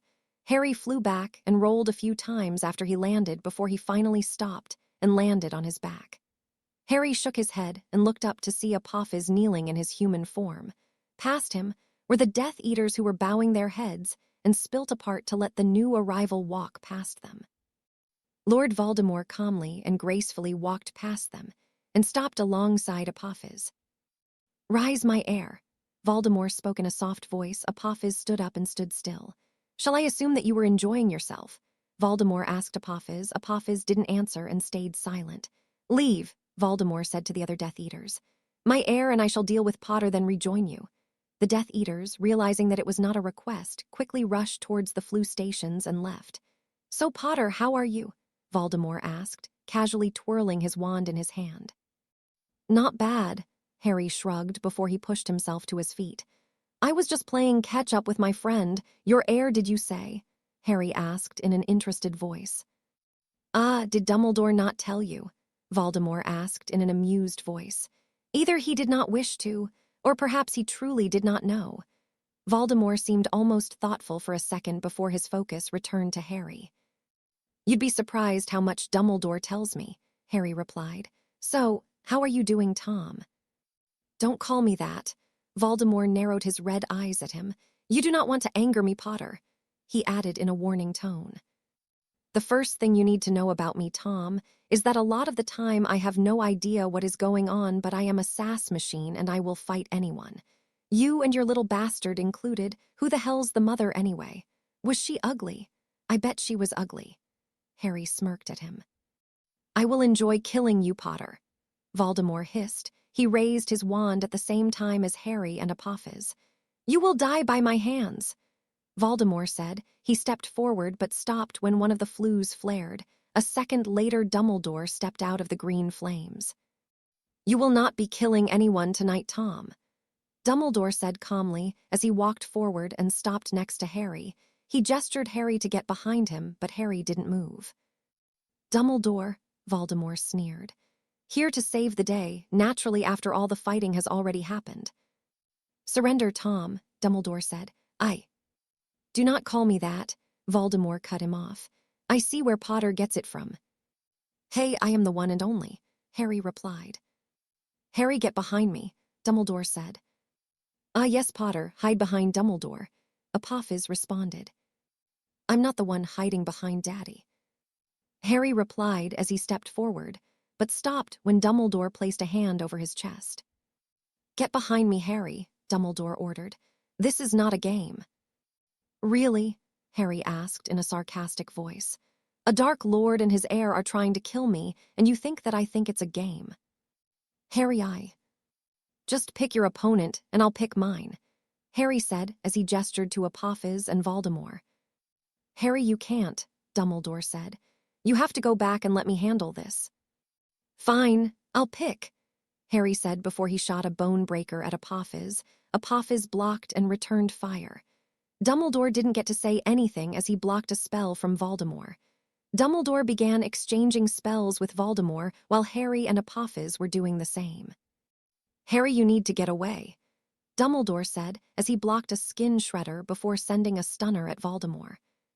"You deal with your opponent and I will deal with mine," Harry said as he got rid of a flame whip before shooting a metal spike at Apophis. Apophis got rid of the spike before firing an organ liquefier. Harry dodged before shooting a banishing curse at Apophis. Apophis blocked it, and the two continued exchanging blasts while Dumbledore and Voldemort continued dueling. As the four continued throwing after spell, they noticed that they were no longer alone. Harry heard more than saw a camera snap, and heard a voice that sounded very much like Minister Fudge's. "Harry, get back," Dumbledore commanded after blocking a killing curse with a conjured shield.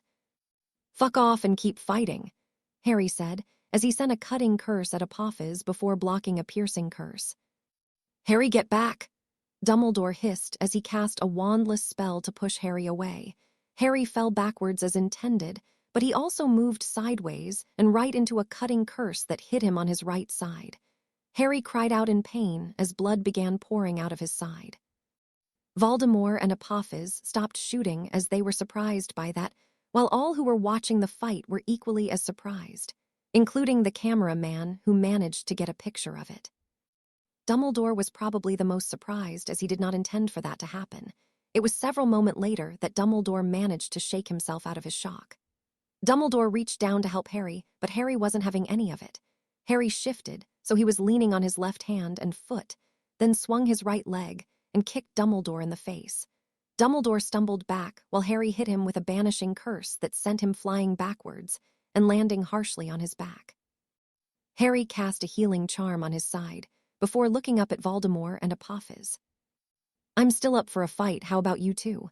Harry coughed as he stood up. "No," Voldemort held a hand to stop Apophis from moving forward. "Another day, Potter," Voldemort sneered. Apophis waved his wand and a green mist quickly covered the two. Harry fired a wind blast to get rid of it, but by the time it was gone, so were Voldemort and Apophis. He's back. He's back," Fudge squeaked. Harry looked towards Fudge. He was tempted to make a comment, but decided he couldn't be bothered. Harry," Dumbledore said as he stood up. "I." "Save it," Harry growled before he began walking away. Chapter 42. Dumbledore was currently experiencing something very odd. He was sitting in his chair while an authority figure stared him down. It was not something he himself had experienced much, since he was always pretty well behaved in school, and his name, jobs, and reputation kept many from trying it once he was an adult. Yet now he was in Madame Bone's office and sat opposite the woman who was staring him down. The only other person in the room was Harry, who was sat on Dumbledore's right and kept his eyes on Madame Bone's, even if he did occasionally glare at Dumbledore. "So, Mr. Potter," Amelia Bones said, "I trust you are fully healed," she said while gesturing to his side. "As good as I can be. The healer recommended resting, so I plan to do that as soon as the meeting is over," Harry replied. "By the way, if I may ask, where is Fudge? I was sure that he would want to be in on this meeting." "Wait, let me guess. He is doing damage control." "That would be correct," she nodded. "With Voldemort's return, a return that he has publicly called false, he has a lot of work to do. As do I, so I'm going to start with you, Mr. Potter. What were you doing at the ministry?" "I was at school," Harry began, after nodding that she didn't seem afraid to use his name. "When I received a letter that told me that my godfather was in danger in the Department of Mysteries, and I had less than an hour to get there. I was told not to bring Aurors or anyone if I didn't want him dead. I still have the letter, and I can bring it for you later if you want. Anyway, I came here as fast as I could. I knew it was likely a trap, but I didn't care. I got in there and was searching around when I found a prophecy with my name on it," Harry said. Dumbledore stiffened, an act that did not go unnoticed by Harry or Madame Bones. "And Lucius Malfoy was there along with a large group of Death Eaters, including Bellatrix Lestrange, but no Sirius. We exchanged some words. He demanded the prophecy. We talked some more before I used my wand to assault their senses long enough for me to try and escape. I took advantage of the darkness and silently took out as many as I could, though I believe that somebody else might have been in the room as well." "What makes you think that?" Bones asked while raising an eyebrow. "Because a few of them were already dealt with before I could reach them," Harry responded. "Dealt with?" Dumbledore frowned. "I assume dead." Harry shrugged before he continued. "Anyway, eventually, their numbers were lower and I was feeling more confident, but then someone suddenly started setting the room on fire. I ran out of the room and they chased me down until I got to the area where you all found me. Then that Apophis guy came. He told the Death Eaters that he wanted to fight me alone. Me and him fought for a while. He had transformed into a snake, and I responded by transforming into my animagus form. Then I suddenly found myself forced back into my human form and blasted backwards. I then saw Voldemort, who told me that Apophis was apparently his heir. He then wondered if Dumbledore knew, and if he did, then why he did not tell me. Harry paused and glared at Dumbledore, who remained quiet. Anyway, the next thing I know, the Harry Wonder over here arrives and tries to get me to stay back. You should have listened to me, Harry. Considering that I had taken out a bunch of Death Eaters and was beating Voldemort's heir before you came, you should have listened to me, Harry replied. Enough, Madam Bones said before either could say any more. Mr. Potter, what happened next? She asked. Dumbledore told me to stay back. I figured that since Voldemort and his bloody heir were opposite us, it would be better for me to fight. Me and Apophis started exchanging spells right before Dummels and Valdi started throwing spells. My focus was on the fight. Dumbledore's, on the other hand, was more in trying to get me to back away so he could show off properly. Now, Harry, Dumbledore frowned. I was not trying to show off, I was trying to keep you safe, and that is why you hit me with a spell in the middle of a battle with Voldemort and his heir, Harry demanded, cutting the old man off. Harry turned back to Madam Bones. Like I said, we were fighting and Dumbledore kept trying to tell me to get back, never mind the fact that I was holding my own. He then cast a wandless spell to push me back, and I ended up getting pushed right into a cutting curse. Thanks a lot for that. Harry spat the last part out at Dumbledore. Mr. Potter, Amelia Bones said before Dumbledore could respond. I have a pensive if you have not noticed, she said as she gestured to the pensive in the corner of the room. Would you perhaps be willing to give me a memory of the event? She asked. How good is the pensive? Harry asked. Good enough to detect fake memories, if that is what you mean. No, Harry quickly shook his head. It's just that I once read that faulty pensives can sometimes miss parts of the memory. I was going to suggest using my godfather's pensive if needs be. Well, I assure you that my pensive is perfectly functional. Unfortunately, it does not have a wide view feature, so we must place our heads in it, but apart from that it is perfectly fine. In that case, sure, let's do this, Harry said before he stood up. Madam Bones tapped her wand on her desk to summon an auror before she stood up and followed him to the pensive. Wait a sec, Harry said to Dumbledore, who had stood up and followed the two. What are you doing? Harry asked. I was about to join you both in viewing the memory, Dumbledore said, as if it was obvious. Oh, Kate, why do you think that you're joining us? Harry raised an eyebrow. Mr. Potter is correct, Dumbledore, Madam Bones said. As of this moment, you are not Chief Warlock, Supreme Mugwump, or in any other position that allows you to join us without my express permission. Amelia paused as the door opened and an auror stood in the doorframe. You called for me, Madam Bones? The auror asked. Yes, Madam Bones nodded. Me and Potter are going to make use of my pensive. I am going to take Mr. Dumbledore's wand, and I need you to stand exactly where you are. Leave the door opened. You will keep an eye on him, and if you suspect that he is even going to cast a spell, then you will call for backup. Is that understood? The auror blinked in surprise before he nodded. Now, Amelia, I am sure that that is not necessary. Dumbledore frowned. Dumbledore, as of the moment you are still a criminal, one who has a reputation for hiding information, and your actions nearly resulted in the death of Mr. Potter. Madam Bones glared at him. If you think I am trusting you not to stay still and not do anything while my back is turned, then you are an idiot. Give me your wand, she ordered. Now, she said in a firm voice when Dumbledore looked reluctant. Dumbledore sighed before he very reluctantly handed it over. Good. Now, Mr. Potter, the memory, if you will. I will.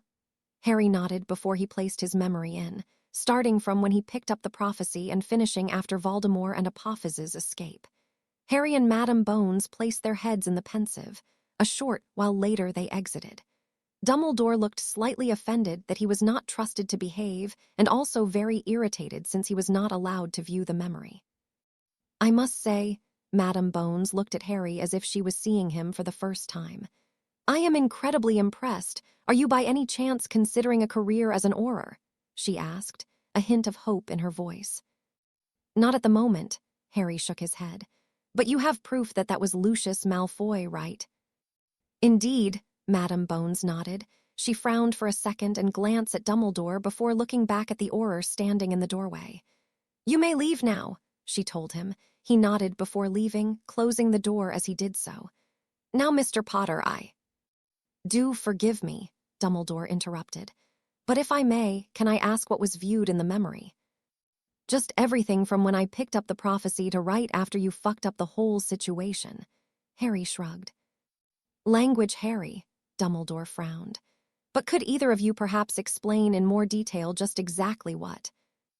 Mr. Dumbledore, Amelia Bones interrupted him, making sure to emphasize the Mr. part. Can I remind you that you are, as of this moment, nothing more than an above-average wizard? You have no government positions and are not even Mr. Potter's headmaster, so you do not at the moment have permission to begin interrogating him. My apologies, Amelia. I simply... That is Director or Madame Bones, Mr. Dumbledore. Madame Bones said in a firm voice that threatened punishment if he did not hear her words and obey them. While she was a light-sided witch, she was not a supporter of Dumbledore, a fact that surprised many people, but it was true.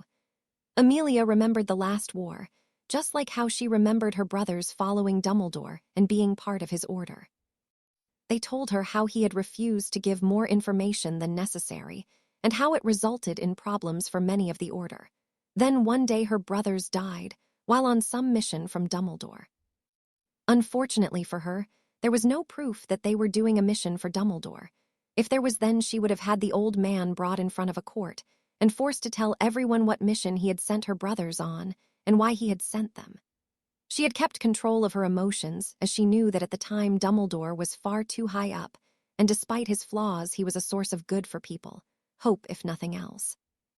Any bad feelings she had felt about Dumbledore had resurfaced quickly when Susan, her beloved niece, kept telling her about rumors involving Harry Potter, the boy who lived.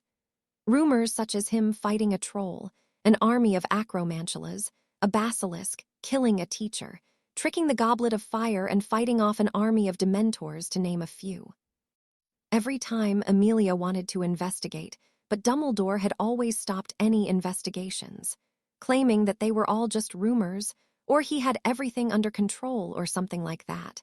That was enough for most people, and she wasn't able to do much since Dumbledore had the minister's ear at the time. When the minister started his hate campaign against Dumbledore, she was of two minds. On the one hand, she was glad that Dumbledore finally had less control, as she had always thought he had too much power and too many positions, important ones. But on the other hand, she wasn't quite sure if it was the best time to do so, because it was very possible for Voldemort to have actually been back. Pettigrew's trial proved that he was not back, or at least proved that Pettigrew did not believe he was back.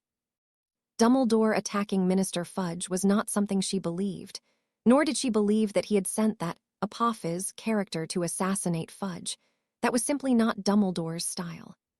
The fact that Lucius Malfoy, a former Death Eater, of all people happening to be there to save him, would have meant alarm bells, or at the very least something to think about if you were anybody but Fudge. Now that Voldemort was proven to be back, Amelia realized that Dumbledore was needed, that the people of Wizarding Britain would look towards two people the most, Harry Potter and Albus Dumbledore. This meant that Dumbledore was likely going to regain some power, probably not all of it, but still some. He was needed, after all.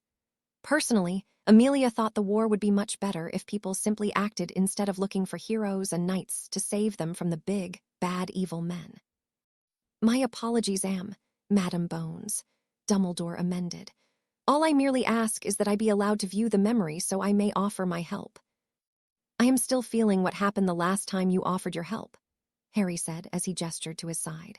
Tell me, Dumbledore, did you just want me out of the spotlight so you could properly show off, or were you stupid enough to think that hitting me with a wandless spell in the middle of a fight or telling me to get back, while you handled two powerful wizards, which happened to be Voldemort and his bloody heir, would protect me?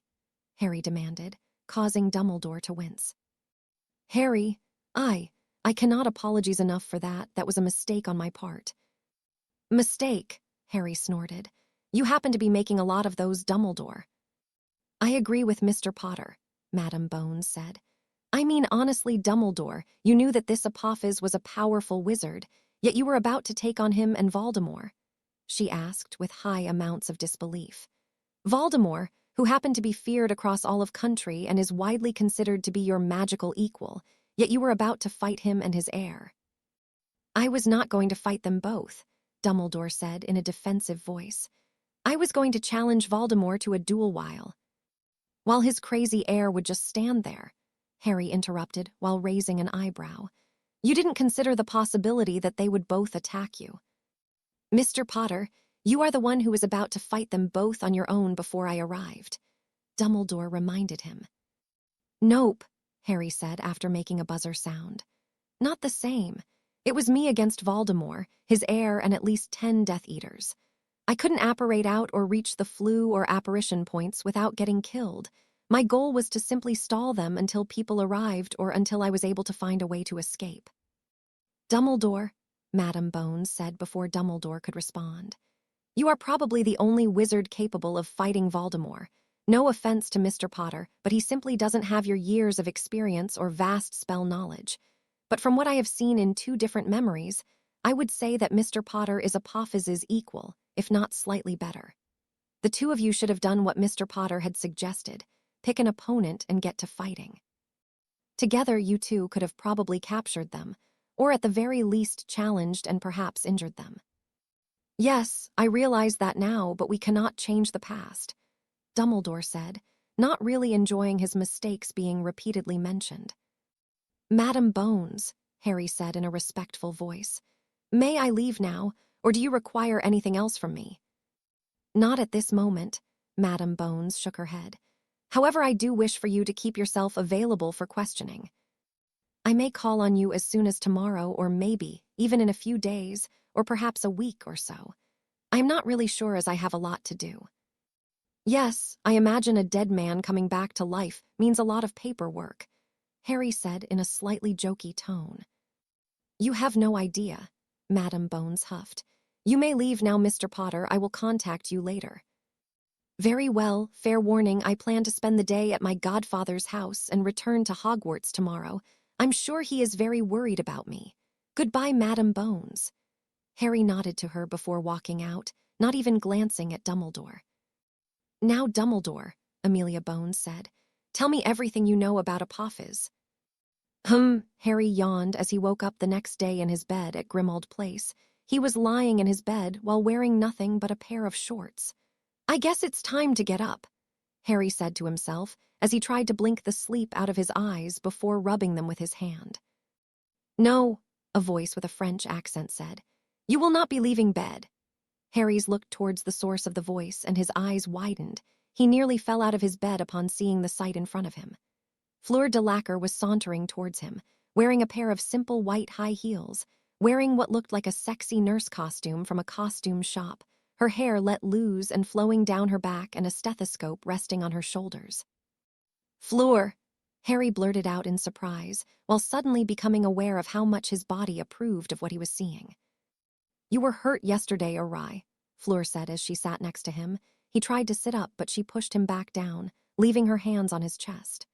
"I am going to look after you today," she said with a seductive grin.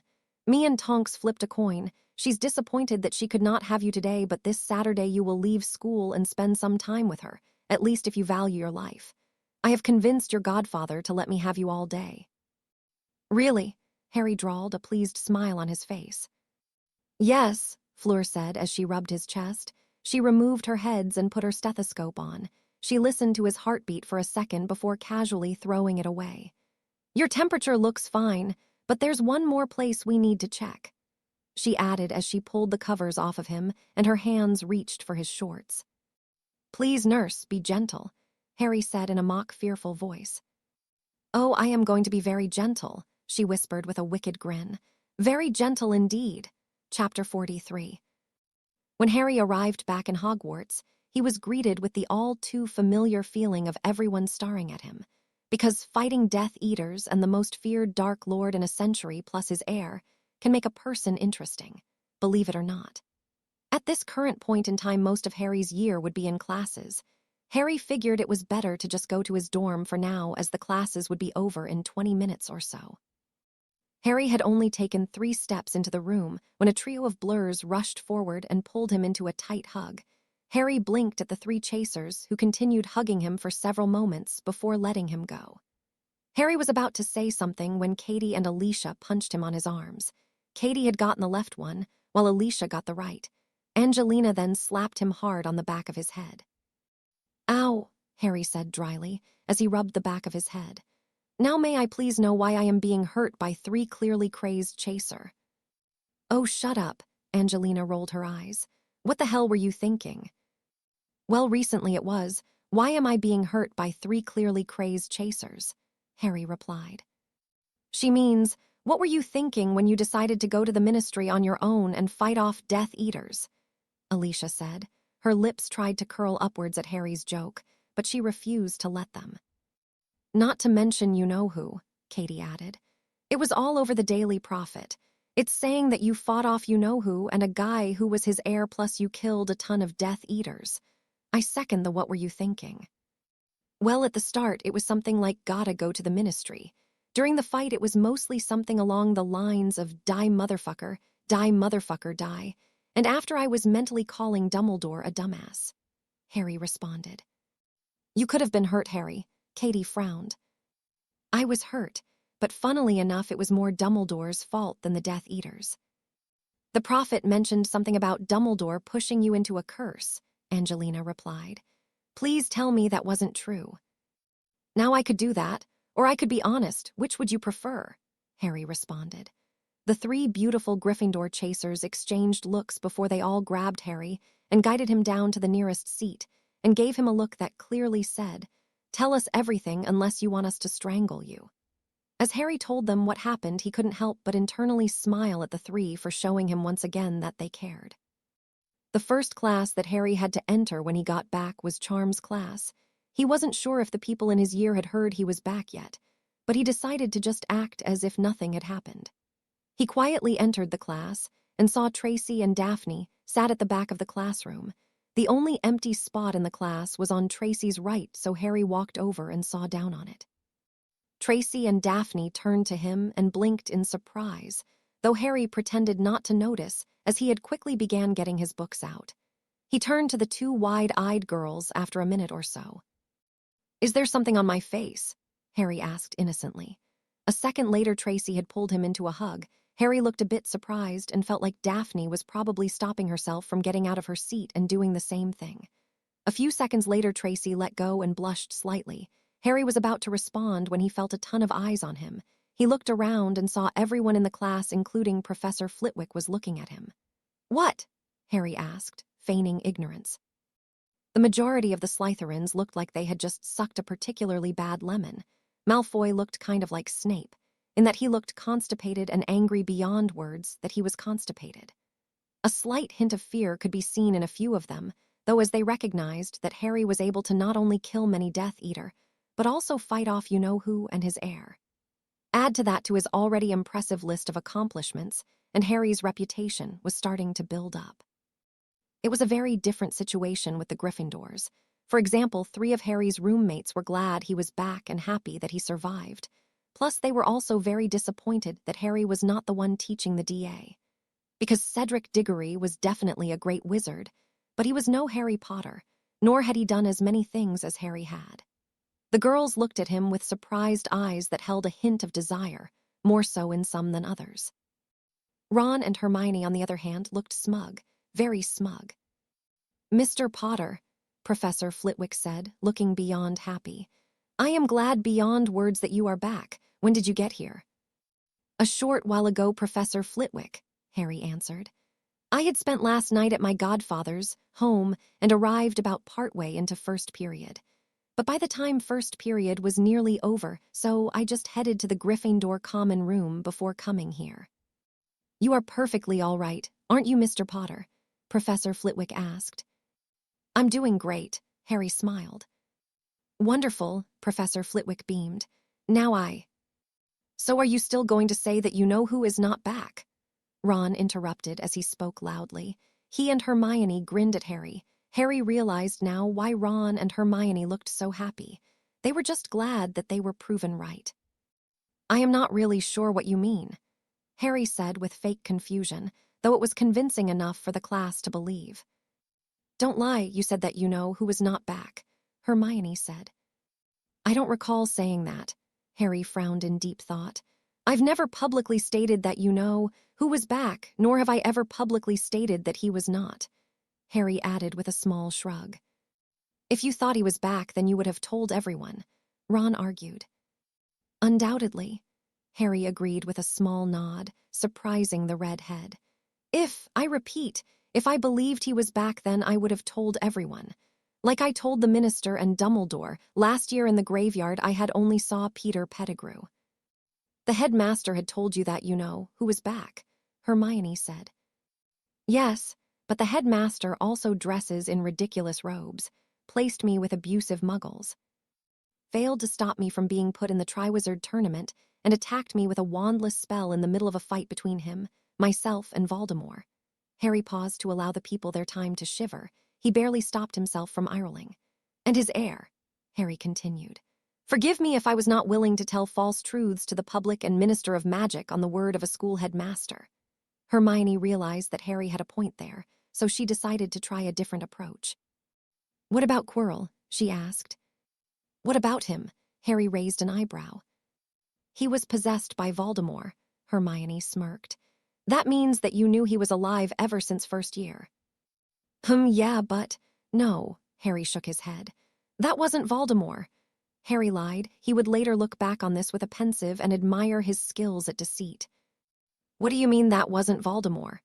Ron said, as he and Hermione looked at him as if he had just grown 2 more heads and declared himself to be Professor Snape's biological sister. Quite simply that he was not there, nor was he possessing Quirrell. Harry shrugged. What do you mean? Dean Thomas, one of Harry's Gryffindor roommates, asked. Well, as far as I am aware, everyone in the school was told that at the end of my first year I tried to stop Professor Quirrell from stealing a priceless artifact and ended up in the hospital wing, am I right? Harry asked, and several people nodded. Well, that is true, but when I fought off Quirrell, he was possessed by somebody else. The person claimed to be Voldemort, Harry revealed, not even pausing to allow people to flinch. And at the time, I had truly thought it was Voldemort, but I then did some research and found out that many people have claimed to be Voldemort throughout the years since his supposed demise. I also checked if it's possible for dead people to possess other people, and it turns out that dead people cannot possess wizards and witches because they have so little magic compared to living people. Plus, if it really was then, the headmaster would have told people instead of keeping it secret. Harry added. He saw people were thinking hard on his words. Well, what about second year? Ron demanded. That diary had possessed. That young girl. Harry cut him off before he could reveal exactly who the diary had possessed.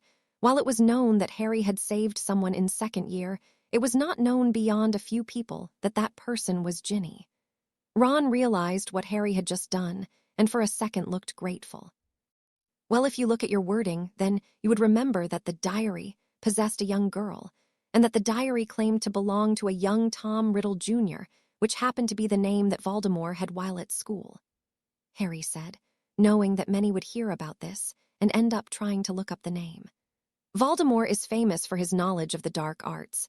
It was not beyond possible for him to make something that can possess a person. But finding his evil diary is about as much proof of him being back as finding his old teddy bear, Harry said, before turning back to Professor Flitwick. Now, Professor Flitwick, may we please continue with the lesson? Yes, of course, so long as there are no more interruptions, Professor Flitwick said as he gave everyone in the class a warning look, though for some reason or the other his gaze stayed on Hermione and Ron longer than the others. Nicely played, Tracy whispered to him. I may be a Gryffindor, but I am the most Slytherin Gryffindor you'll find. Harry grinned as he whispered back to her. So Potter, Daphne said as they exited Charms class and began walking towards their next class. You do realize that me and Tracy will have some questions for you, she said, raising a perfect eyebrow at him. I imagined as much, Harry nodded. I'll tell you guys tomorrow. Fine, Tracy said, but you had better. Harry, a voice cried as a blonde blur ran into him and pulled him into a strong hug. Hey, Tori, Harry chuckled as he hugged her back. How are you doing? Stupid idiot, Astoria mumbled. What the hell were you thinking? Gryffindor, I don't have to think. Harry smirked as he rubbed circles on her back. Do you have a lesson now? Astoria asked as she looked up at him with teary eyes. She looked incredibly adorable, and at that moment she likely could have asked Harry to murder someone and he would have done so. I got a free period, Harry replied. Good, Astoria smiled brightly before grabbing a hand and pulling him along with her. You can come and sit with me, Scott and Jean, she grinned. Great, Daphne rolled her eyes when the two left. My sister's stolen my friend. Hello, Dolors, Harry said with a small smile as he walked up to Dolors Umbridge, who was still in her chair. Well, it was Harry's chair, but she was the one sitting on it. She was covered in dry blood and bruises. A few parts of her body looked broken, and she no longer had hair on the top of her head. She had also been wearing the same clothes ever since Harry had brought her. It was only Creature who prevented any smell from reaching Harry's nose. Harry preferred not to think about what it would be like if the spell was removed. How are we? Harry asked cheerfully. Umbridge did not answer. She instead looked down on the ground. Master, Creature, who was standing nearby, said as he gave a short bow. She's not bespeaking, only scream when pain. Ah, the mouth moves, but Miss Brain has long since departed, Harry said in an understanding voice. Though I suppose that is nothing new in Madame Umbridge's case. Umbridge, Harry called in a soft voice. She didn't respond. Harry called once more, but he still did not respond. Don't you fucking ignore me, Harry said as he hit her face with a stinging hex. She flinched and looked up at him with fearful eyes. Ah, that's better. Hello, madam, how are we? Potter, she gasped out. That I am, Harry grinned. Now, what is your opinion of me and my family? Harry asked suddenly. Why, a wonderful family, Umbridge stuttered out. I, the best. Good enough, I suppose, Harry said, his smile leaving his face. Do you want me to stop the pain? I can take you out of this chamber. You'll never have to worry about being hurt by me and my elf again. I'll tell someone about what I did to you, then I will suffer the consequences. Is that what you want? He asked. Umbridge didn't verbally respond, but she did nod. Great, then I need you to sign some things for me, Harry said as he pulled out several documents. He waved his wand and created a small table to place them on. Sign these, and you can go, Harry said as he released one of her hands by waving his wand. But what but face? I don't have a quill, she said quietly. Ah, how silly of me, Harry said as he pulled out a quill and levitated it into her hand. He didn't want to get closer to her than necessary, partly for his own safety, but also because she was still unpleasant. You haven't given me any ink. She coughed violently. Harry calmly waited until she stopped. You won't need any, Harry said, his eyes cold. Sign the papers, Dolors, and do it before I lose my patience. Umbridge gulped, which looked like it hurt her, and quickly got to signing. She hissed in pain several times as she realized that what she was using was her own blood quill. After a few documents were signed, Harry replaced the documents with a few blank pieces of parchment. I want you to write evil bitch on these papers. Do it until I say stop. But I... Ow, Harry roared, and Umbridge quickly began writing down what Harry had told her to. Minutes later, Umbridge was suffering greatly from blood loss. Harry waved his wand and got rid of the table and parchment. All right, Umbridge, I promised you that I would tell someone about what I've done to you. Let's do that first, Harry said just as Selena slithered up his arm and rested her head on the back of his hand. She and Harry hissed at each other for several moments before he turned back to Umbridge. Well, I kept my word. You said. I said I would tell someone, Harry interrupted her. I never said that person happened to be human, he pointed out. Now, for your release from pain, I know a permanent solution that will help. Harry levitated the blood quill out of her hand and raised it into the air before spinning it around so it was facing Umbridge. Goodbye, Umbridge. No, Umbridge managed to scream out before the quill shot towards her. Creature, Harry said several moments after Umbridge left the land of the living. Do you know where the part of the forbidden forest where the acromantula's stay is? Oh yes, master, Creature quickly nodded. Creature understands. Good, Harry nodded. First, make sure there's nothing on the body that can be traced back to us." "Oh, Creature knows," Creature replied. "Creature be doing these things before." "Lovely," Harry said in a dry voice. Chapter 44. Harry was currently back in his room in Grimmauld Place. Since he had already done his owl exams before the incident at the ministry, he requested permission to be allowed to go home early. Thankfully, that was granted, so, after saying his goodbyes to his friends, he had returned home. Sirius had no complaints about Harry coming home early. In fact, he loved it, so much so that the two enjoyed a bottle of fire whiskey and a box of pizza to celebrate. When Harry saw Creature, the elf had given him a small nod. The meaning behind it was not lost on Harry. Harry was glad that Creature was around. He didn't really want to burden poor Dobby with helping torture and dispose of Umbridge. Perhaps the elf might have had some experience since he had unfortunately spent a lot of time with the Malfoys, but Dobby had a sort of innocence to him, and Harry figured that he wouldn't really enjoy it. Well, Umbridge might have been his one exception to the rule. "Daddy," Selina hissed as she changed out of her tattoo form. "What are you doing?" she asked. "I'm reading Princess," Harry replied as he was sat in bed and reading his family grimoire. "What's up?" Harry asked. "I'm hungry," Selina replied. "Wait there then. I'll have Dobby get you some food." "Can I hunt instead?" Selina asked in a hopeful voice. "It's much more fun than just eating them." "Fair enough," Harry snorted in amusement. "Dobby," Harry called. Selina was more than familiar with Dobby. The elf was practically her uncle butler. She also understood English and could tell what his hand signals meant enough to know what he meant. "Yes," Dobby asked as he popped into Harry's room. "Selina wants to go hunt something," Harry replied. "Take her hunting into the Forbidden Forest. Make sure she isn't found by anyone, and best keep her away from the acromantulas. If they start running in terror, then Hagrid would know, which means Dumbledore would end up getting suspicious," Harry said. "Oh yes, Master Harry, Dobby will do this," Dobby nodded. "Good," Harry replied before he turned to Selina.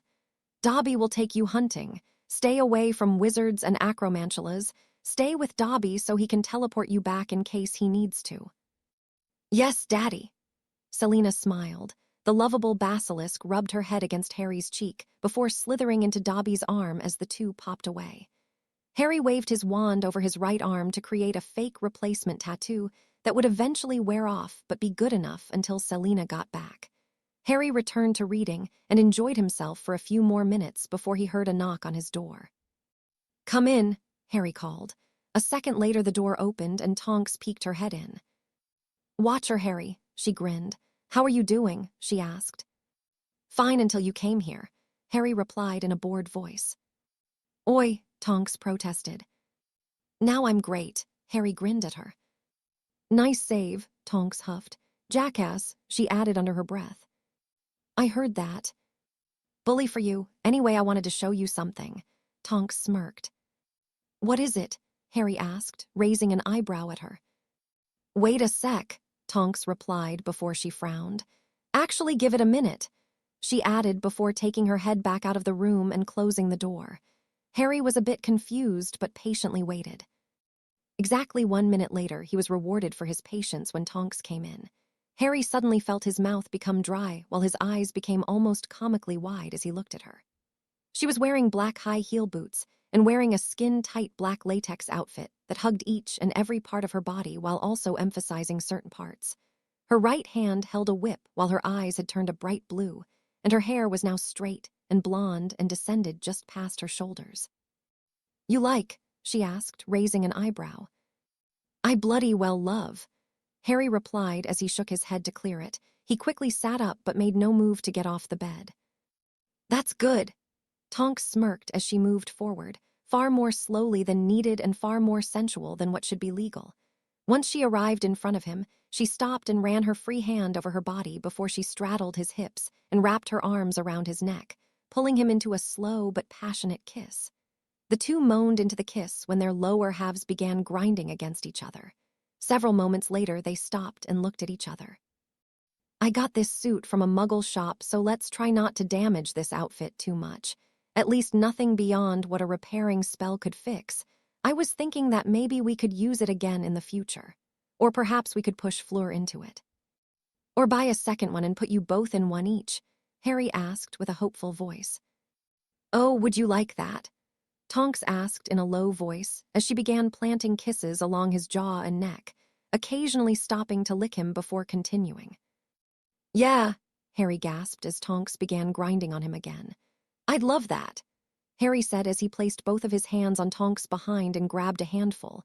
At that moment, Harry heard the faint but recognizable sound that meant that a house elf was about to pop in. Harry, who realized that Dobby was about to pop in, placed both of his hands on Tonks' face, making sure to cover her ears with them, and smashed his lips against hers just as Dobby arrived in. It seemed to have worked as Tonks was focusing on him and hadn't even glanced back at Dobby and Selena. Harry allowed one hand to leave Tonks' head and used it to shoo Dobby away. A slightly softer popping sound was heard, confirming Dobby had left. Huh, Tonks blinked as she stopped the kiss. What was that? She asked as she looked around the room. What was what? Harry asked innocently. That noise I heard, Tonks frowned. I didn't hear any noise, Harry replied.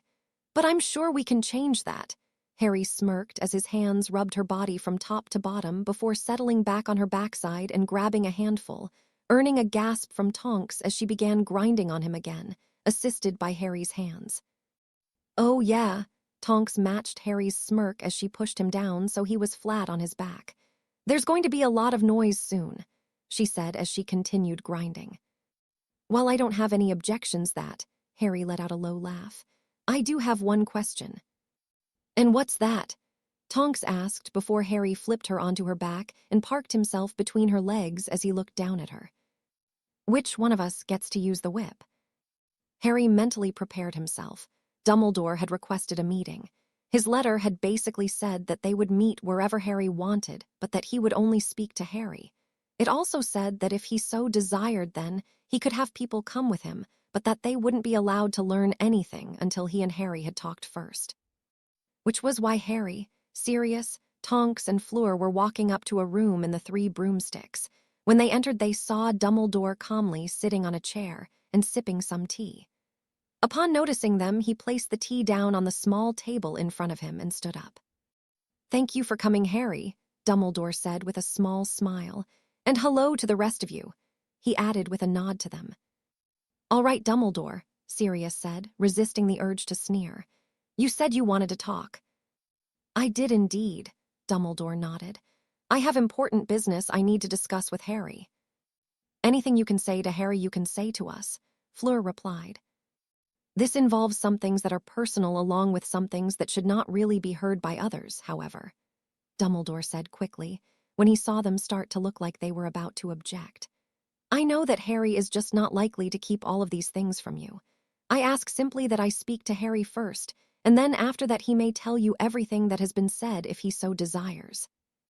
Guys, Harry said when the others looked like they were about to speak. It's fine. You guys can leave the room. But Harry, Sirius hissed.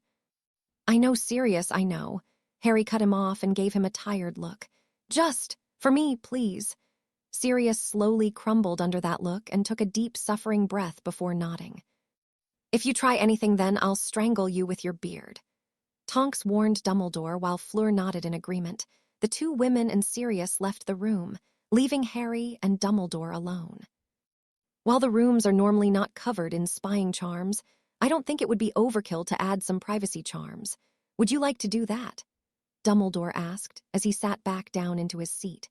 Harry narrowed his eyes at Dumbledore for a second before he took out his wand and checked for spying spells before casting his own privacy spells. That's very advanced magic, Harry, Dumbledore said as Harry sat down opposite him. Where did you learn that from? Books, was Harry's answer. Look, Dumbledore, can we please just skip the part where you offer me food and make small talk? I don't know about you, but some of us do have things to do. Very well, Dumbledore sighed. First of all, I wanted to let you know that I was able to get my position back as headmaster, after a lot of effort, of course. Joy, Harry said in a dry voice. He was not totally surprised. Thank you, Dumbledore replied, either ignoring or missing Harry's lack of enthusiasm. It appears that with Voldemort's return being confirmed, the Board of Governors felt that Hogwarts would be safer with me back at the helm, so to speak. Yes, as if it wasn't already sinking under your leadership. And what is that supposed to mean? Dumbledore frowned. The years of bullying and near-death experiences I've had while you were headmaster, Harry answered. That is what it means. Harry, surely you can't blame me for all of that. Not all of it, Harry nodded. But a lot of it could have been avoided. You should have protested against having the Triwizard Tournament after my previous years. Speaking of, let's just start with something simple, the Philosopher's Stone. You wanted to protect it or lure Voldemort. Fine, but you should never have done it in a school. I don't care how safe you thought it was or how sure you were that it would work. You shouldn't have risked the lives of the students like that. Mr. Potter, Dumbledore sighed. I realize that I've made a great many mistakes, some bigger than others, but please just trust me and… I'm not sure if I should. Dumbledore, Harry cut him off. Your judgment worries me. I mean, after all, we were both fighting Voldemort and his heir, but your focus and efforts were on getting me to get out of the way.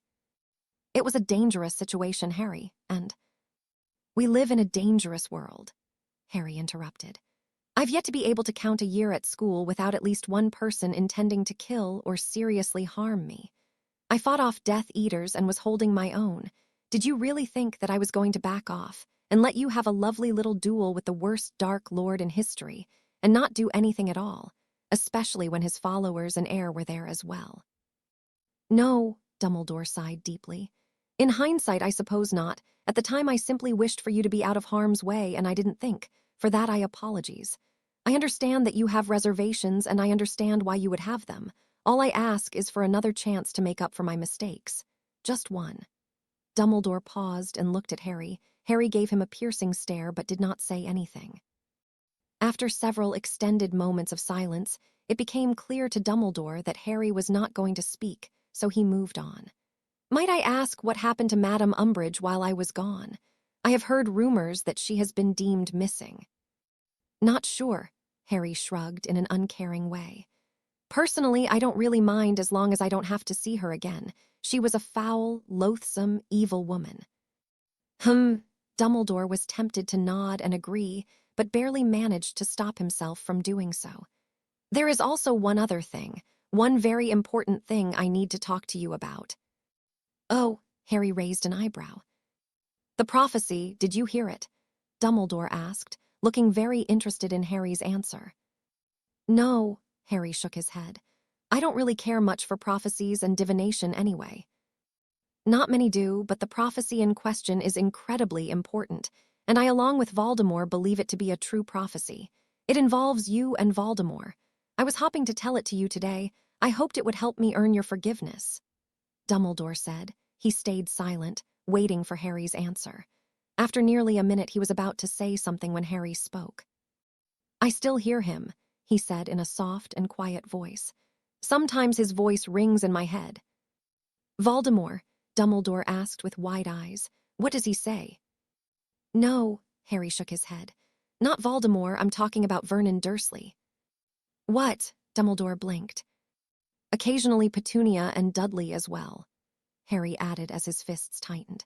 Their voices, they ring in my head, they scream, they cry, they pound against my skull. I can never tell if they're trying to break in or break out, but they keep pounding. If I'm not distracted with something, if I don't think about something, then they jump at the opportunity to remind me of them. From when your family died, Dumbledore frowned. I understand that. You understand nothing, Harry cut Dumbledore off. The old man nearly jumped back at the venom in Harry's voice. Harry took a very deep and slow breath before speaking. It's not from when they died. I hear their voice from when they were alive. I don't know what you mean. Then for once, shut up and listen to me. Don't think you know anything and just shut up. Harry sighed. He continued speaking. His voice sounded detached from all emotions. The Dursleys were quite fond of physical abuse. After a while, I got used to it. Just shut up and take the pain. Let them get it out of their systems. Don't show weakness and wait until they let me leave the room. But it was their verbal and emotional abuse that hurt the worst. I don't like sudden loud noises. I hate shouting. When they shouted, it would stick in between my ears. It wouldn't go away. It didn't matter if I cried. It didn't matter if I shut my eyes and hid in the dark.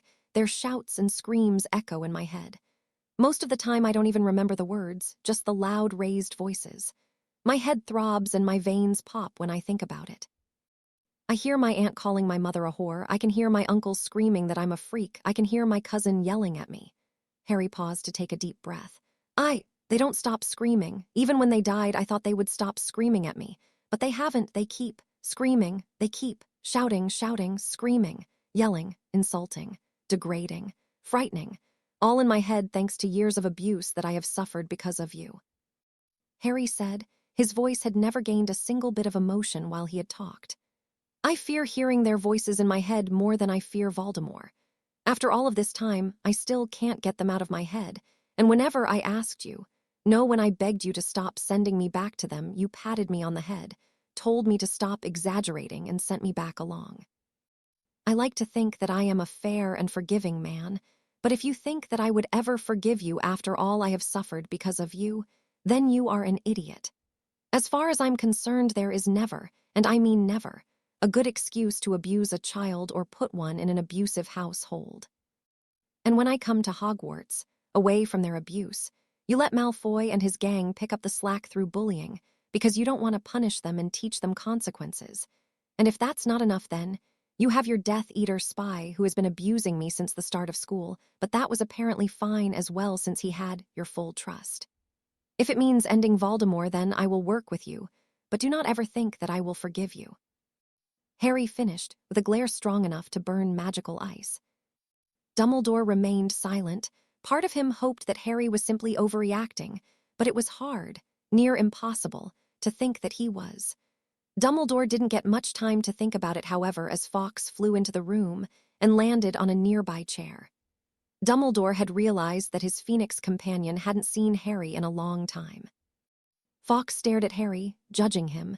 Harry fearlessly stared back, or he was at least fearless on the outside. After a tense silence, Fawkes trilled before flying over to the armrest on Harry's chair and rubbing his head against Harry's face. Dumbledore breathed a sigh of relief. Phoenixes were light creatures, and as everyone knew, they despised darkness. If Fawkes trusted him, then that meant that Harry was still good enough to be the hero that Dumbledore needed. Chapter 45. This is nice, Fleur smiled as she and Harry walked together, hand in hand through Muggle London. Don't you think so?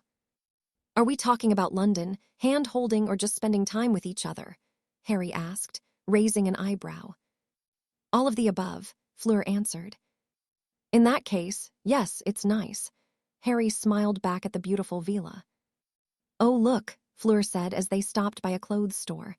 Can we go in here? She asked as she gestured to a clothes store. I don't know, Harry mock frowned. Please, Fleur said, stretching out the word and combining it with an adorable pouty lip and shiny blue eyes. What are you doing? Harry gasped in horror. Pretty please, Harry, she said, leaning against his side. Oh, fine. Harry sighed dramatically as he kissed her pouting lips. You've won me over. At those words, Fleur dropped all acts and smirked. Naturally, she said before pulling him into the shop. You're enjoying this, aren't you? Harry asked an hour and a half later, while he was still in the same shop with Fleur. He and Fleur clearly had different shopping styles. Harry's was to simply look over what looked good enough to buy, make sure it's affordable, then decide if he was going to buy it. And if he was, then he would check it was the right size, and then finally buy it. Fleur's method of shopping, on the other hand, was to look at the products as much as possible and seemed more random. Some things she would barely glance at, but if something did catch her eye, then she would look at it for some time. As far as Harry could tell, she was trying to imagine how good it would look on her with all of her other clothes. As of right now, they had a small pile of clothes, mainly for Fleur, even though a pile of jeans for Harry was on the pile. Oh, are you not enjoying this? Fleur frowned. If you want, we can stop now. No, it's fine. Harry shook his head and smiled at her before he leaned down and kissed her cheek. Just glad to see you look all happy. Thank you, Harry. She smiled brightly at him. Most boys hate shopping. Well, I went from having second-hand clothes to clothes that fit. I've got a bigger appreciation for it. Harry shrugged. Fleur frowned. I think that perhaps you should go and see a mind healer for it or a therapist or something like that. Someone to help you with what those animals did to you. I have thought about doing that before, Harry admitted. But then I personally don't think I need it, not anymore at least. What is that supposed to mean? Fleur asked. Well, admittedly, it was a big problem for me a few years ago, Harry sighed. But since then I've grown. In my 4th year, I stopped pretending to be someone else, and that gave me more freedom and time to think about everything. Then I met you and I got serious and Tonks. I talk about my problems with you 3 and sometimes Dobby and even Hedwig. Harry mentally added Selena to that list. I am a lot better now, though I am willing to go to see someone in a few years if I ever get worse. Harry added when she looked like she was about to protest. It was just a suggestion, Harry, Fleur said as she kissed his cheek. I will be back in a minute, she said suddenly before walking off with a shirt she had picked. Harry, for his part, simply shrugged and looked around. The clothes looked expensive, stuff he couldn't imagine buying a few years ago. Harry was browsing through clothes and contemplating the various changes in his life when he felt a hand tap his shoulder. He turned around to see a female store worker. She was around 18 years old and had blonde hair that looked dyed and brown eyes. Hi, the worker said as she gave him a coy smile. Is there anything I can help you with? She asked in a hopeful voice. No, not really, Harry said as he shook his head, just looking around. Okay, the worker paused before she continued. I haven't seen you around here much. Probably because I haven't been around here much, Harry shrugged. Is there any chance you would be willing to take me out on a date? She asked, smiling at him. Sorry, no, Harry shook his head. I'm here with my girlfriend, Harry said. Harry, Fleur said as she arrived with a shirt in her hand that was similar to the one she had taken but a slightly smaller size. I've found the shirt I wanted. My girlfriend, Harry said to the worker as he gestured to the worker who looked at Fleur with a combination of intimidation and envy. Harry supposed he could slightly understand as Fleur was ridiculously good-looking, but on the other hand, it was hardly her fault. Anyway, thank you, Harry said before he wrapped an arm around Fleur's waist and walked away. Are me and Tonks not enough for you? She asked in a teasing voice.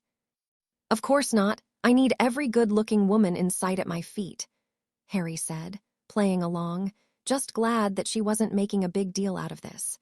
He wondered how Tonks would have reacted and thought she would probably do what Fleur was doing, but just with more teasing. Eventually, it was Harry's birthday, and it was easily one of his better ones.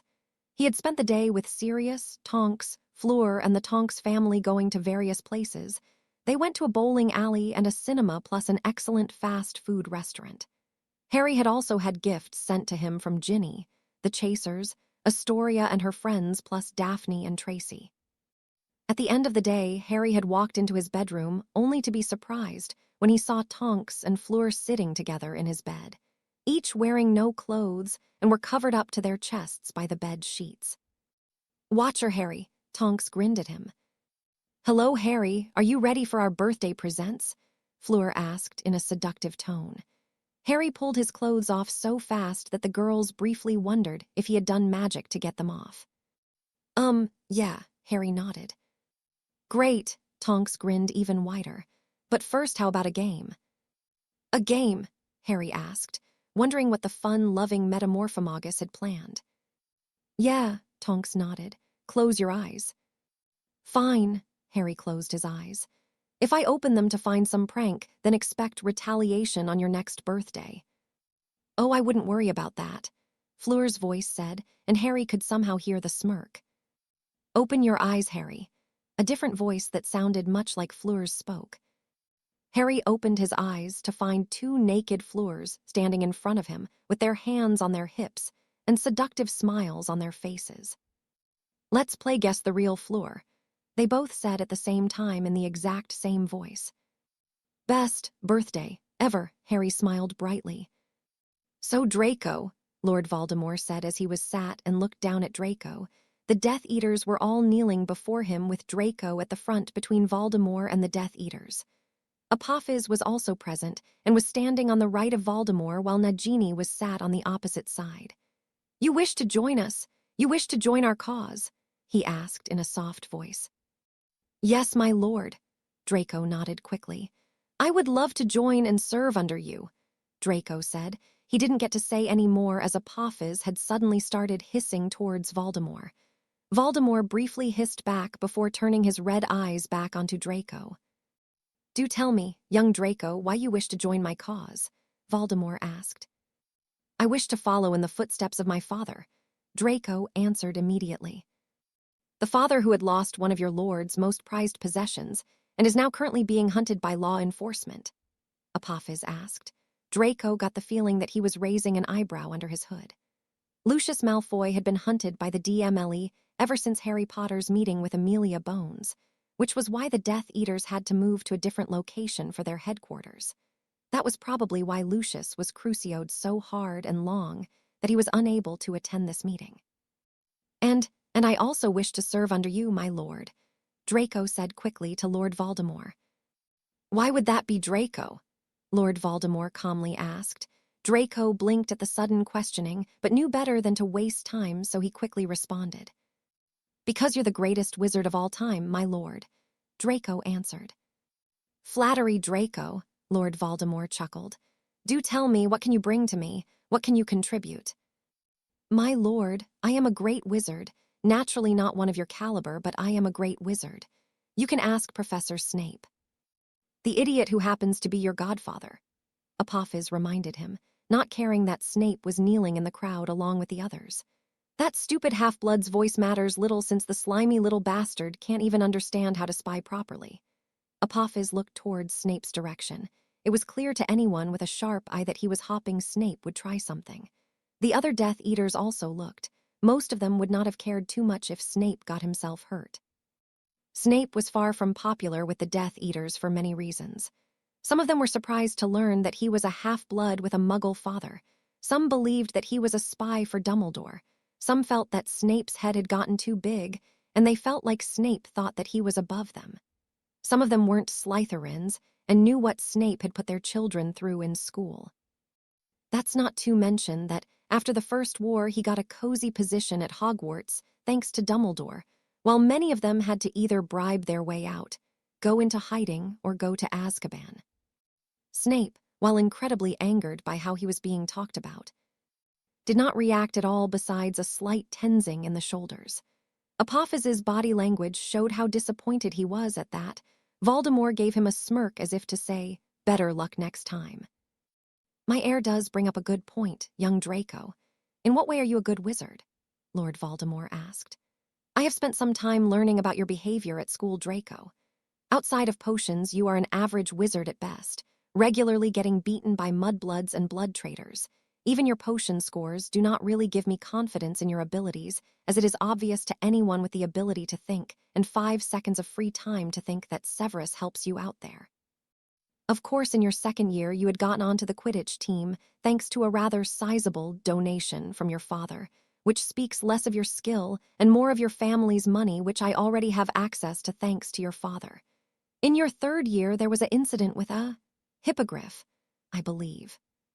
You had embarrassed yourself in front of the noble house of Slytherin by angering a wild beast, then crying like a baby when it had struck your arm, only to have your father sweep in and try to have it executed. My lord, Draco said in protest, but quickly became silent when Apophis's wand flicked into his hand. As I was saying, Voldemort continued in a cold voice, from what your actions in school have told me, I do not see an able young man. I see a spoilt brat who was spared the rod far too often. If I had been in charge of raising you, then you would have been much more disciplined. Not all of the blame can be placed on him, Apophis commented. Personally, I blame the father. The mother came from a long line of excellent witches and wizards, most crazy in some form, but never were any of them so stupid. Please, my lord, Draco begged. Give me a chance, just one.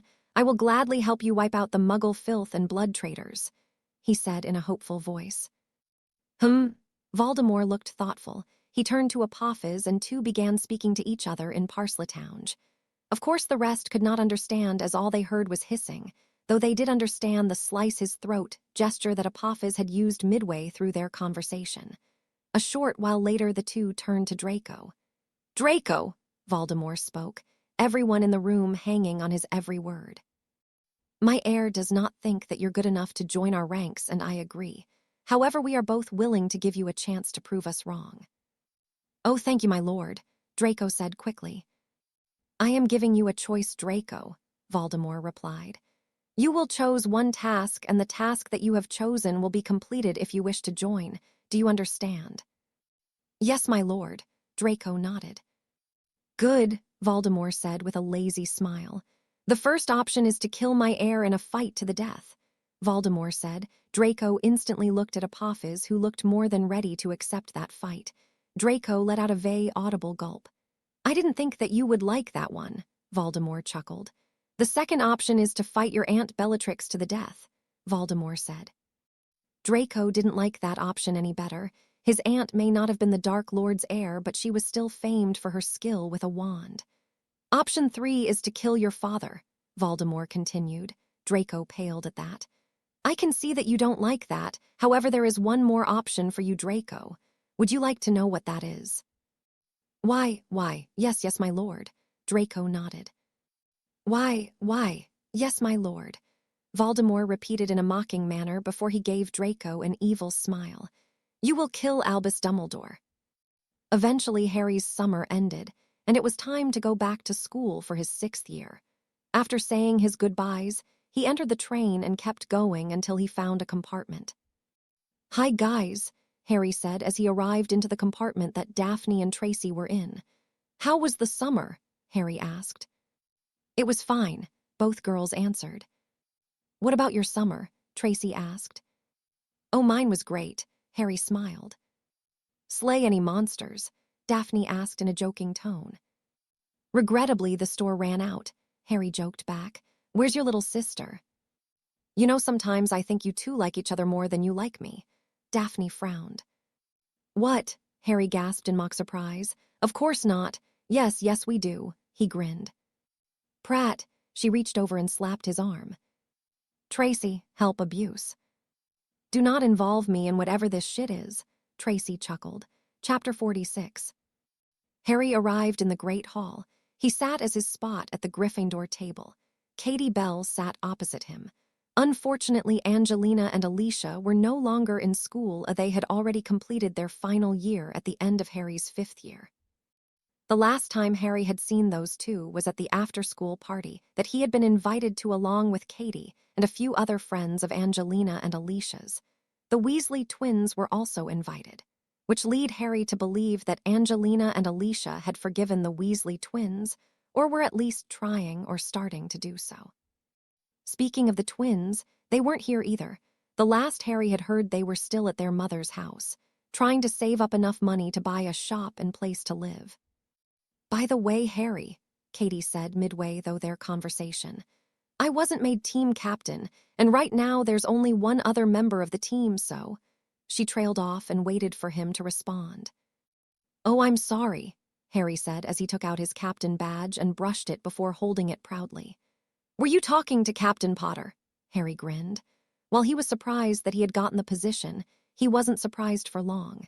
It made sense. Katie was a great player, but Harry was the youngest Seeker in a Centauri, and it was considered an incredibly rare event for him to not get the snitch. That plus his fame meant he was far more likely to become captain. Plus the fact that Dumbledore was trying to keep him happy may or may not have affected the choice. Harry wasn't sure about that last part. It was entirely possible that Dumbledore had nothing to do with the selection, but Harry really couldn't be sure. Congrats, Katie cheered for him. Thank you, Harry said as he put the badge back. How was your summer? Harry asked. Boring, she shrugged. How was your summer? Katie asked.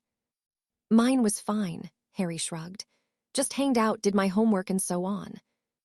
Well, after what happened at the ministry, me and everyone else were expecting to see you fighting off manticores or something in the Daily Prophet. No manticores this time, Harry chuckled. Only real highlight of my summer was my birthday. What happened? Katie asked with a smile. Well, Sirius had taken me to the Muggle world, Harry grinned. We went bowling, even went to a cinema, then we had food from a fast food restaurant. That sounds lovely, Katie replied. Oh, it was, but the best came around the end of the day. Harry's grin got bigger. Fleur and Tonks decided they wanted to give me a present at the same time, if you catch my drift. At the same, Katie trailed off as she realized what he meant. Harry, she laughed. That's amazing. Oh, I couldn't have imagined that a few years ago. I did imagine something like that a few years ago, and I mean a lot of imagining, Harry replied. Shut it, Katie smirked. But still, that's great. So when's the wedding? She asked in a jokey tone. I plan to propose after Hogwarts, Harry answered in an absolutely serious tone. Or propose in my 7th year and get married after. Wait a sec, which one are you marrying? Katie frowned. I'd like to marry both, Harry said in an honest voice. Wait, can you even do that? Yes, actually, Harry nodded. Sirius can't really have any heirs, and he doesn't want Draco and the Malfoys to get the Black family title, so it goes to me. If I marry both of them, then I can have one as Lady Potter and the other as Lady Black. Wow, Katie muttered as she shook her head. I know, right, Harry said, understanding what she was thinking. By the way, which do you think I should make Lady Black? Does it matter? Katie asked as she raised an eyebrow. Oh yes, Harry replied. Think of it this way, if I make Tonks Lady Black, then the Black family ancestors will turn over in their graves at the idea of a half-blood, daughter of a muggle born and cast-out Black family member. But on the other hand, if I make Fleur Lady Black, then the Black family ancestors will turn over in their graves at the idea of a half-breed, Vila being Lady Black. And if that's not enough, then the fact that she's French will probably do it. Harry and Katie laughed at that. Oh, by the way, did you know about Professor Slughorn? Katie asked. Yeah, I know a bit about him, Harry said. During the summer, Dumbledore had tried to convince Harry to help him bring Slughorn to Hogwarts. Though of course he didn't tell Harry that at first, which meant Harry got serious, and told him that Dumbledore was trying to take him somewhere without telling him where or why. An angry Sirius eventually got Dumbledore to admit that he wanted to use Harry to try and convince Horace Slughorn to teach at Hogwarts. Dumbledore had wanted to use Harry because Slughorn was apparently in the habit of collecting famous people, essentially being connected to a lot of well-placed people in various positions of power. The second reason was because Slughorn had taught Harry's mother, and Dumbledore was hoping to use that connection to bring him back. Sirius had refused, saying that his godson was not a tool for Dumbledore to use, and said that if he needed Slughorn so bad, then he would try to find another way to Slughorn in. And apparently he was able to, as Slughorn was now at Hogwarts. He invited me to some sort of party on the train, Harry added. I was sitting with Daphne and Tracy when some third year comes in and tells me Slughorn wanted to speak to me. What happened? Katie asked, looking very interested. Well, I go up there, and he basically greets me like I am his favorite nephew. Then he starts introducing me to everyone else he had invited, then just a bunch of awkward conversations. Harry shrugged. Anyway, who do you think is the new defense teacher? I'd like to know who is planning to kill and or torture me this year, Harry said as he looked towards the teacher's table. He couldn't see any new teachers apart from Slughorn. I don't see any new teachers apart from Slughorn, Katie said, unintentionally echoing Harry's inner thoughts. Maybe he or she is just making a late entrance. Maybe, Harry hummed. Hold on, Harry said suddenly. Slughorn teaches potions, which means, oh fuck, Harry sighed. Harry, Katie asked, wondering what was wrong with him, though Harry didn't respond as Dumbledore had stood up and was now talking to the hall. Hello, everyone, Dumbledore said, smiling brightly. His voice boomed across the hall as he spread his arms out as if to hug everyone. What the hell? Katie gasped, along with many people in the hall who saw Dumbledore's right hand, which was now black and dead-looking. Harry was not that surprised, as he had already seen Dumbledore's hand earlier in the summer. Dumbledore was very tight-lipped about what happened. Relax, everyone. It's nothing to worry about, Dumbledore said dismissively as he hid his hand under his purple sleeve. Dumbledore began speaking, going through his usual welcoming feast announcements. Also, those wishing to play on the house team will have to try out. Give your names to your head of house if you are interested. And now we are pleased to welcome a new member of staff this year, Professor Slughorn. Dumbledore gestured to Slughorn, who had stood up and smiled at everyone. He is a former colleague of mine who has agreed to resume his old post of potions master." At that, many people began whispering, because it was well known that Snape was the potions teacher. "Please don't be going where I think you're going with this," Harry chanted under his breath. "Please don't be going where I think you're going with this. Please don't be going where I think you're going with this," he said. Professor Snape, meanwhile, Dumbledore had to raise his voice so that it carried over all the muttering, "will be taking the position of defense against the dark arts teacher." "Fuck!" Harry cursed loudly as he slapped the table before rubbing his eyes, not caring how many people heard or looked his way. He wasn't the only one who had begun protesting and talking. Most of the hall had done so. Dumbledore had needed a few moments to eventually get people quiet enough for him to continue speaking. "Now that I once again have your attention," Dumbledore spoke. "Lord Voldemort is back and at full strength," Dumbledore said. Instantly everyone became quiet. "There have always been dangers in this world, but now this world has gotten much more dangerous. There are people, both good and bad, who will eventually need to raise their wands for their cause, but now is not the time for that. The castle's wards and defenses have been increased over the summer. Right now Hogwarts is the safest place on Earth, but that does not mean we are not all going to be on guard. A war is coming, that's if it hasn't already arrived. A few rules will be forced more heavily, such as the after-hours rule. I'm sure you all can understand why. If any of you even suspect something, then I ask you to please tell the staff members. Keep vigilant and stay safe. Now that is all for today. You all have lessons tomorrow. Night-night, everyone," Dumbledore said before returning to his seat. Harry walked off along with the rest. The first thing he was going to do when he got privacy was mirror call Sirius. The next day, Harry had arrived at Dumbledore's office first thing in the morning after breakfast. Apparently, Dumbledore wanted to talk to him, and now was apparently the best time since he had a free period. When Harry entered the office, after giving a password that just made him hungry, he quickly saw Fawkes perched on his perch and cleaning out his feathers. Fawkes looked up and trilled in greeting when he saw Harry. Harry smiled and nodded at Fawkes before he also noticed the other 3 people in the room. The first being Dumbledore was sat behind his desk, but sitting in front of the desk was Hermione and Ron. "Oh, for fuck's sakes," Harry said under his breath before he walked in and walking straight to Fawkes, ignoring the others for the time being. "Hi, Fawkes!" Harry greeted him before stroking his feathers. Fawkes appeared to like that and happily trilled. "I see Fawkes is still very fond of you," Dumbledore commented. "I'm fond of him too," Harry replied before looking at Dumbledore. "Okay, why am I here, and why are those 2 here?" Harry asked. "Please sit down, Harry," Dumbledore said as he gestured to the empty seat next to Hermione and Ron. Harry took the seat and dragged it so it was next to Fawkes's perch. He sat down and gestured Dumbledore to continue. Dumbledore frowned before doing so. "Harry, I am sure that you understand that Voldemort and his heir are very dangerous enemies to have." "I might understand that, yes," Harry nodded. "But sadly, it is not just them that we must face, but also their army of Death Eaters. We need numbers as well. That's why I have brought you here today.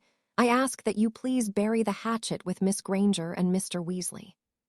"Fine, fine, they're forgiven," Harry said in a dismissive voice. "Now can they go so we can move on to the important part of this meeting?" "Harry," Dumbledore frowned, "this is important. I would like it if you could please properly make amends with Miss Granger and Mr. Weasley. You will need help with this war, and I believe that the 2 could be very useful," Dumbledore said. Hermione and Ron appeared to puff up slightly at the compliment. "Harry," Hermione said, "Dumbledore's not wrong. You can't beat who on your own. So my best bet is apparently working with a know-it-all who can't even say his name."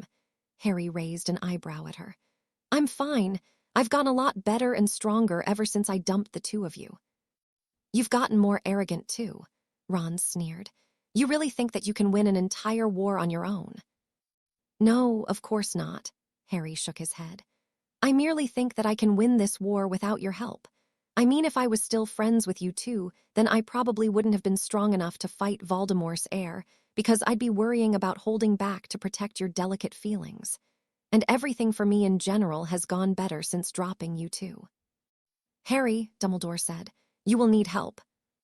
Agreed, Harry nodded. But I can find better people to help me than these two. If you are referring to Miss Greengrass and Miss Davis, I understand that they are your friends, but their parents, while not Death Eaters, could still possibly become Death Eaters, seeing as they haven't yet chosen a side in this war. That's a fair point, but they are not their parents, and we have no guarantee that their parents would join the Death Eaters. Even if they did, then there is still no guarantee that the girls would work with them. And even if they did, then I still have other people to help me, Tonks and Fleur, Tonks' family, Fleur's family, Sirius. I've got plenty of help available to me. I don't need nor want these two. If you so desperately want them to join in on the war effort, then induct them into your little order. Harry said in a tone that said he wouldn't change his mind. Very well, Dumbledore sighed. He sent Hermione and Ron an apologetic look. While he would like it if Harry would work with these two, Harry was the priority here, so if he refused to work with them, then it was better to not force him to. Miss Granger, Mr. Weasley, you may leave. Hermione gave him a stiff nod while Ron scowled. Both stood up and sent Harry a glare before leaving. Must you make things so difficult, Harry? Dumbledore sighed. I have no idea what you mean, sir, Harry said in an innocent voice. Of course not, Dumbledore said in a dry voice as he resisted the urge to roll his eyes. Before we get on with this meeting, I have to ask one very important question. What in the name of Merlin's hardened nipples were you drinking when you thought it was a good idea to make Snivellus the defense against the dark arts teacher? You will address him as Professor Snape, Harry, Dumbledore said in a stern voice before letting out a small breath. I needed Professor Slughorn back, and he's a potions professor. I also needed a teacher for defense, and Professor Snape has always wanted the position. Dumbledore, I have Voldemort, Voldemort's heir, and Voldemort's army coming after me, Harry reminded him. What I could really use is a good defense teacher. Professor Snape is very knowledgeable in the subject, and he was also very knowledgeable in potions, Harry cut him off. That didn't mean he could teach that either. You may trust and like him, but I'm pretty sure you're the only person who does. If he's the teacher, then I refuse to go to that class. Mr. Potter. I need to keep practicing to stay alive, Harry replied. I don't want to waste time that could be spent learning important things on a teacher who can't see past the fact that I look like my father. Harry, Dumbledore found himself cut off by his fireplace, turning green as Sirius's head appeared in the flames. Dumbledore, what the hell am I hearing about you making Snivellus the defense teacher? Sirius demanded. There is no way in hell am I allowing Snape to teach my godson. Dumbledore sighed. This was going to be a very long day. Chapter 47. Sirius, Harry said quickly when Sirius flew into Dumbledore's office. Save me from the bad old man, he said dramatically as he pointed to Dumbledore. Hey, Harry, Sirius couldn't help grin, but a second later his grin was gone and he was glaring at Dumbledore. Dumbledore, what the fuck is wrong with you? Language, please, Sirius, Dumbledore reprimanded. Screw language and its mother. What the hell are you thinking by making Snape teach defense against the dark arts? Sirius demanded, just as he sat down in the seat that Harry had created for him. You know that Harry has Voldemort and his evil little brat coming after him. So why the hell did you put the most hated and unprofessional teacher in Hogwarts in one of the most important classes for Harry's survival? Sirius, Dumbledore said in a tired voice. If you say I trust Snape, then I will deck you in the face, Sirius warned. And I will gladly hit the other side of his face, Harry added. Professor Snape is very knowledgeable in the subject, Dumbledore said. I needed Professor Slughorn back and therefore had to give him the potions class to teach. Severus had nothing to do, so I had given him the one subject he wished to teach for years.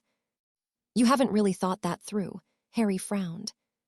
What do you mean, Harry? Dumbledore asked. Well, first of all, why do you need Professor Slughorn? Harry asked, raising an eyebrow. He has information on Voldemort that I am hopping to get out of him, Dumbledore answered. I can't just read his mind and find the answers. His occlumency is too good. With him here at Hogwarts, I can get the necessary information.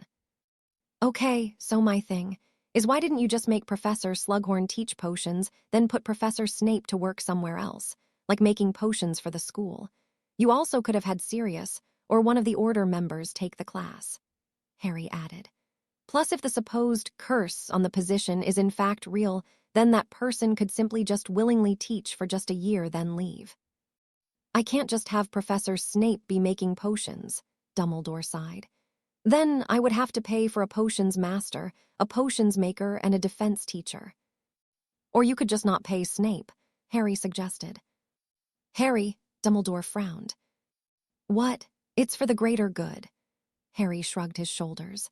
"Point is, Snape never bothered with safety or proper teaching when we were doing potions.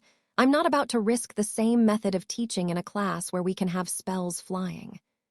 "Forget Snape's class," Sirius said. "I'll have a tutor assigned for you, and if I can't find one, then I will personally teach you myself." "Serious, Harry, is all of this really necessary?" Dumbledore asked in an exasperated voice. "Why can't you both just give Professor Snape a chance?" "I have given him years of chances," Harry argued. "He won't change because your disciplinary method is about as effective as keeping Voldemort at bay with a wet paper bag. If you think that I am going to risk my survival on a teacher with anger issues who can't seem to control himself around me because I look like a dead man, then you're crazier than people think." "Very well." Dumbledore didn't look too happy about it, nor was he too happy about it, but he realized that he would be better off not arguing on this specific subject. "Now that we are done with our discussion of Professor Snape." "Snivellis," Harry said under his breath. Sirius heard and snorted. Dumbledore either didn't hear it or decided to ignore it. "I would like to start our, for lack of a better word, lessons now," Dumbledore said to Harry. Harry suddenly sat up slightly straighter. Dumbledore had mentioned over the summer that he had wanted to teach Harry something. "You have my full attention," Harry said as he gestured Dumbledore to continue. "I am glad," Dumbledore said before turning to Sirius. "Now, Sirius, you may leave now. I know you might wish to stay, but this between me and Harry. If he wishes to tell you what happens after then, he may do so." Sirius looked at Harry, who gave him a small nod. "Very well," Sirius frowned as he stood up. "But if I hear a single bad thing, then you will not be having any further lessons with Harry unless I am here," Sirius said in a firm voice before turning to Harry. "All right, kiddo, you enjoy yourself. I'll be off to go and find a teacher for you," he said before fluing out. "Now," Dumbledore stood up. "Follow me, Harry," he said as he walked over to his pensive with Harry following behind him. "Now, Harry, this is important. I have decided it is time for you to learn some new information about Voldemort. Knowledge I think you need to know since you now know why Voldemort had went after you all those years ago." "So you've been keeping more secrets and information from me," Harry said in accusing voice. "First the prophecy, now what? Is Voldemort supposed to be related to me or something stupid like that?" "He is not related to you as far as I know," Dumbledore hummed. "And no, I was hoping that you and me can learn together," Dumbledore said. "This'll be my first time looking at the memory as well." It was not, but Dumbledore could lie with the best of them. He looked at Harry, hoping for an apology for the accusation, or at least some show that he felt bad for accusing him, but didn't get one as Harry's face went from thoughtful to a look that was somewhere between bored and tired. "Fine," Harry said eventually. "Let's get on with this." "Well," Harry frowned as he and Katie looked at the group of people waiting to try out for the Gryffindor Quidditch team. "This looks horrible." "You can say that again," Katie snorted. "Well, this look horrible," Harry repeated without missing a beat. "Quick question, if I kept saying you can say that again, would we just be in an infinite loop?" Katie asked, raising an eyebrow. "Yeah, or at least until you stopped," Harry shrugged. "What do you mean until I stop?" Katie questioned him. "Well, I'm not going to give up first, am I?" Harry snorted before moving forward. "Okay, guys." He called to the Quidditch hopefuls, but they didn't appear to hear him. "Hey, guys." Harry called one more time, but they were still too busy talking and playing amongst themselves to hear him, apart from a few, which included Ginny, who was also trying out, so was Ron apparently. "Oh, fuck this," Harry said under his breath before he pulled his wand out. "Cover your ears," he said to Katie, who quickly did as she was told. Harry's wand let out a high-pitched sound, not unlike the screeching from the golden egg he had retrieved in the Triwizard Tournament. Everyone quickly stopped their conversations as they moved to cover their ears. After a few seconds, Harry ended the spell and put his wand away. What the hell was that? One seventh year demanded. That was me getting your attention, Harry said in an unamused voice. You guys didn't seem to listen when I tried the regular way. I don't know about you all, but I have shit to do. So are we going to do these tryouts today, or should I postpone it so you lot can finish talking? He asked. Everything from his voice to his face and body language was practically daring everyone to talk back to him. A few looked like they were going to, but wisely decided not to. After all, it was no secret how dangerous of a wizard Harry was. Good, Katie said. We can finish this today then, she commented. Listen up, Harry said. First, we are going to go through some basic drills just to sort out which of you can fly and which of you need improvement. Katie over here is going to lead you through some laps around the field. The first 2 laps will be slow. After that, we'll take a small pause and build up the speed. Get on your brooms, Harry ordered before turning to Katie. They're all yours, he said with a small nod. Thanks, Katie replied, though she looked like she was unsure if she should be happy about that or not. After a few drills, the number of hopefuls had dwindled down, until there were a few left. Harry had started with choosing the chasers that would be joining Katie. After a great few tryouts, it had been decided that Katie would be joined by a 4th-year girl called Demelza Robbins, who was particularly good at dodging bludgers, and Ginny Weasley, who flew better than all the competition and scored 17 goals to boot. Also, nobody on the team could really say that Harry had shown any favoritism, as he had even made Katie do the same tryouts, as the chasers to prove she deserved her spot. After that, Harry had decided on who the backup chasers would be, and selected them before moving on the beater trials and doing the same. Nobody appeared to be willing try out for Seeker, which Harry felt was a bit of a problem, but he supposed he could probably just take all of the players on the team and reserve team, and have those who were willing try the position, and see if any would be good backup seekers. Then it was time for the keeper trials. Harry couldn't help but notice that Ron Weasley was trying out. Harry was tempted to tell the Prat to just fuck off and go away, but knew that wasn't fair, and was at least willing to give him a fair shot. After a while, the keepers had been reduced to 3 people, one 4th-year called Bruce Bale, a 6th-year called Cormac McLagan, and Ron Weasley. Harry had started the 4th-year off first, and had him try to stop 10 shots from Demelza, Ginny, and Katie. He was able to stop 9 on his own, though to Harry it was clear that he would have done better if he had a better broom than the old-school one he was using. Next came Ron and Cormac, who upon arriving at the hoops winked at someone in the crowd. Harry followed his gaze, and saw it was Hermione who was sighting in the crowd along with a bunch of other Gryffindors who had come to watch. Luna, Astoria plus Scott and Jean had also come to watch, but nobody really cared since they knew that they were Harry's friends and were sworn to not tell anyone. Ron was fairly admittedly a fair keeper.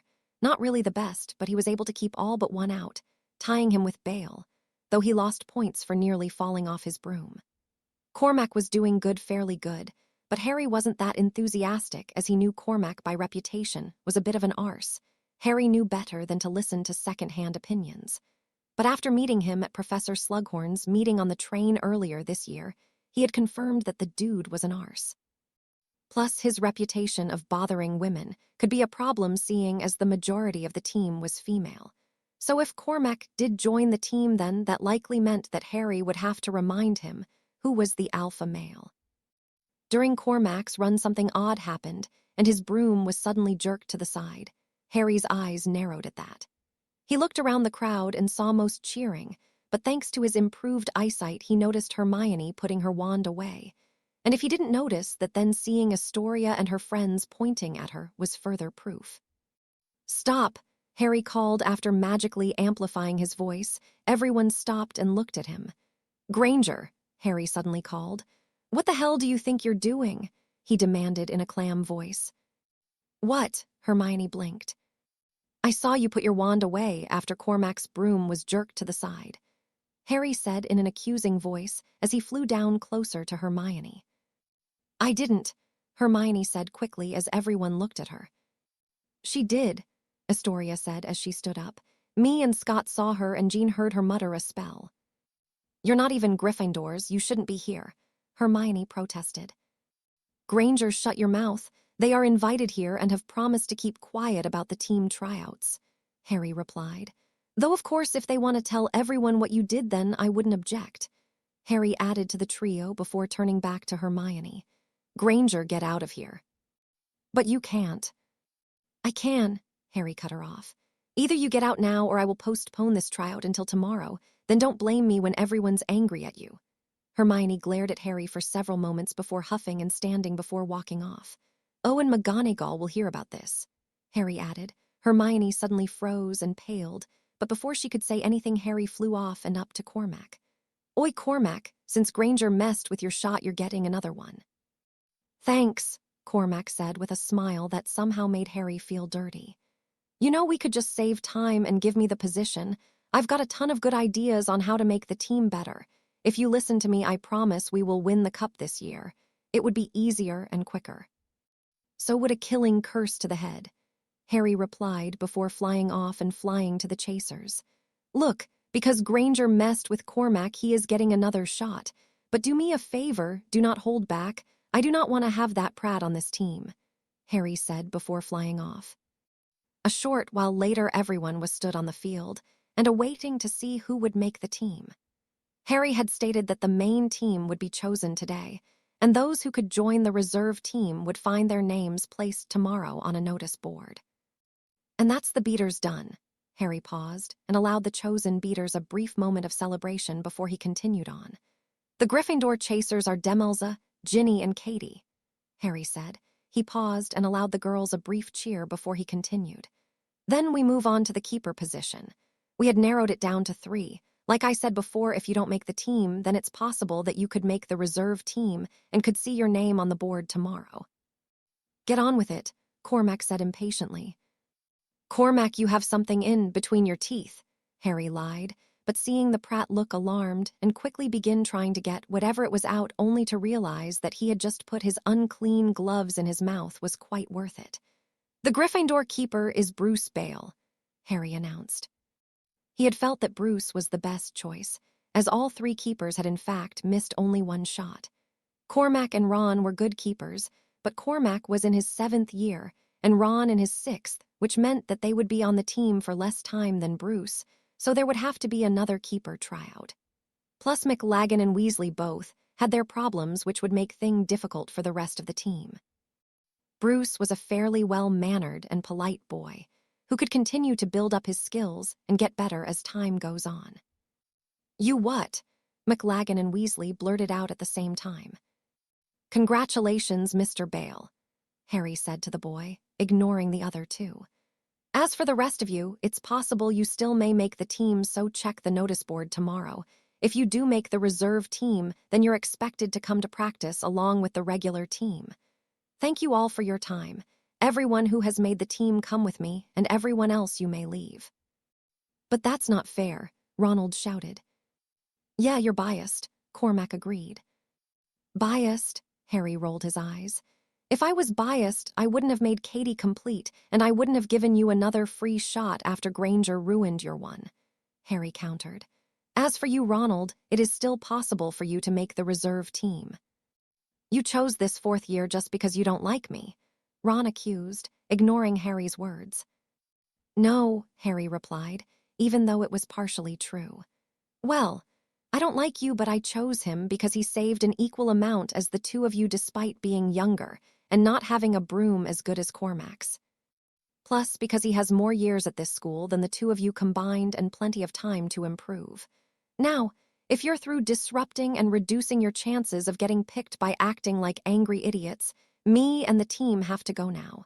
Come on, guys, Harry said to the new members of the team before walking off with them following him. Thanks, by the way, Bruce said once he reached Harry's side. Don't worry about it, you've earned it, Harry replied. Just do me a favor and don't listen to those 2 prats, you'll lose your brain cells. Chapter 48. After the tryouts, Harry was sitting at the Gryffindor table for lunch with the other members. Katie was sat on Harry's right with Ginny on his left, and Demelza on her left. Bruce was sat opposite Harry, and in between the 2 new beaters of the team. The new beaters were 2 4th-year twins called Chris and Adam Silver. Both had brown hair and freckles. Harry was tempted to mention the recurring theme of Gryffindor having twins for beaters, but decided not to. Everyone else on the table had sat away from them, almost like they could sense that this was between the team. And those who tried to eavesdrop found that they couldn't due to Harry's privacy charms. "All right, guys," Harry spoke. The team were eating and discussing who would be on their reserve team. "We have all settled on who we want for backup beaters and chasers. We have the problem of there not being anybody who can be a backup seeker." "Oh, I can," Ginny offered. "My brother Charlie used to play seeker for Gryffindor. He taught me a few things." "Are you any good?" Katie asked. "Well, not as good in the position as Harry," Ginny admitted, knowing that Harry was a natural seeker, and it was pretty much a given that he would always count the snitch unless something really bad happens. Even then, it was still very possible. "But I'm all right in the position."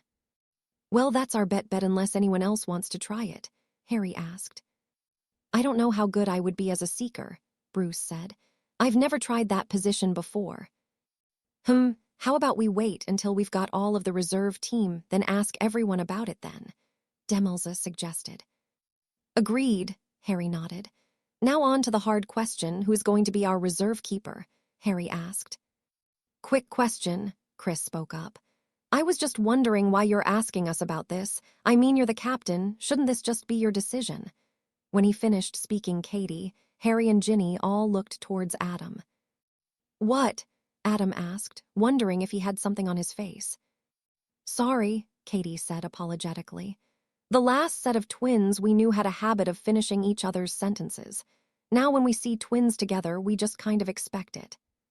"Well, we don't do that," Chris replied. "Not yet, at least," Adam added with a small grin. "And it started," Harry sighed. "Anyway, to answer your question, it's simply because this is the important kind of decision that affects the team as well. I won't ask you guys for your opinions on every little thing, but important things like this are something that I should talk with you all about. Now back to the important question, who are we choosing between McLagan?" "The arse," Katie commented. "And Ron," Harry finished. "The idiot," Ginny commented. "Indeed," Harry nodded. "The problem with them both is that while they are fair keepers, they're not really good team material. Cormac is, as Katie had said earlier, an arse. I reckon if he joins the team, then one of us will end up killing him or sending him straight to the medical wing." "More than likely," the twins said at the same time. "Oh God," Ginny shuddered. "Continuing on," Harry said. "Our other option is Ron Ginny. He's your brother. What's your opinion on him joining the team?" "Well, this stays between us all, right?" she asked. After hearing everyone agree, she began speaking. "Ron is a good keeper, but like Harry said, he's not really team material. When we played at home, he could get distracted by the twins and frustrated and end up missing more than he could catch. If he can't handle the twins, then I doubt he'd be able to handle actual crowds." Katie frowned. "Yeah," Harry agreed. "I know that if Malfoy and his lot discover that Ron's on the team, then they're going to go out of their way to bother him. Ron's a bit of an easy target." "You mean he can't fight back?" Bruce asked. "Not quite," Ginny said. "He just wears his emotions on his sleeve. The Slytherins will easily be able to bother him. If he gets nervous, then they could make it worse to the point where he's all but having panic attacks." "Plus fighting back is another problem of his," Harry commented. "He has no control over his temper. A few comments and he'll start swinging, then end up in a detention before a match." "True," Ginny agreed. "He was always easy to anger." "So we're stuck in between a rock and a hard place?" Bruce asked. "Pretty much," Harry nodded. "I mean, unless we have anyone else who can be a reserve keeper." "How about me?" Katie suggested. "I've seen Oliver play enough times and I'm not half bad in the position." Harry looked at her with a thoughtful look. "What we'll do is test you out first thing tomorrow and see how good you are. Then we can decide and post the reserve list on the notice board." "So we have to come with you guys tomorrow?" Adam asked. "No, unless you want to try out for reserve keeper or known somebody who does," Harry replied. "It'll just be me and the chasers. Bruce can come if he wants." "I'll be there," Bruce replied. I could use some more practice, he added in the form of an explanation. The twins exchanged looks before nodding. We'll be there, they said at the same time. Thank God they're not redheads, Katie shivered. Yep, Harry nodded in agreement before canceling his privacy spell. That's enough Quidditch for the day, let's just sit and eat. Agreed, Demelza said before happily continuing to eat. The team sat together, eating and talking, when 5 minutes later Professor McGonagall walked up to them. Mr. Potter, she said in a slightly cold voice. She had not really been happy with him since his 4th year but tried to maintain her professionalism. I apologize for interrupting your dinner, but I need to talk to you about the Quidditch team. Oh, Harry raised an eyebrow. Yes, please meet me in my office after you have finished eating, she said before walking off. What's that about? Ginny asked. My guess is someone has something to say, Harry said as he gestured with his head to a smug-looking McLaggen. The team looked past him and saw a smirking Ron Weasley who was sat next to a nervous-looking Hermione Granger. All right, that's it. I am definitely getting the reserve spot just so those two prats don't, Katie vowed. Enter, Professor McGonagall said. Harry Potter entered like she had expected, but he was also accompanied by 6 other students, specifically the other members of the Quidditch team. Mr. Potter, she frowned. I believe I had simply asked for you. Yes, you did, Harry nodded. But you wanted to ask about the team and the rest of the team wanted to come too. He shrugged in a what can you do about it sort of way. Very well, McGonagall said through thin lips. I wanted to let you know that I have had complaints about your selection process. Let me guess, Ron Weasley and Cormac McLaggen, Katie asked with a raised eyebrow. Yes, McGonagall nodded, feeling like she had missed something. They have both said that Mr. Potter has shown biasness during the selection. Harry snorted at that, so did all the others, all unintentionally doing at the same time. They looked at each other with a little bit of surprise at the unintentional synchronized act. I sense that you all disagree with that. Yes, the team except Harry said at the same time. What they said, Harry added as he gestured to the team. First of all, Harry was not biased at all to Cormac, Katie said. Harry had even given him another shot when Granger messed up his tryout. What do you mean? McGonagall frowned. During Cormac's tryout, his broom had suddenly shifted to the side and looked like it was done against Cormac's will, Harry began explaining. Which was odd since he was flying fairly decently before. Now after my 1st year, I have little tolerance for sabotaging another person's broom, Harry said. McGonagall nodded at that, remembering how Quirrell had tried to kill Harry on his broom. I looked around and saw Granger pocketing her wand. I flew down to her and asked her what she was doing, and if she had cast a spell. She denied that she did, but 3 nearby students had told me that she had. I told Granger to leave and that I would tell you about this later, which I am doing now. Then I flew to McLaggen and informed him that I was giving him another shot, since Granger had messed up his previous one. It's true, Professor, Demelza said. We all saw it and Harry had told us the same when we gave Cormac the shot. I see, McGonagall said, not looking very happy. And what of Mr. Weasley? He claimed that you have chosen Mr. Bale over him because you are biased against him. I don't like Ron, I admit that, Harry replied. But I did not in any way interfere with his tryout, nor did I show any biasness. It's true, Professor, Ginny nodded. Harry didn't say anything to Ron until the end when Ron demanded to know why Harry chose Bruce over him. And why was that? Professor McGonagall raised an eyebrow at Harry. Simple, Harry responded. Ron, Cormac and Bruce had all saved 9 goals each. Ron and Cormac had the advantage of being older, plus Cormac had a better broom, yet Bruce was able to keep up with them. Plus Cormac only has 1 year left in school, and Ron has this year plus next year. Bruce, on the other hand, is the youngest, and that means he can have more years of training and working with the team. I promise you that Bruce earned his spot. Also, I have to think about the team. What is that supposed to mean? McGonagall asked. Cormac and Ron are not exactly team material, Harry replied. Explain, McGonagall said. Well, Cormac has had various complaints made about him from the female members of the Hogwarts population, Harry began. McGonagall lips thinned, but she had to admit that was true as most of those complaints were brought to her. Which wouldn't be a good thing seeing as the team has at least 3 girls.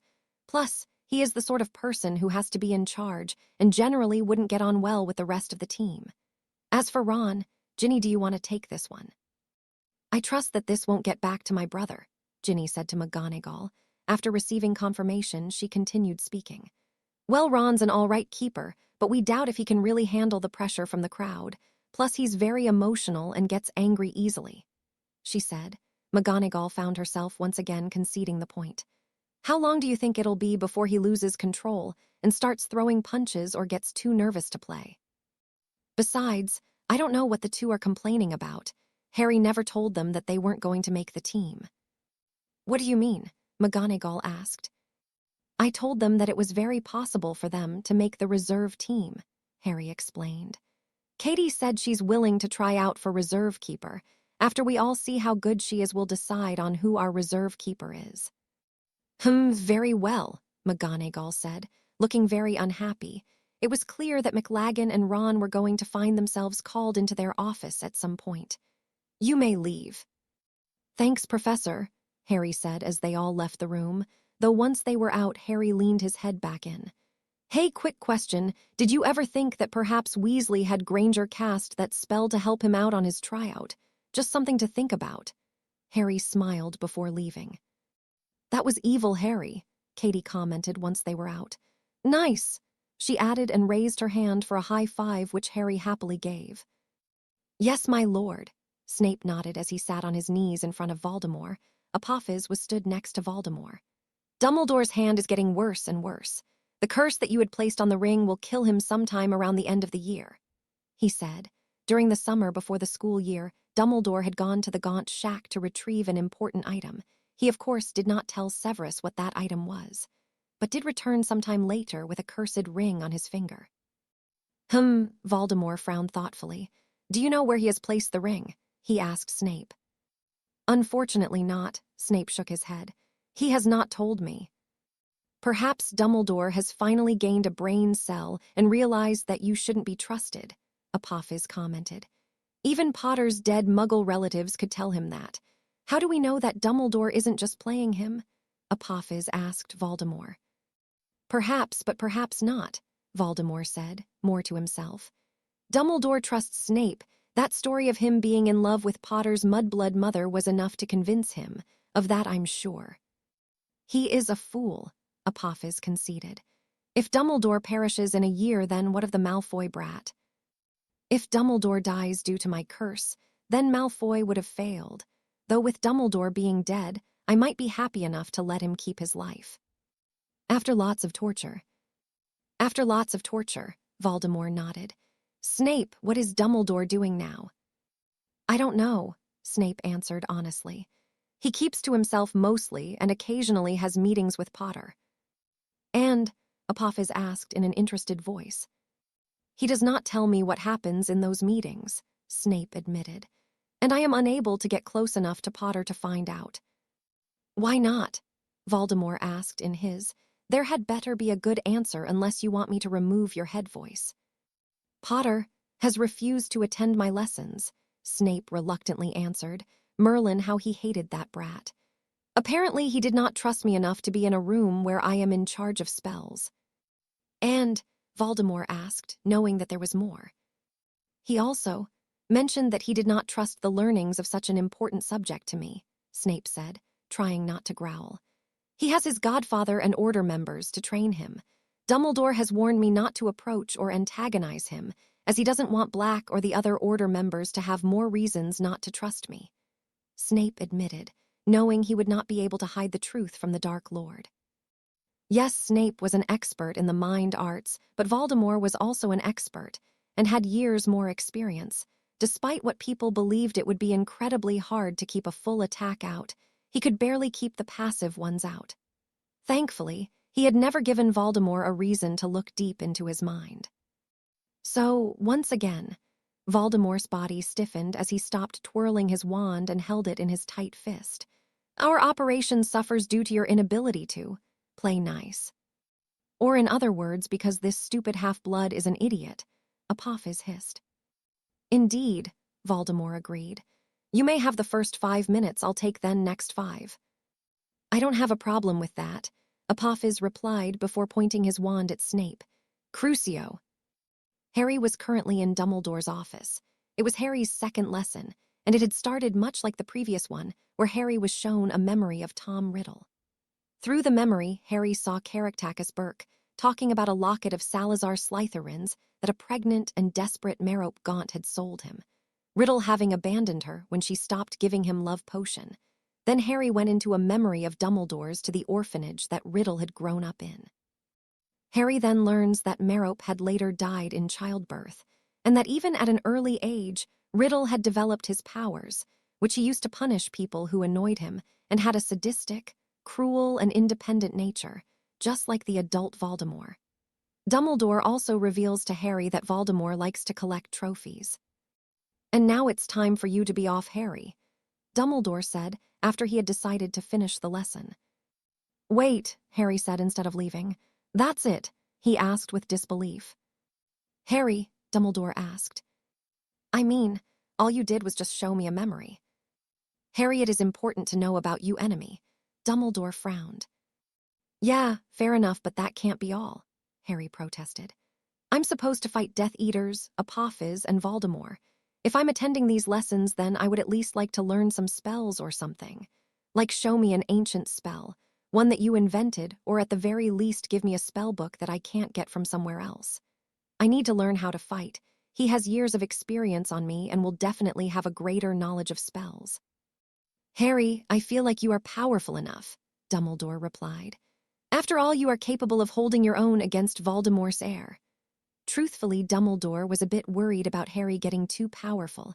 Power corrupts, after all, and he felt like the boy was already far too powerful as it is. Fighting off Voldemort's little bastard child is highly different to fighting off a man who is feared by the whole country because of how dangerous he is, Harry argued. Harry, I have limited time and... Then make more time or use it more efficiently, Harry cut him off. Let's look at these memories then instead of this guesswork that you're so fond of making me do. How about you just tell me what you think?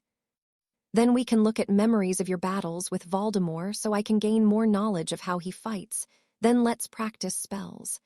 That's better than wasting a couple of hours on memories then guessing. Are you really trying to help me or not? Harry demanded. Of course I am, but... Then I need better help than just knowing my enemy. A muggle could know how to the theory of magic, but that won't make any difference if they don't have the actual power to cast the spell. I need more than just some memories. Dumbledore looked unhappy, but he could see what Harry was saying. He knew if he didn't want to lose the boy's trust, he would have to throw him a bone, though Dumbledore supposed that it would make little difference in the long run. Very well, Dumbledore said as he stood up and walked over and picked up a book. This is a book of spells. I had received it as a gift from a friend a few years back. A few spells can be found in other places and are fairly well known. You may even know a few. Others are much harder to find and I estimate will take a lot longer to learn. Take this book and practice until next lesson.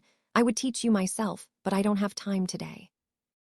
Thanks, Harry said in a calm voice as he took the book from him. I'll see you later then. Of course, Dumbledore said with a small smile that didn't reach his eyes. He was still not entirely happy with how Harry was acting, but knew why the boy was acting that way. As Harry left, Dumbledore looked at Fawkes, who wasn't showing any negative reactions to the boy. Dumbledore breathed a sigh of relief. Harry was still on the light side. Chapter 49. Dumbledore was in his office, calmly thinking. Well, not calmly. His thoughts were coming and going so fast that he could barely keep up with them. He was packing back and forth as he often does when he is thinking. Ignoring all stray thoughts that came into his head was an easy thing to do with the large amount of practice Dumbledore had. One of the things that Dumbledore was thinking about was young Draco Malfoy. Apparently Draco had been tasked to kill him by the Dark Lord. A laughable idea, really. Albus Dumbledore being killed by Draco Malfoy. Really? Dumbledore, along with Snape and every other Death Eater, knew that this was merely Voldemort's way of punishing him. Naturally, that hadn't stopped Draco from making a few attempts at doing so.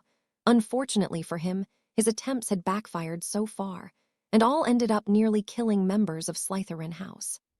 The seventh-year female Slytherin prefect had gotten in contact with the cursed necklace that Draco had wanted to send him, and somehow another seventh-year Slytherin ended up drinking the poisoned drink that Draco had tried to get him to drink. Fortunately, they were both saved on time. With how little was left of the magical population, the world could not afford any more needless deaths.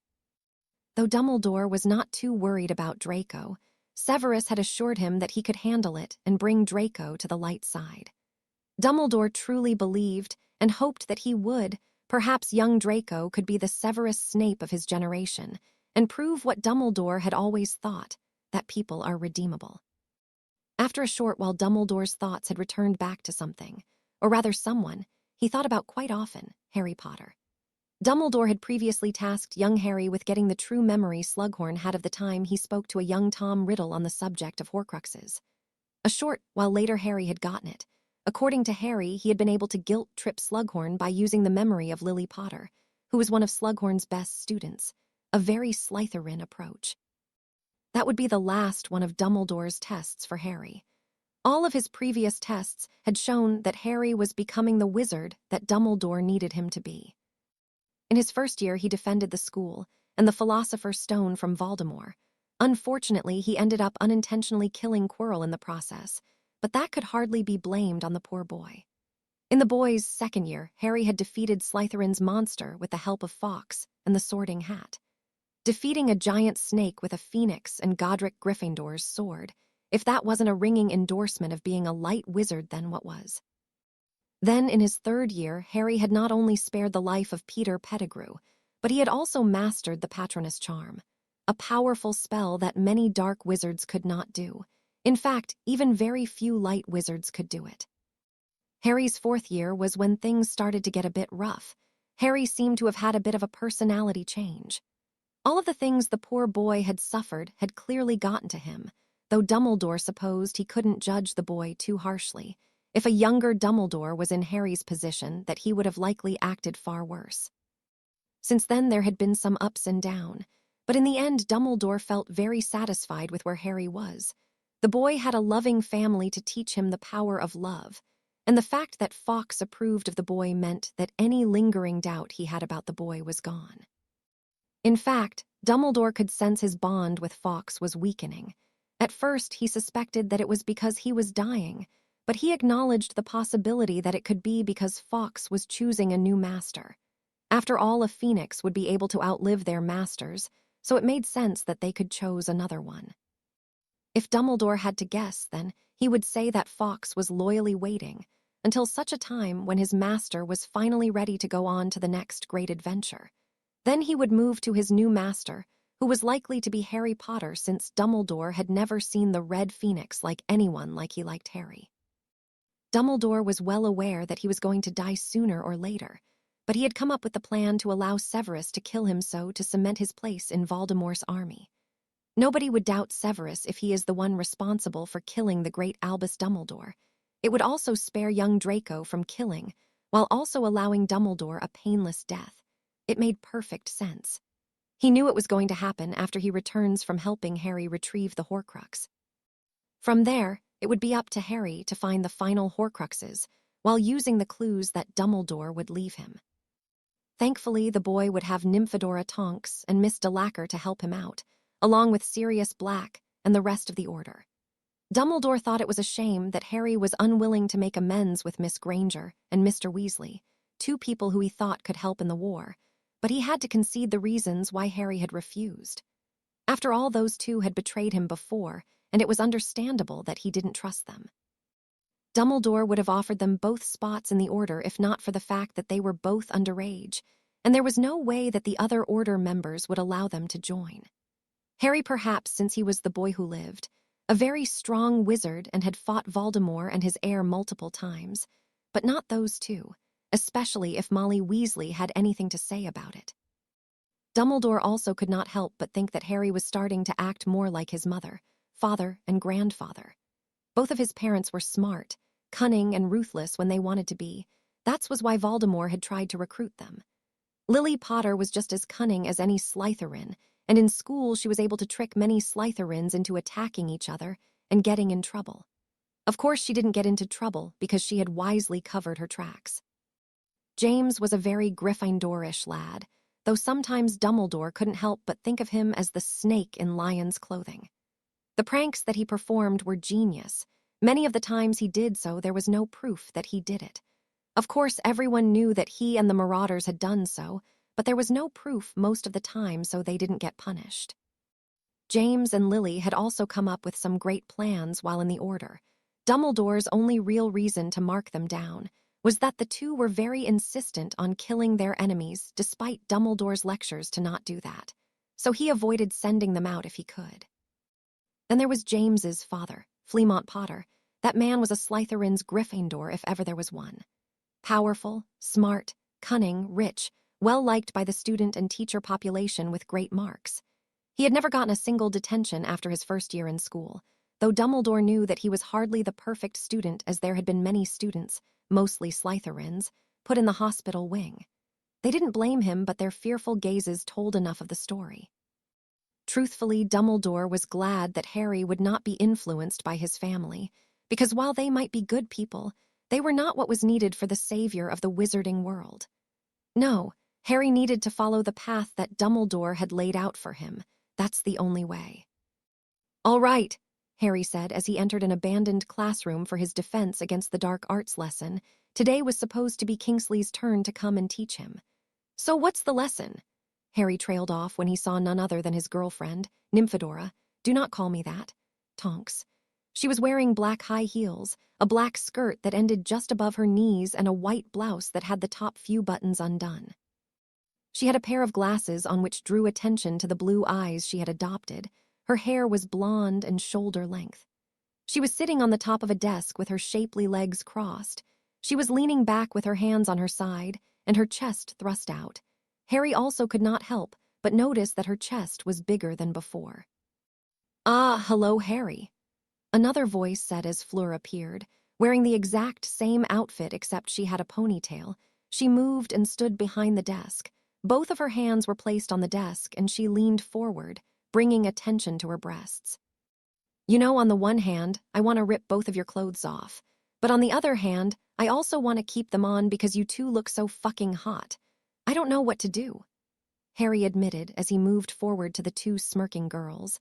As he got close, Tonks raised her right leg, and Harry found her shoe pressed against his forehead and stopping him from moving closer. "Slow down, lover boy," Tonks said with a, for lack of a better word, sexy grin. It took every single bit of Harry's self-control to stop himself from rubbing his hands up and down that beautiful leg. "Lesson first," she said as she brought her leg down, allowing the sole of her shoe to slide down his chest and body. "Kingsley was unable to make it today," Fleur said as she walked past the desk, while Tonks began rubbing the sole of her shoe against Harry's groin, causing the emerald-eyed boy to groan. Fleur pressed her body against Harry's back as she wrapped her arms around his waist and softly bit on his ear and neck. "Tonks and I have volunteered to take over," she said, rubbing her body against him. "Really?" Harry gasped out. "Yes," Tonks smirked. "As for how we're dressed, consider it motivation." "Motivation." Fleur breathed into his ear as her hands rubbed all over his body. "If you be a good student, then you will be rewarded." "Really?" Harry grinned. "Yes, you had better earn it." Near the end of the year, Harry found himself walking through a cave, following behind Dumbledore. Both had their wands out and ready, with Dumbledore using his own to light the way. Harry had his invisibility cloak stuffed in the back of his pocket, and his wand was ready in his hands to hex anything that even slightly moved. Their goal was simple: find Voldemort's Horcrux, which Dumbledore had believed was located in the cave. The two came across a lake with a small island in the middle. "I believe that this is our transportation across," Dumbledore said as he gestured to an old-looking boat. "That looks about as clean and stable as Snape. Are you sure that can take us both across?" Harry asked. "Yes," Dumbledore nodded, ignoring Harry's jab at Snape. "It is my belief that Lord Voldemort was not worried about physical mass but magical power and experience. This boat will only transport one adult wizard. While you are very powerful, Harry, you are not an adult yet, so it should take us both. Fine, but if this goes wrong, then I'm drowning you in that lake with me, Harry replied. Fair enough, Dumbledore replied as they both got in. Several minutes later, Dumbledore and Harry were on the island where a basin was in the middle. The Horcrux was inside the basin, but that presented a new problem since the water was filled with a very dangerous potion.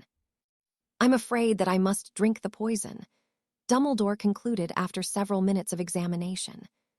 What? You can't just dump it out or burn it or something, Harry blinked. I'm afraid not, Dumbledore shook his head. Tom would have known somebody would try that and would have placed protections against that. It must be drunk, and I must be the one to do it. I don't believe that the potion will kill me straight away. Knowing Tom, he would want to keep someone alive long enough to find out what they know while also torturing them in the process. It might paralyze me, cause me to forget what I am here for, create so much pain I am distracted, provide illusions, or render me incapable in some other way. Tom's very creative, so it's hard to say. It might even cause genital discomfort. I hope not, but it's possible.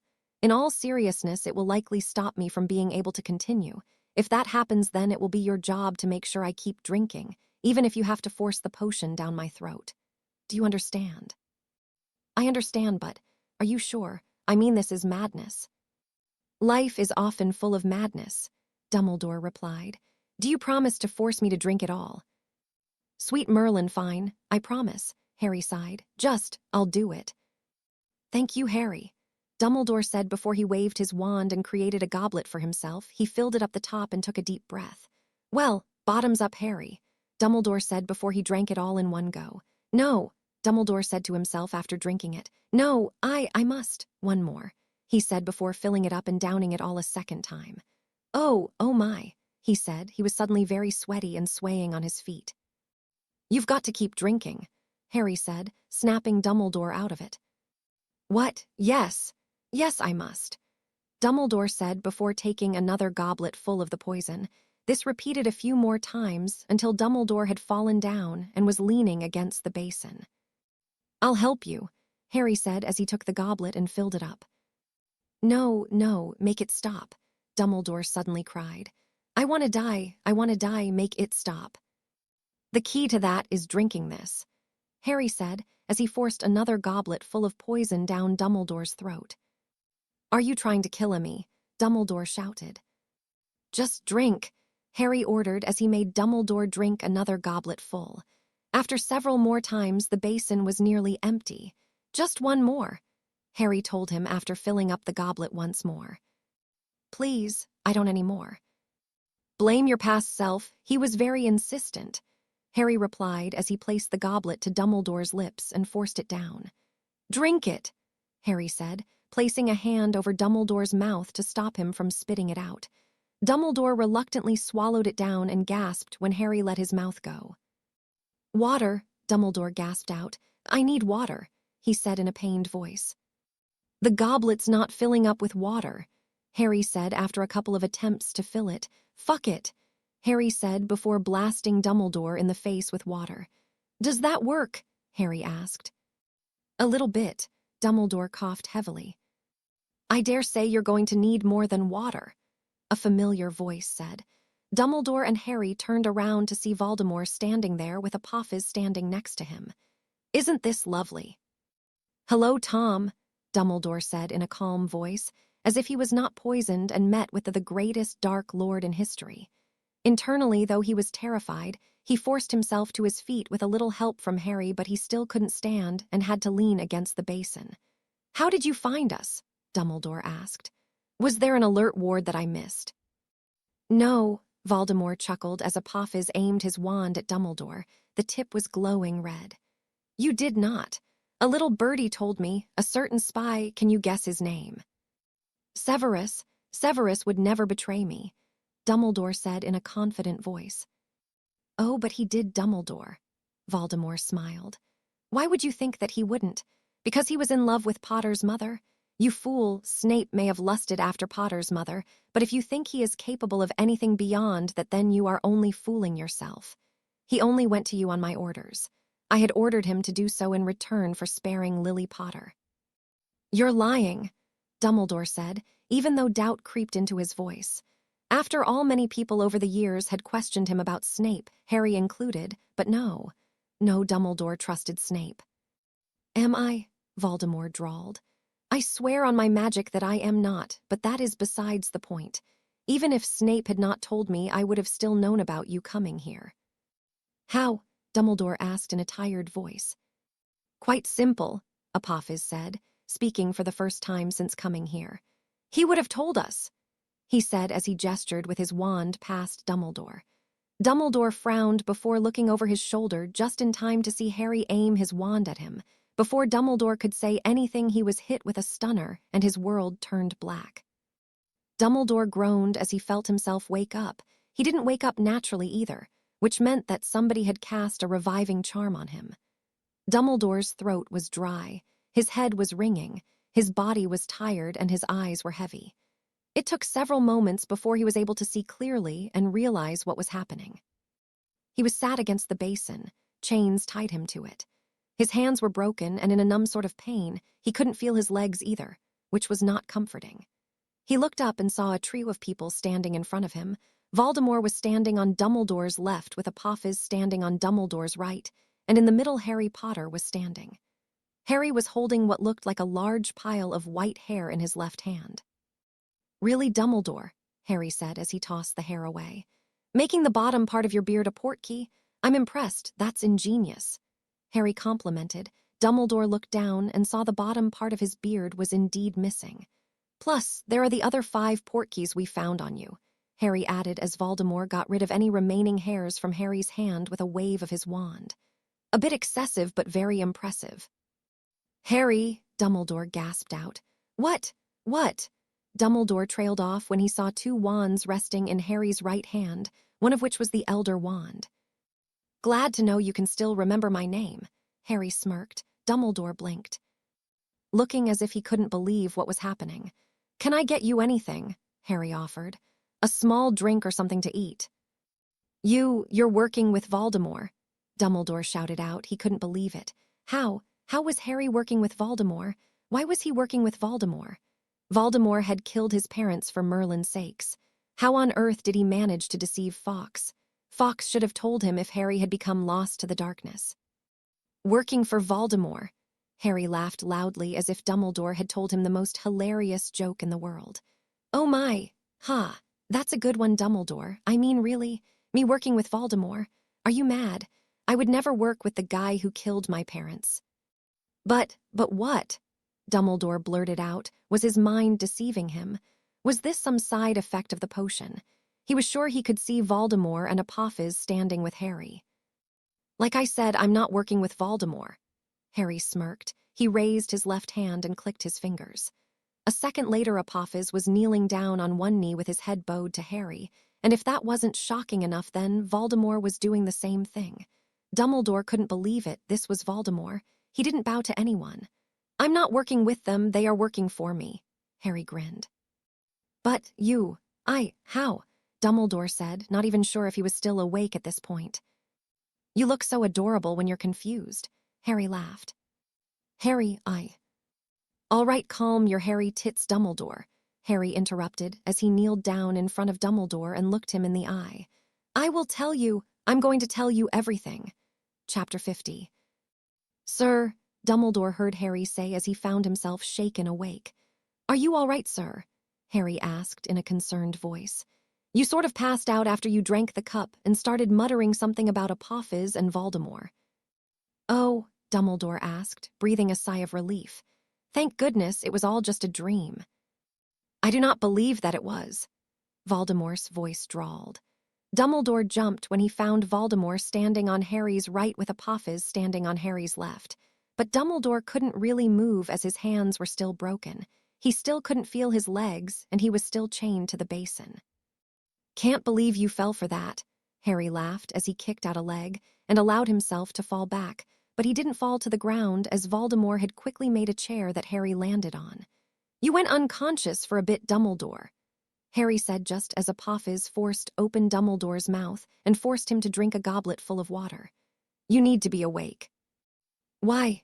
Dumbledore coughed once Apophis let go. Because I'm about to monologue, son, Harry grinned. I've never done this before, it's quite exciting. I now get why other people do it. I mean, after all the work you put into your plan, it's nice to have someone realize just how much work was required. Harry, why would you do this? Dumbledore cried out. You! How could you betray the light side? I never joined the light side, Harry shrugged. Just because we had a common enemy did not mean that I was 100% on your side. As for why, well, where to start? The beginning, I suppose, yeah, that works. You see, when you placed me at the Dursleys, you left me in the hands of people who hated me. And I mean really hated me. If there was ever a chance to let me know how much they hated me, then they would gladly take it. Verbal abuse, emotional, mental, physical, I experienced it all. My choices were to break, fight back, or adapt. I'm too stubborn to break. I blame that fact on my dad being a Potter and my mother being a redhead. I was too weak at the time to fight back. I did try at first, but it failed, so I adapted. Have you ever heard of spilt personalities? Well, I had to do something like that. I created a new Harry Potter, a nice and meek Harry Potter. A good boy who would stay out of trouble and be as quiet as can be. All my negative emotions, all I suffered as good Harry, I still suffered through them. I remember all of it. Even when I came to Hogwarts, I stayed as good little Harry Potter. Of course, I had to switch back to my regular self during some of my more interesting adventures. When I was facing Quirrell and realized I could burn him, then good Harry took a back seat so the real me could finish the job. After killing Quirrell, I placed good Harry back in. Same with the Basilisk and Dementors, but during my 4th year, I realized that it wasn't working. Good Harry Potter was weak, he didn't fight back. Heck, even good Harry had had enough after all the shit we went through. The whole school had turned on me for a second time, and I was once again given a choice between break, fight back, or adapt. I still wouldn't break, but I realized that I was finally strong enough to fight back. So I fought back and adapted. I went to the Chamber of Secrets. The Chamber of Secrets. Dumbledore gasped in horror. He couldn't believe that Harry had gone to the chamber, just like Tom did. Is there an echo in here? Harry asked with fake confusion. But yes, say what you want about Salazar, but he was a magical genius, so were the other founders. In the chamber, I not only found books from Slytherin, but also from Ravenclaw, Hufflepuff, and Gryffindor, along with information on how to get to their other rooms. Rowena Ravenclaw had built an excellent room that transformed itself into anything the user desired. It was called the Room of Requirement. I spent a lot of time there when I wasn't in the chamber. I learnt a lot, spells, potions, rituals. Much better than your standard Hogwarts education. I performed a few of those rituals myself. Harry, Dumbledore said quickly, those rituals have warped your mind. They've turned you dark. Not really, Harry shook his head. I was always like this, beneath the surface. In fact, Slytherin took special care in detailing instructions on how to avoid having your mind negatively affected. Tommy boy over there, Harry said as he gestured to Voldemort, had his mind warped because he believed he was immortal and went for stronger versions of the rituals. The stronger versions had more benefits but also more downsides, including madness. Trust me, I'm as sane as I have always been. No, that can't be true, fight it, Harry, Dumbledore begged. Fight the darkness, come back, I believe in you. You believed in Snape. How did that turn out for you? Harry snorted. Voldemort, is it true that you sent Snape to Dumbledore and ordered him to spy on him? Yes, Voldemort nodded. I wanted to learn the prophecy. I sent Snape to Dumbledore after we had both came up with the story of him being in love with your mother. In exchange, Snape asked that I keep her alive and bind her to him. No, Dumbledore shook his head. No, I don't believe you. Believe what you want, Harry shrugged. It makes little difference to me. Now where was I? Oh, right, 4th year, where I was entered into the tournament by Barty Crouch Jr. Funnily enough, Dumbledore, you knew that he was impersonating Moody, didn't you? Harry asked. Harry, I do not know what you mean. Clearly Voldemort has messed with your mind and... Do not lie to me, Harry hissed. Do you know how my father's map works? It's connected to the ward scheme of Hogwarts. Do you know what else is connected to the ward scheme? When I was reading Salazar's diary, I had learnt that Helga Hufflepuff insisted on several defenses, very interesting ones. I know how you do that trick where you know who is knocking on the door before they can announce themselves. After entering past the statue, the person gets scanned by the wards, and the information gets relayed to an instrument in your office which would be connected to you. So when fake Moody stepped past the gargoyle, you would have known he was a fake, yet you didn't do anything. At first I thought that you might not have had that, but during one of my visits to your office, I saw that you did. The whole time that Moody was a fake, you knew yet you didn't do anything, so I didn't say anything at the time. Dumbledore stayed silent, even though he wouldn't admit. It was true that he had realized pretty quickly that Barty Crouch Jr. was posing as Moody. But he didn't do anything as he needed Barty to go through with his plan so that Voldemort could get a body.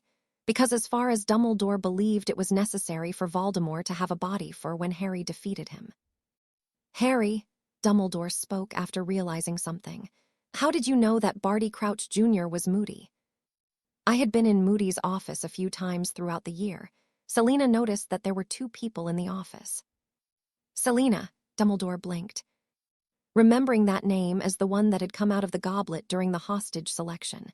He never did ask Harry about it. At the start, the time was never right, and after he had always had more important concerns. Harry suddenly started hissing. Dumbledore's horror grew when he saw a big snake slide out of Harry's right sleeve. A basilisk, Dumbledore hissed with disbelief. Her name is Selina, Harry said as he kissed her forehead. Isn't she the cutest? Harry grinned. Remember my snake tattoo? You're looking at her, Harry added as he gestured to Selina. She's a dark creature. She's also more loyal to me than you are, Harry countered. She's never tried to harm me and trick me. She views me as her father, and admittedly I view her like my own child. Harry paused to hiss to Selina, who hissed back at Harry. Harry smiled at her. You wouldn't harm Daddy, he said before repeating it in Parsletown. Selina appeared to have agreed as she slid her face close to his and rubbed against his cheek. Harry kissed her forehead before he continued speaking to Dumbledore. In Moody's office, she was able to detect that there was more than one person in the room. I already suspected Moody of being up to something. In my experience, it is nearly always the defense against the dark arts teacher. So with the help of Rita Skeeter, I was able to catch him off guard and stun him. Rita, Dumbledore blurted out in confusion. What does Rita Skeeter have to do with this? Quite a lot, actually, Harry chuckled. You see, when I broke the chains and cut the string, becoming my true self, I had a lot of pent-up aggression and anger, years' worth, and I needed to release at least a little bit of it. I chose a target, the stupid reporter who kept trying to ruin my reputation. I ended up forcing her into an unbreakable vow. An unbreakable vow to never knowingly or intentionally harm me in any way. It seemed so simple to her, but only after did she realize that I could essentially make her do anything by saying it would harm me if she didn't. You've fallen so far, Dumbledore in a sad and disappointed voice, looking like somebody had ripped his heart out. I think I've risen, actually. I mean, I'm not the one who is poisoned and chained to a basin in a cave, Harry argued. Anyway, I had contacted Rita one day, ordered her to come help me out while I had Dobby sneak some truth serum out of Snape's potion stores. I visited him late one night, intent on getting answers. Professor Moody, 4th year, Harry said as he entered the defense classroom. Are you busy? Potter, a gruff voice came, and a few seconds later Moody limped out of his office and down towards Harry. It's past curfew, Potter. You had better have a good reason for coming here, he said as he stepped in front of Harry, not noticing the beetle that had flown out of Harry's pockets and around him. Actually, yes, I do, sir, Harry nodded. It's actually about how I... Watch out, Harry suddenly cried as he pulled out his wand and used his free hand to point behind Moody. But it was unnecessary as Moody's magic eye had already seen Rita transform. Moody span around and was about to blast her, but he discounted Harry, who was close enough to quickly hit him with a stunner to his lower leg. Nice timing, Harry said to Rita before he levitated Moody into a chair. He began checking him for any secret portkeys and wands. This is very illegal, Rita pointed out. You're an illegal animagus who spies on people. I don't think you have much room to talk, Harry said once he had finished. He waved his wand and tied Moody up. Dobby, Harry called, and a second later the elf popped in, a potion in one hand and the Marauder's map in the other. Dobby has it, Dobby said as he handed Harry some truth serum. Thanks. Harry smiled as he put a few drops of it into Moody's mouth before handing it back to Dobby. Master Harry, Dobby spoke. Dobby be checking you's map, Dobby said. Looks. He showed the map at Harry, who frowned when he noticed that it showed Barty Crouch standing next to him and not Moody. Harry jabbed his wand at Moody, waking him up. What is your name? Harry asked. Barty Crouch Jr., the man answered, unable to fight the truth serum. Harry heard Rita gasp but ignored her. Who are you working for? Harry asked, despite feeling like he already knew the answer. The Dark Lord, Barty answered. Harry wasn't very surprised but did think it was a good thing to confirm it. What is Voldemort's plan? Harry asked. He continued to interrogate him for several more minutes. Once he was done, he stunned him. That is unbelievable, Rita shook her head. That's my life, Harry shrugged. Once we were done, we obliviated him and let him think that his plan was going perfectly. I played along, of course. Harry smirked. When I had time, I researched the ritual that Voldemort was planning to use. It's an evil ritual, Dumbledore frowned. Indeed, Harry nodded in agreement. But I needed to what it was and how it worked. Once I got all the necessary information, I came up with a plan. Who helped you? Dumbledore asked. Come now, Dumbledore, Harry laughed. You know that the hat wanted to put me in Slytherin, and it wasn't because it thought that I looked good in green robes. One day I snuck into the graveyard where Thomas Riddle Sr. was buried. I placed some of my blood on the bones and made them absorb it. What do you think happens then? Those bones, Voldemort used them in his ritual, but they had your blood in them. That royally fucks up the ritual, Harry completed for him. And then when I was captured, Wormtail was supposed to forcibly take my blood. Tell me, what happens when I also willingly give my blood? Harry grinned as realization hit Dumbledore's face. The magic from my blood in his bones plus my willingly given blood messed up his ritual enough to make him my personal Dark Lord. Be blood of the enemy. Forcibly taken, you will resurrect your foe. Wormtail said as he took Harry's blood and placed it in a glass vial. Wormtail slowly staggered over to the cauldron and placed the blood in. A few moments later, a large bang was heard, followed by several bright lights as the smoke from the cauldron changed color. Then Voldemort stepped out of the cauldron. Master, Wormtail gasped as Voldemort stood before. Voldemort's body shook. His red eyes darted around until they landed on Harry. I'm uncomfortable, Harry said with a smirk. Wormtail looked confused by his sudden interruption, but didn't get too long to think on it. Wormtail, Voldemort growled. Release him now. Release him, Wormtail blurted out. But master he. Wormtail, now, Voldemort commanded, flaring his magic.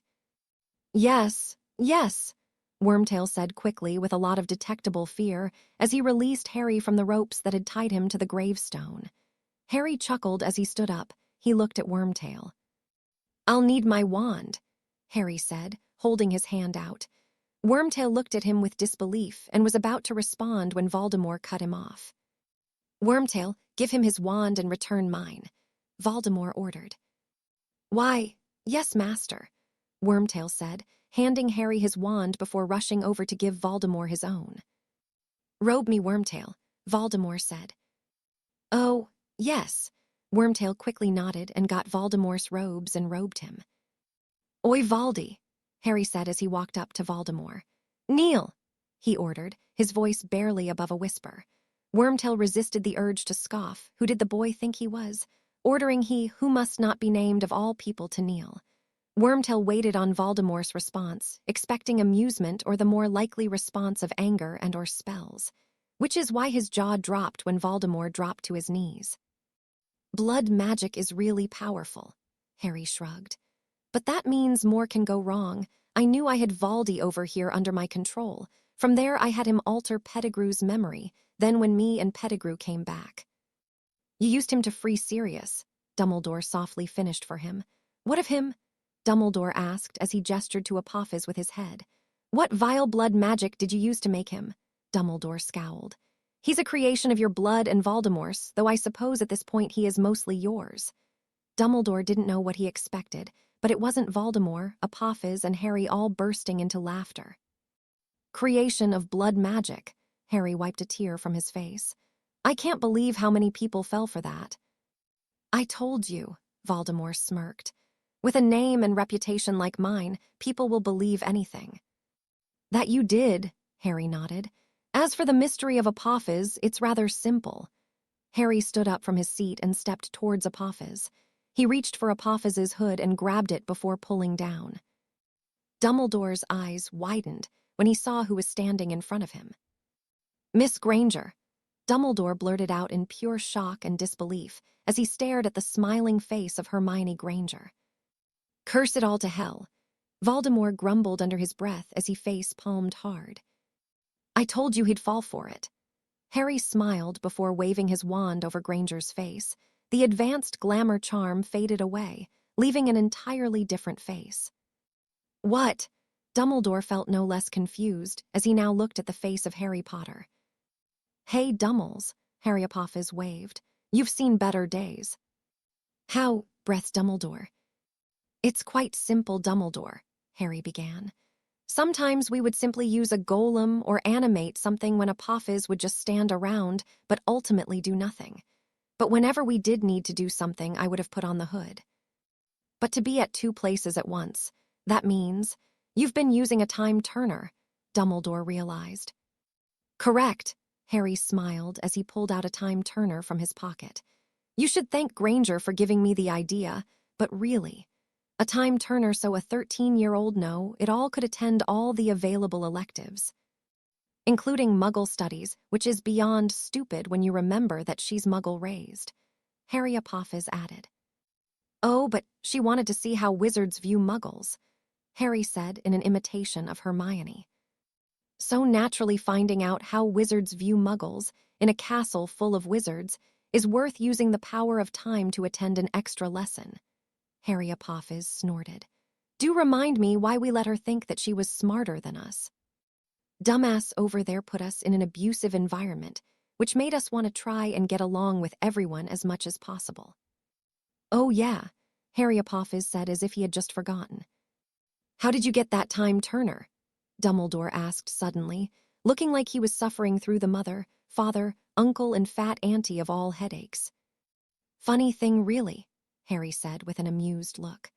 Remember how I mentioned the secret room that Rowena Ravenclaw created in the castle? The house elves had been using it for a storage room. Dobby was looking through it one day when he discovered this fully functioning time turner. It sounds unbelievable, but then so does most of the shit in my life. Seriously, I could make books off my life. The best guess that I can come up with is some rich prat brought it to school, thinking that he was going to get ahead in his lessons, only to lose it. Either that or some idiot had the same deal as Granger and lost it. Harry, Dumbledore said, as he suddenly realized something. If Apophis was really you, then that means you killed the Dursleys. 10 points to you, headmaster, Harry calmly nodded as he sat back in his seat. Why do you think I did that? Harry asked as if he was a teacher in a classroom. Your mind has been affected by the dark arts. You must. Dumbledore was cut off by a buzzer sound from Harry's wand. Nope, Harry Apophis shook his head in a disappointed way. You have not been paying attention, Dumbledore, he said in a disappointed voice. Me and Tom begged you to let us stay at Hogwarts, to not send us back. Tom was indeed a bully and an evil kid, but he also had to deal with others hatting him and bullying him. Harry glared at Dumbledore. As for me, time and time again, I told you that the Dursleys were scum, but you didn't want to believe it. You didn't want to believe that you were wrong. During my fight with Apophis, you might have noticed that a tree got burnt. That tree was the one that I was chased into when my uncle's sister set her dog on me, Harry Apophis growled. The Dursleys laughed while I ran from it. They rewarded it after. You might have noticed that a shed was also destroyed, Harry continued. That was the shed I slept in at night if I didn't do the gardening fast enough. No, Dumbledore muttered. Yes, Harry said in a cold voice. I had dreamed of hurting them for years before I even knew magic existed. I promise you that no dark magic suddenly made me want to kill them. The broken bones and emotional trauma were more than enough. Harry, I'm sorry, Dumbledore said, tears dripping down his cheek.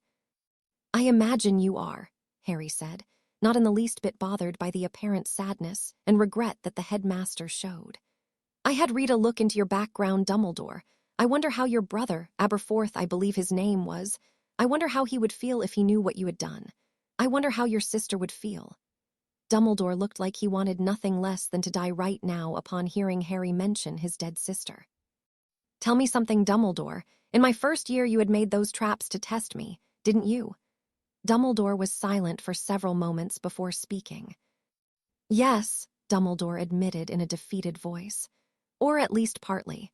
I had wanted to test you, make sure that you were progressing enough and were the hero that the wizarding world needed. I know you must hate me for it, but I was only doing what I felt was necessary. And what would happen if you suddenly felt it was necessary to rape women or kill muggles? Harry said with narrowed eyes. Huh.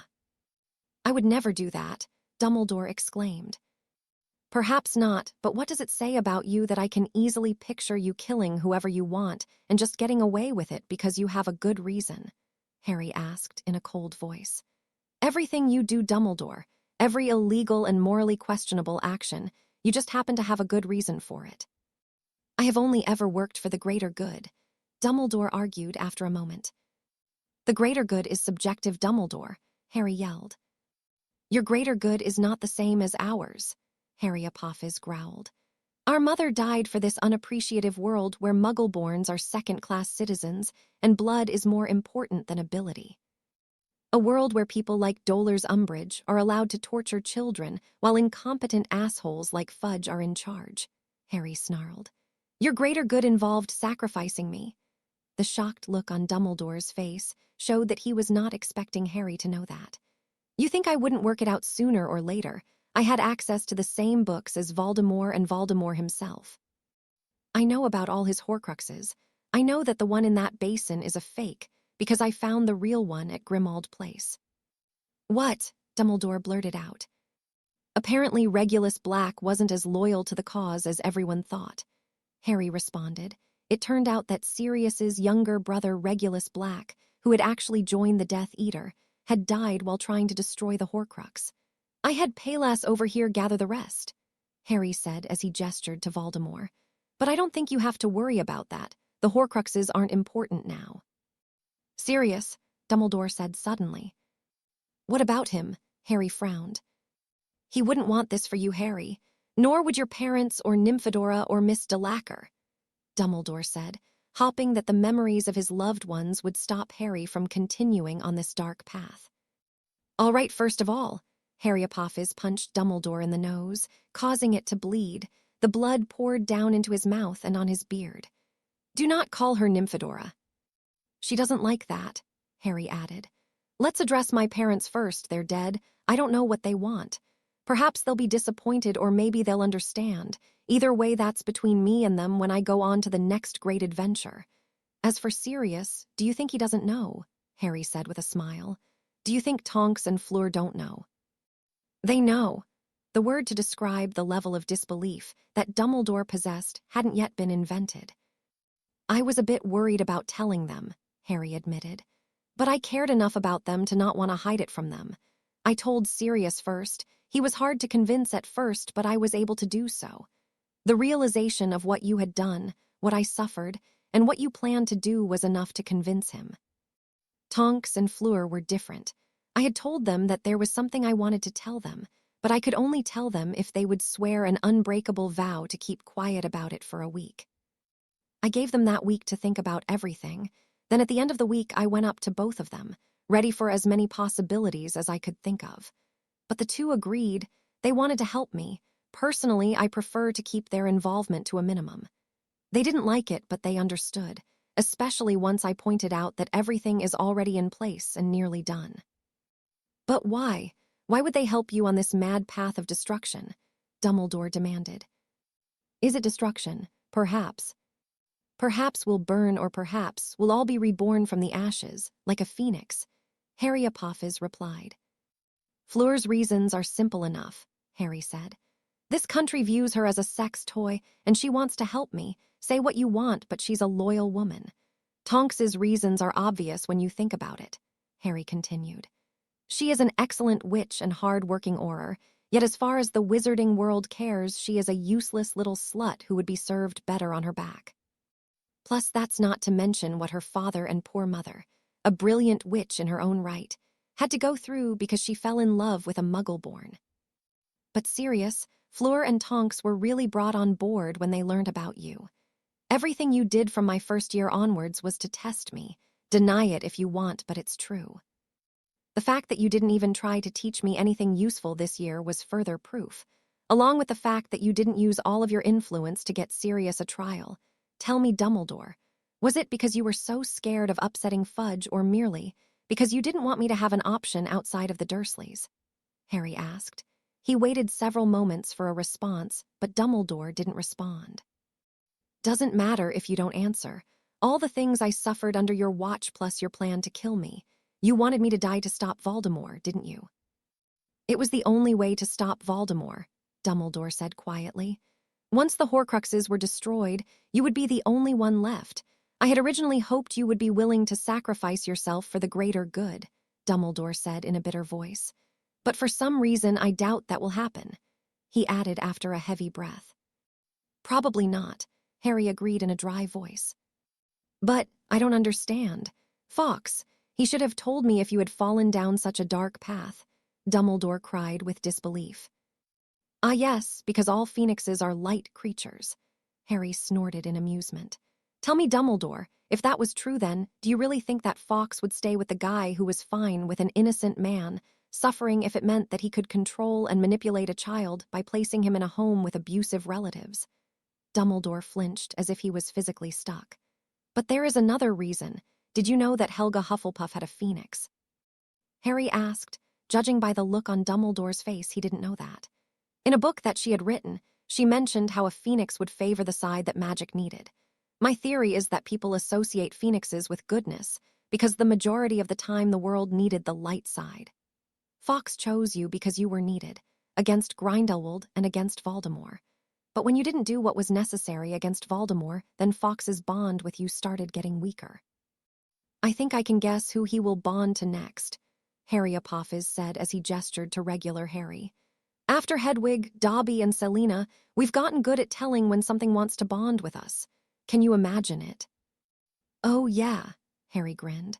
The whole world will think that Harry Potter is the great champion of the light because he has a phoenix. Perhaps Fawkes was merely staying with Dumbledore until he died. Then he would bond with you, Voldemort guessed. Perhaps, Harry nodded at that. It's not impossible for him to be attached after so many years. And isn't it interesting how we will end up with not just a basilisk, but also a phoenix, Harry Apophis commented. The ultimate symbols of light and darkness. Exactly, Harry said, looking at Dumbledore. That's the difference between the three of us. Harry Apophis coughed. That's the difference between the four of us, Harry corrected. You and Voldemort are so far on the opposite ends of the scale, me and him. We're right in the middle. You believe in saving all life. He wants to kill it all, and I want to save the savable. Once I'm through with you and Tom, I'm going to change this world for the better. I'm going to make it a world where me and my family can happily live in peace. A world where I don't have to worry about me, or Sirius or Fleur and Tonks, getting killed, because of some bastard who has nothing to show other than blood. But the prophecy, Dumbledore said, sounding like he was grasping at straws. It said that you had to defeat Tom. Did it though? Harry said with a thoughtful look. What was the exact wording of it? It goes like this. The one with the power to vanquish the Dark Lord approaches, born to those who have thrice defied him, born as the 7th month dies. And the Dark Lord will mark him as his equal, but he will have power the Dark Lord knows not. And either must die at the hand of the other, for neither can live while the other survives. The one with the power to vanquish the Dark Lord will be born as the 7th month dies. And that's about it, Harry Apophis answered. A funny thing about prophecies is that they don't all come true. Many of them are also self-fulfilling. That also sounds like it's open to interpretation, Harry replied. I mean, it doesn't even state which calendar to use. Nor does it specify who the Dark Lord is, Harry Apophis added. I mean, we've all done things that would make people call us Dark Lords. And that does include you, Dumbledore, Harry said. I mean planning to kill children, leaving them in abusive environments, trick dangerous murders into trying to steal an item from schools full of children, and so on and so forth. Dumbledore really didn't like Harry's way of interpreting the prophecy. Admittedly, James and Lily had defied him a few times as members of the Order, but he was not a Dark Lord. He had done everything for the benefit of others, hadn't he? That's why I'm doing this, Dumbledore. You and Valdi are the two biggest players in this game. Once you're both dealt with, I will finally be free, Harry said as he stood up. Voldemort instantly banished the chair away for him. I will stop you, Harry, Dumbledore said in a determined voice. Oh, and how are you planning to do that? Harry smirked. You're dying, Dumbledore, you're poisoned, chained to a basin and wandless. You of all people should know, not to underestimate another wizard until he is dead, Dumbledore said, mentally reviewing his plan to wandlessly escape these chains. He might be able to quickly throw a wandless blasting charm, and then he could hopefully escape. It would be hard with his broken hands and without the use of his legs, but it could work. Oh, Dumbledore, Harry responded with an amused laugh. Do I look like your standard monologuing villain? Have fun, Harry Apophis said to Harry before he took Selina from him and stepped off the island and into the boat along with Voldemort before pushing the boat away from the island. What are you doing? Dumbledore's eyes narrowed. Well, they couldn't stay on the island, could they? They'd affect the ritual. Harry responded in a way that sounded like Dumbledore had missed something very obvious. Ritual? Dumbledore gasped as fear made itself present on his face. There were plenty of dangerous rituals that could be done with an unwilling victim, and he wanted no part in any of them. Yes, we had set it up while you were unconscious. It just needed some time to power up, Harry explained. Now shut up, I'm about to start, Harry said in a calm voice, but Dumbledore did not really feel like complying. With a lot of effort, Dumbledore wandlessly broke the chains. He took a quick breath, and when he did so, he noticed that Harry didn't seem all the bothered. Dumbledore tried to move but didn't get too far as Harry began chanting in Parseltongue. The second that Harry began chanting, Dumbledore froze as unimaginable pain surged through his body. Dumbledore screamed as if the Cruciatus curse had been cast on him. Dumbledore didn't know how long it lasted, but it felt like an eternity. Once it was done, Dumbledore found himself lying on his left side, blood pouring out of his mouth, his body convulsing as he looked up at Harry, who had an almost unbelievably happy look on his face. Oh, fuck, Harry gasped out at the orgasmic-like experience his whole body was feeling. That's the good shit, he laughed loudly. His laughs ringed painfully in Dumbledore's ears. What did you do to me? Dumbledore asked weakly. Even talking felt ridiculously hard.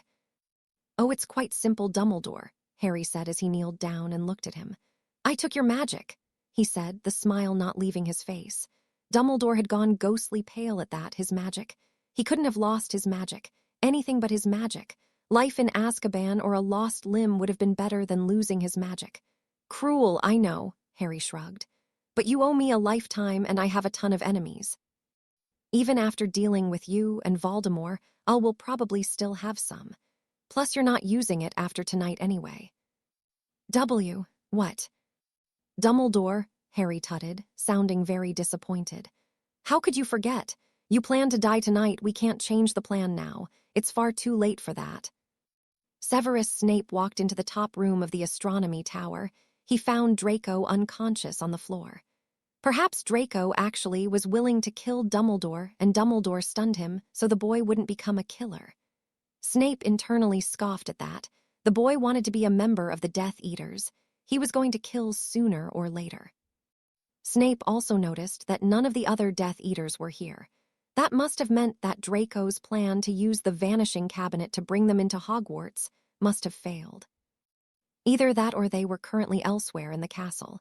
Either way, it was time to do what had to be done. Snape's gaze landed on Dumbledore, who was weakly standing on his legs, looking like he was about to die in a few moments. Apparently, he had suffered a lot while searching for whatever he had been searching. A shame he had not revealed what he was looking for, but Snape thought that withholding information was probably the smartest thing that Dumbledore had ever done. Severus, Dumbledore said in a relieved tone when he saw Snape. Is it really you? Yes, Snape said in a soft voice. You're not looking too good, Dumbledore. Snape commented in a conversational voice, as if he was talking about something simple like the weather. Severus, I need your help, Dumbledore said as quickly as he could, which wasn't very since he felt like death was knocking at his door. Harry, I don't care about that infernal brat, Snape interrupted. Severus, Dumbledore said in a pleading tone, please listen to me. I would, Dumbledore, but the time has come for you to die. Severus, change of plans, Dumbledore blurted out, believing that perhaps there was a Death Eater hiding somewhere, and Snape was simply putting on a show for him. Stop the plan, I can't die yet, there's so much I need to stop. Harry is. Your plan may have changed, Dumbledore, but mine has not, Snape cut him off. I will kill you and earn the Dark Lord's favor. Severus, breathed Dumbledore, looking like he was begging for this to all be a dream of some sort. You're weak now, Dumbledore, barely able to stand and about to die. I'm not about to risk my positions on a dead man. But Severus, I trusted you, Dumbledore cried, tears dripping from his eyes. Even Black and Potter were smart enough to realize that was a bad idea, so if you were foolish enough to trust me 100%, then you will gain no sympathy from me, Snape said coldly before raising his wand. Wait, Severus, Harry is. Avada Kedavra, Snape said softly. A green light shot from his wand and struck Dumbledore in the chest. He fell back. His lifeless body fell out of the tower. Snape sniffed and was about to leave when suddenly he felt his limbs snap together as he fell to the floor. A full body bind had been placed on him. Snape, a familiar voice said just as Harry came into view. You killed Dumbledore, he said in a soft voice with an undertone of anger.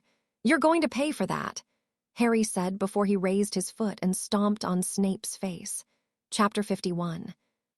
Harry's eyes slowly opened. He blinked several times in an attempt to reduce the sleepiness he was experiencing. He was well aware of the two bodies in bed with him. Tonks was on his left, her hair pink and spread out, her head leaning on his shoulder with her arms wrapped around his and her leg draped over his own. Fleur was on his other side, looking perfect as usual. Her head was resting on his chest with her body pressed into his side, and her leg draped over his other leg. Harry sighed happily, making no move to get up. This moment was Patronus-worthy for him. He kind of hoped it would never end. His life had changed so much in the last few years. He was just glad it was for the better. When he was with the Dursleys, he had no idea what would happen to him.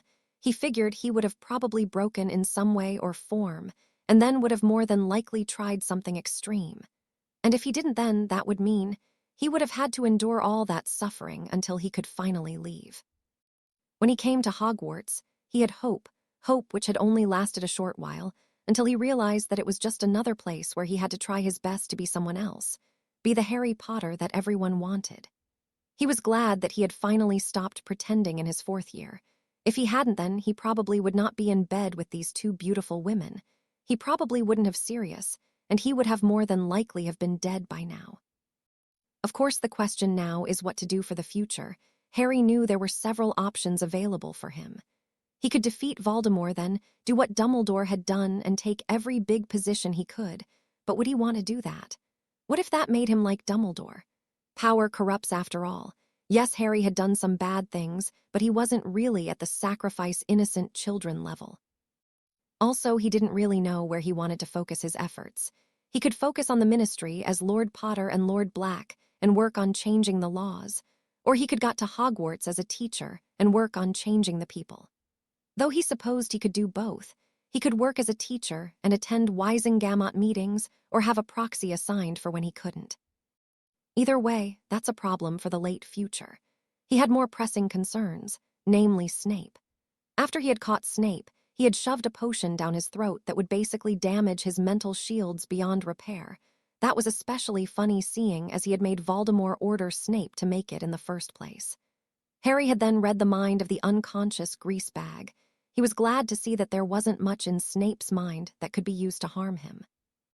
It was fortunate that Dumbledore had not told Snape about the Horcruxes. If he had, then Harry would have had to mind-wipe Snape to prevent the man from telling everyone that Harry had been a Horcrux. Harry figured that Snape would probably have just done that just to drag Harry down to hell with him. Once that was done, Harry had waited for the Aurors to arrive to take Snape away. Tomorrow would be Snape's trial. Harry was still thinking about if he was going to send Sirius there as his proxy or show up himself. Hopefully Snape would get the Dementor's kiss or get pushed through the veil. If he didn't, then Harry would make sure the man was killed. He was far too dangerous to be left alive.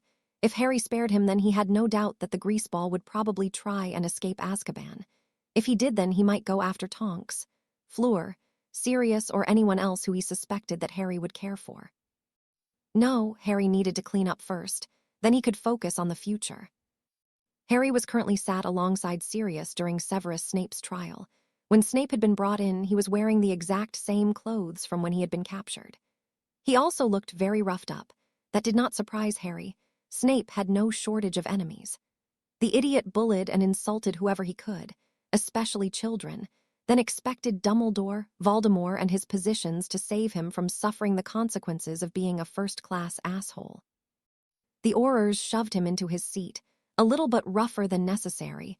Chains rose up from the chain and wrapped themselves around a tired and livid-looking Severus Snape. Snape glared at everyone in the courtroom, especially Harry and Sirius, not something that helped his case. The judge for this case was Amelia Bones, previously the head of the Department of Magical Law Enforcement, but was now the new Minister of Magic. The trial started with listing all of the various crimes Snape was accused of, including the ones he was accused of before the last war had ended. Because apparently Snape had got off last time, thanks to Dumbledore's claims that Snape was a spy for him all along, which had pretty much shut down the trial nearly immediately. That excuse wasn't going to work as well, seeing as he was being accused for killing the old fucker. "How do you plead?" Amelia Bones asked once the long list of charges was read. "Not guilty," Snape said without hesitation, even if he didn't look very confident. "Defiant to the end," Harry whispered to Sirius, who snorted in amusement. "He always was a stubborn bastard," Sirius agreed. "Very well," Madame Bones nodded as if she was expecting that answer.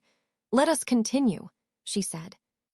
What followed was roughly about an hour or so of various people who knew Snape and Dumbledore discussing Snape and answering questions, including the Hogwarts teachers. The other three head of houses very coldly informed them of the uncountable times that they had received complaints about Snape, only to be brushed off by Dumbledore, who would always say that same things. Either he trusted Snape or he would talk to Snape. Only one of those sounded true. Sirius was even given the opportunity to speak up against Snape. Sirius had to restrain himself and was barely able to keep the gleeful look off of his face. Sirius began talking about all the many times he had argued with Dumbledore about having Snape, not just as a spy, but also as a teacher for Hogwarts. He also talked about how Snape was the one to stop him from catching Pettigrew during Harry's third year, something which did not help Snape's case. Eventually, Harry was called up to speak. Harry had to stop himself from looking too happy, much like Sirius had. Harry had calmly walked to the witness box. Snape was snarling at him the whole time. Not something that helped his case, but he either did not notice or care that everyone else in the court was noticing his reaction to Harry. "Mr. Potter," Amelia Bones spoke, "you have known Mr. Snape since your first year at Hogwarts School of Witchcraft and Wizardry, is that correct?" "Unfortunately," Harry nodded. "What is your relationship with the accused?" Amelia Bones asked. "The best way I could probably describe it is regular guy meets psychopath stalker," Harry replied. "Explain," Amelia Bones frowned. "Well, Snape over there has made no secret of the fact that he hates me, yet the majority of the time it is him who approaches me," Harry shrugged. "Now, I am no expert, but I would imagine that a mentally healthy person would take steps to avoid someone they dislike, but in Snape's case, he does the opposite and actively seeks me out to taunt and bully me. I have lost count of how many times he has done that, then relied on his position and Dumbledore to protect himself. As you can imagine, I was not able to retaliate against Snape when I was 11 years old and forced to listen to him insult my dead father in front of me," Harry said, earning gasps of disbelief from the court. He insulted your father, one member of the court asked. Allow me to explain, Harry said before taking a deep breath. During my first potions class, I had entered the classroom, and I was admittedly rather excited as the subject had sounded quite interesting to me. But then Snape stormed into the room. When he took the register, he mocked me for being a celebrity despite the fact that I had not said anything to him. He then singled me out and asked me some very advanced questions that we were not expected to know for our first class. Then, instead of explaining how to make potions, the effects of ingredients, or even basic safety rules, he wrote the instructions on the blackboard before walking around and breathing down the necks of students, looking at us like a pervert would look at his sister. The rest of the lesson went by with him constantly insulting and intimidating me and the other Gryffindor students. He either complimented or ignored the Slytherin students. At one point, one student, Neville Longbottom, made a mistake which ended up with him being covered in boils. A mistake that I do not think would have been made if he was allowed to go through the class with proper teaching and instructions, plus no intimidation tactics from Snape. Harry said. He paused and noticed that Neville's grandmother, Augustus Longbottom, looked pissed off to say the least. Snape, instead of accepting that he could have done better as a teacher, decided to blame me for Neville's mistake, even though I was busy working on my own potion. You liar, Snape yelled. You spoilt and arrogant brat, just like your father, always lying to get your way, you little. Enough, Amelia Bones shouted. Aurors, silence him. She ordered. The nearest Auror didn't even hesitate and silenced Snape. Continue, Mr. Potter. Thank you, Harry nodded. After the first lesson, I had hoped that things would get better, but they did not. The first time we ever made a poison, Snape had said, Everyone collect your poison and leave a vial at my desk. Apart from you, Potter, you can drink yours. And at the time, I had no idea if he actually meant it. That's how bad he was, Harry said. Harry lost count of how long it was, but a long while later he had finally finished telling the court every bad thing he knew about Snape, including the fact that the bastard liked to use legilimency on people. By the time Harry was done, the few people who did not originally dislike Snape were now full on hating him. Sirius had also suggested that the court use truth serum on Snape, which after a few minutes of discussing if they actually could, was agreed upon. The truth serum was shoved down Snape's throat, and he admitted to all of his crimes, including giving the prophecy to Voldemort and leading them to the Potters. By the end of it, people knew that there was a prophecy involving Harry and Voldemort. They did not know what the prophecy was beyond the few lines that Snape knew, but they all could have guessed what it basically meant. Once the truth serum had worn off, there was no doubt that pretty much everyone wanted to get rid of Snape. The light side wanted to get rid of him because he was an evil son of a bitch who had killed Dumbledore and terrorized their children. The neutral/gray side wanted to get rid of him because he was an evil son of a bitch who cost lives and had terrorized their children, while the dark side wanted to get rid of Snape because he was an evil son of a bitch who was pretty much done for at this point, and he had terrorized their children, because not all members of the dark side were Slytherins. Believe it or not, plus even those who had children in Slytherin were not happy with Snape since their children got by due to favoritism and not actual skill, something which could be dangerous with something like potions. Also, nobody liked Snape. He was an asshole. At the end of it, Snape was sentenced to the Dementor's kiss. Nearly everybody cheered. Sirius was very happy about that because Snape had tried to get him sentenced to a Dementor's kiss in Harry's 3rd year. Snape was yelling at everyone even though they couldn't hear him because the silencing charm had been reapplied after he had finished taking the truth serum. The Auror wasn't even asked to do so. He had just silenced him and nobody complained.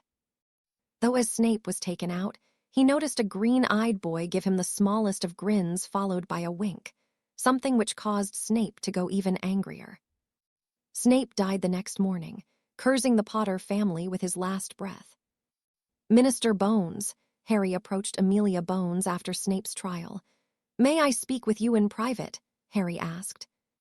Mr. Potter, I do not intend to seem rude, but I am a very busy woman. Amelia frowned. Is this important? Incredibly, Harry nodded without hesitation. He leaned in and whispered in her ear. It's about you-know-who. Harry whispered. He pulled back and saw a stunned look on Amelia's face. She recovered fairly quickly and gestured him to follow her. A minute later, they were both sat in her office. "All right, Mr. Potter," Amelia said. "You have my full attention. I just wanted to know what would happen if someone was hypothetically capable of defeating Voldemort once, and for all but was worried about possible negative consequences that they could possibly suffer if they did so, such as legal consequences." "Are you saying that you can end Voldemort?" she asked, a hint of hope in her voice. "No, I'm saying that somebody hypothetically could," Harry responded. "But this person is rather worried about what could happen to him or her if they do so. For example, they could be charged with murder or some other crime." "Are you saying you want me to basically give you full permission and cover for you if you are to do whatever is needed to kill Voldemort?" "I am saying that this hypothetical person would like that," Harry nodded. Very well, I will help you," she said after a short pause. It was not something she needed to think hard about. Helping the person who was going to get rid of the worst Dark Lord in history was just basic decency. "I'm sure that the hypothetical person is very pleased." "This hypothetical person, his first name wouldn't happen to be Harry, would it?" she asked. I It might hypothetically be," Harry shrugged. The Death Eaters, apart from a certain greasy-haired one, were all gathered at the current headquarters that Voldemort was using.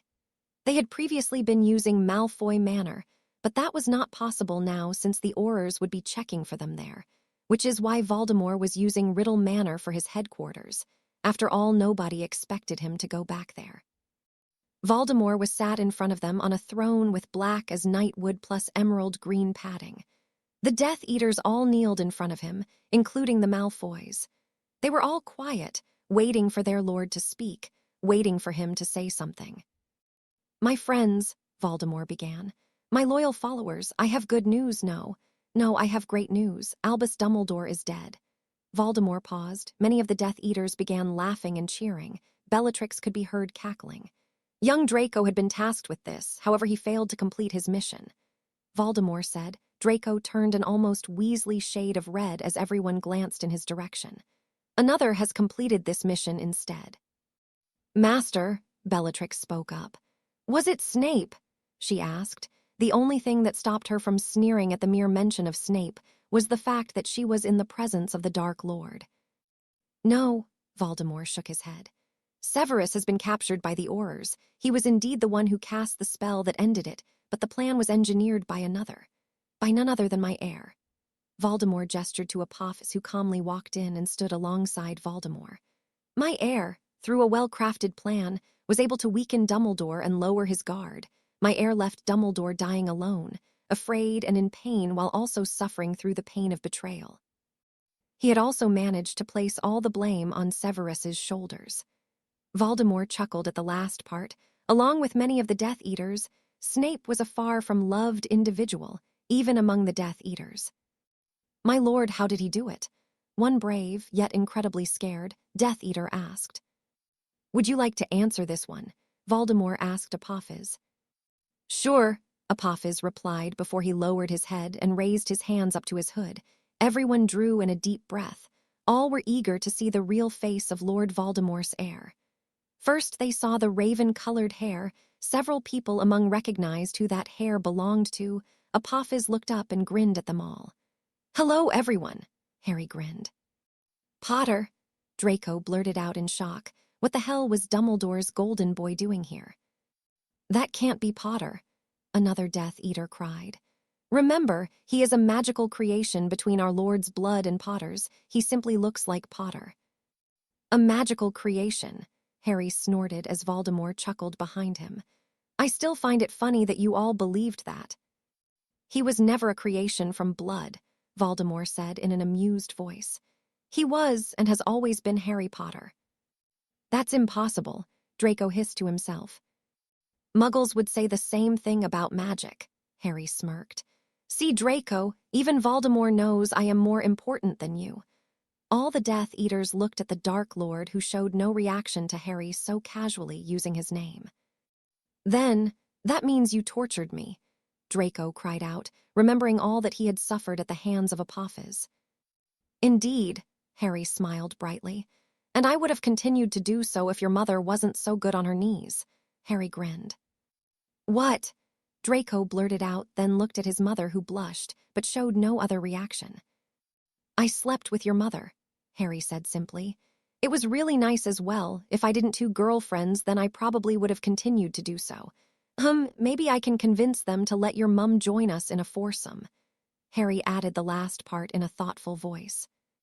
You half-blood freak, Draco cursed as he pulled his wand out, only to fall to his knees when Harry hit him with a quick Cruciatus curse. No, Draco, Harry tutted. In case you have forgotten, I am very much still Apophis. He grinned. Master, how did this happen? Bellatrix Lestrange asked with disbelief. What on earth could have possessed her lord to take a filthy half-blood like Potter as his heir? It is a rather interesting tale, Voldemort smirked. During young Harry Potter's 4th year, he discovered that I had sent one of my servants, Barty Crouch Jr., to Hogwarts, disguised as Aleister Moody. During my resurrection ritual, he revealed himself to me. Wait a sec, you killed one of Dumbledore Order members. One Death Eater blurted out. Actually, the only member of Dumbledore's Order I killed was old Voldemort's second spy. Harry explained. What? Bellatrix blurted out. You know, as far as last words go, that's not a bad one. I would love to keep explaining everything, but I've decided I would rather just have you all die, Harry said before he clicked his fingers. Voldemort nodded before pressing his fingers to his forearm. A few seconds later, all the Death Eaters with dark marks collapsed on the floor, gasping for air, all looking terrified for a few seconds before they left the land of the living. What's happening? A terrified Draco Malfoy screamed out, him and his mother being the only two in the room who were not marked. Father! He cried out when he saw Lucius Malfoy die in front of him. Oh, Draco, Harry tutted. Didn't you know your Dark Lord works for me? Harry laughed. What? Draco blurted out, not sure he heard right. There was no way that the Dark Lord worked for Potter. Yeah, Harry nodded. He really shouldn't have used me for the blood ritual to bring himself back anyway, Dobby, Harry called. A second later, Dobby arrived and handed Narcissa a piece of parchment before popping away. Thank you, Narcissa nodded. What the hell is going on? Draco demanded, confused about why his mother was acting so calm, as if her husband had not just died. I hate your father, Draco, Narcissa snapped at him, shocking him. I hate him. You are the only one in our family who loved him beside himself, probably the whole world even. I tried for years and years to convince him to stop corrupting you and for you to just grow up and see the idiocy of following in his footsteps. But you wouldn't listen. No matter what I had done, you wouldn't listen. But you will listen to me now. Mother, Draco spoke in a quiet voice, as if he couldn't understand what was happening. If not for me, then you would be dead like all of them. Narcissa gestured to the dead bodies surrounding them. They were killed by the Dark Mark, Harry added. Voldemort had placed a kill this idiot option into all of his Dark Mark, in case anyone had ever turned on him. At first, Harry had been tempted to just have him use it and quickly get rid of all of Harry's problems.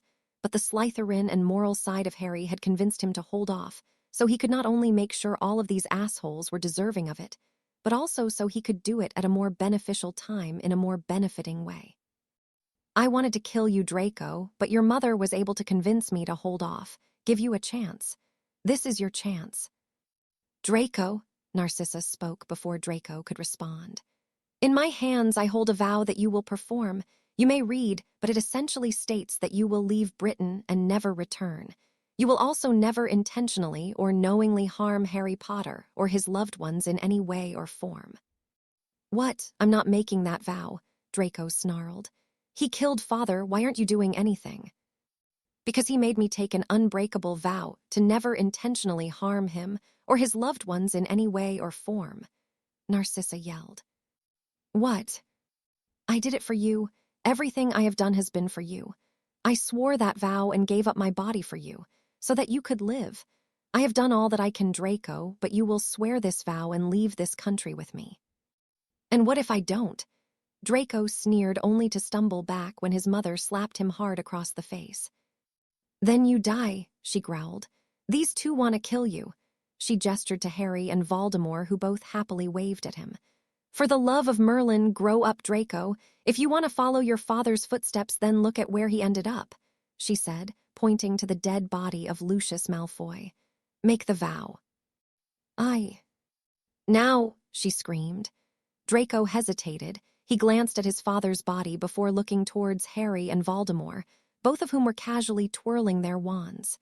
He was angry and pissed off, but there was a reason why Draco was not in Gryffindor. I will make the vow, he said, lowering his head in defeat. Good, Narcissa huffed before turning to Harry. Thank you, she said in a sincere tone. Thank you for sparing my son. I will fully admit that I would prefer to kill your son and bury him in a ditch, Harry responded. But for you I won't. Your husband might have been an evil idiot, who, if you are to be believed, has a very small dick, but you are a good mother, a caring mother, and for that you have my respect. Thank you, she nodded to him before handing Draco the parchment. Make the vow, she ordered. Draco, very reluctantly, made the vow. That night he and his mother had snuck out of England and went to live in France. The rest of Draco's life would be a miserable one. The Malfoys were not well liked in France, and Draco's attitude did not help matters, which was why he could barely hold on to any job at all and had to settle for low-paying jobs. He had tried to marry a rich girl, but that didn't go over well for him. Coincidentally, he also became unable to produce more heirs around the same time. His mother had taken control of the Malfoy fortune and kept it from Draco, mostly to make sure he didn't waste it all. She also kept a close eye on him, to make sure he wouldn't do something stupid like go back to Britain. The day after Narcissa Malfoy had died, Draco had gotten very drunk and had rather stupidly headed towards England to get revenge on Potter. He had taken one step into the country before the vow took action, killing him. Here you go, Selina. Fleur smiled as she levitated the rat that Creature had caught towards Selina, who quickly began eating it.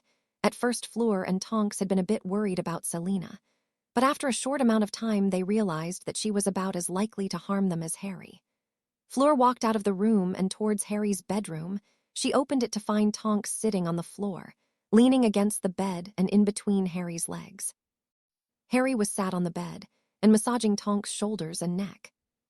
Oh, that's magical, Tonks moaned.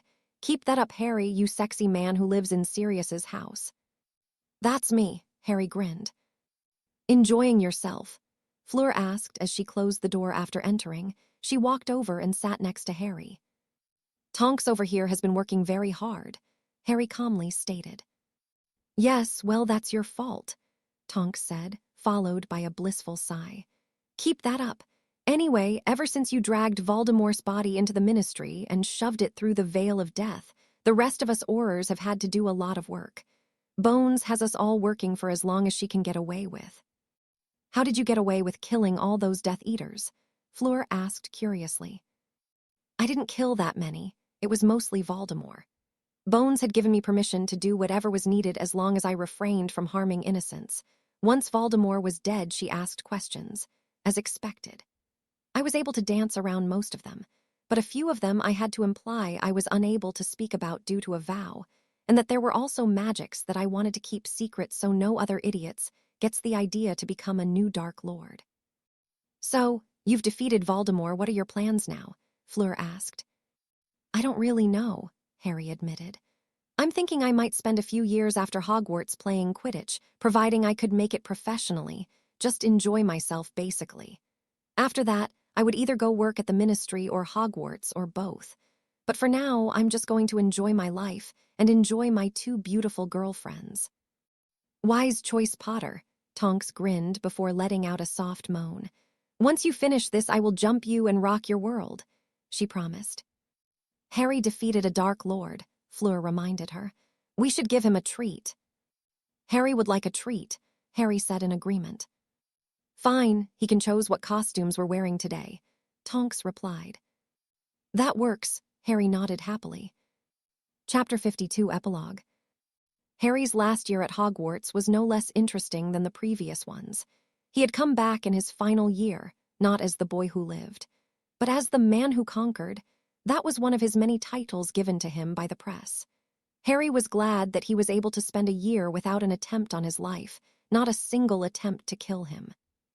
though it was kind of sad that was his standard for a good year. That did not mean that Harry's year was an easy one.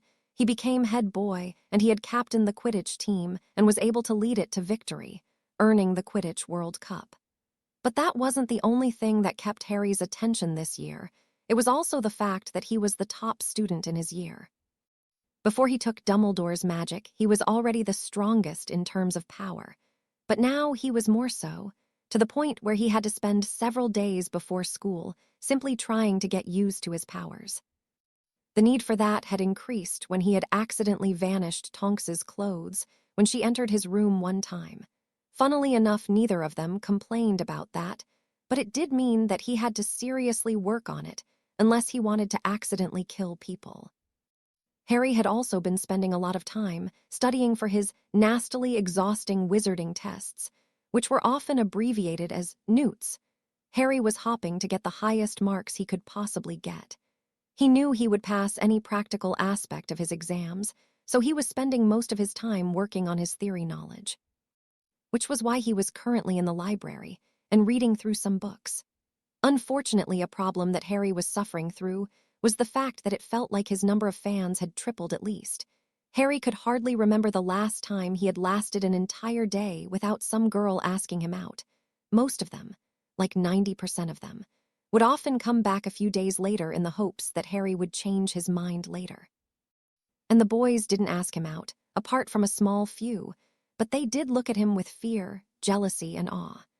The other day, Harry had walked past Colin Creevey, and the younger boy, upon seeing Harry, froze.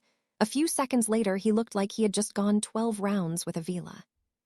Harry wasn't too surprised by the high amount of attention he was receiving. As far as everyone was concerned, Harry was an unstoppable mega wizard, who was even better than Dumbledore, seeing as Dumbledore was still an adult when he fought Grindelwald, while Harry had defeated Voldemort twice. Voldemort was concerned by most to be even worse than Grindelwald, so the fact that Harry had been able to defeat him once as a baby and a second time as a teenager meant that Harry's reputation had increased to the point that he could probably kill half the people in the school and get away with it. Though he probably could get away with it if not for the new Minister of Magic, Amelia Bones. Amelia Bones was well respected in the wizarding world, not just for her family name, but also for her work as an Auror and as the head of the Department of Magical Law Enforcement, DMLE. She competed for the position against Rufus Scrimgeour, who didn't get the position he wanted but was made head of the Auror Department, which wasn't the worst consolation prize. Amelia Bones, as the new head of Magical Britain, was making waves and had begun pressing down on as many criminals as she could. Fortunately for her, all of the Death Eaters, or at least all of the marked ones, were dead, something which Harry had explained as being an unfortunate side effect of Voldemort's death. Though one other thing that interested Harry was the fact that Miss Bones could in the future become Mrs. Black, as she was now in a relationship with Sirius, who was now working as an Auror again. So not only was Harry rich, handsome, a powerful wizard who had defeated the worst Dark Lord of all time twice, but he also had good family connections. No wonder so many people desired him. "Harry," a voice huffed. Harry looked up to see none other than Hermione Granger staring at him with an irritated expression on her face as she held a book against her chest, noticeably using one arm to do so. Her hair was more bushier and less tame than usual, showing just how stressed the seventh-year girl was. "Hello, Hermione, you look, well, like Hermione. Anything I can help you with?"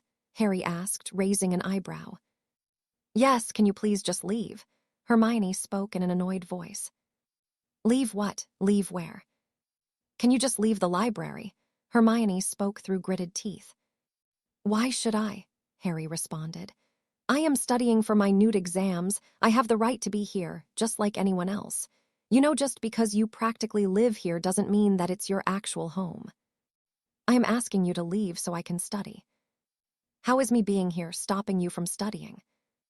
"Because of them," Hermione growled as she pointed to nearby tables full of girls that were gossiping and talking to each other while looking at Harry. "I can't study in the Gryffindor common room because everyone there won't shut up about you, and now I can't study here because everyone wants to keep gossiping about you." "You're right, Hermione," Harry spoke in a bland voice. It was so selfish of me to stop the worst Dark Lord of all time.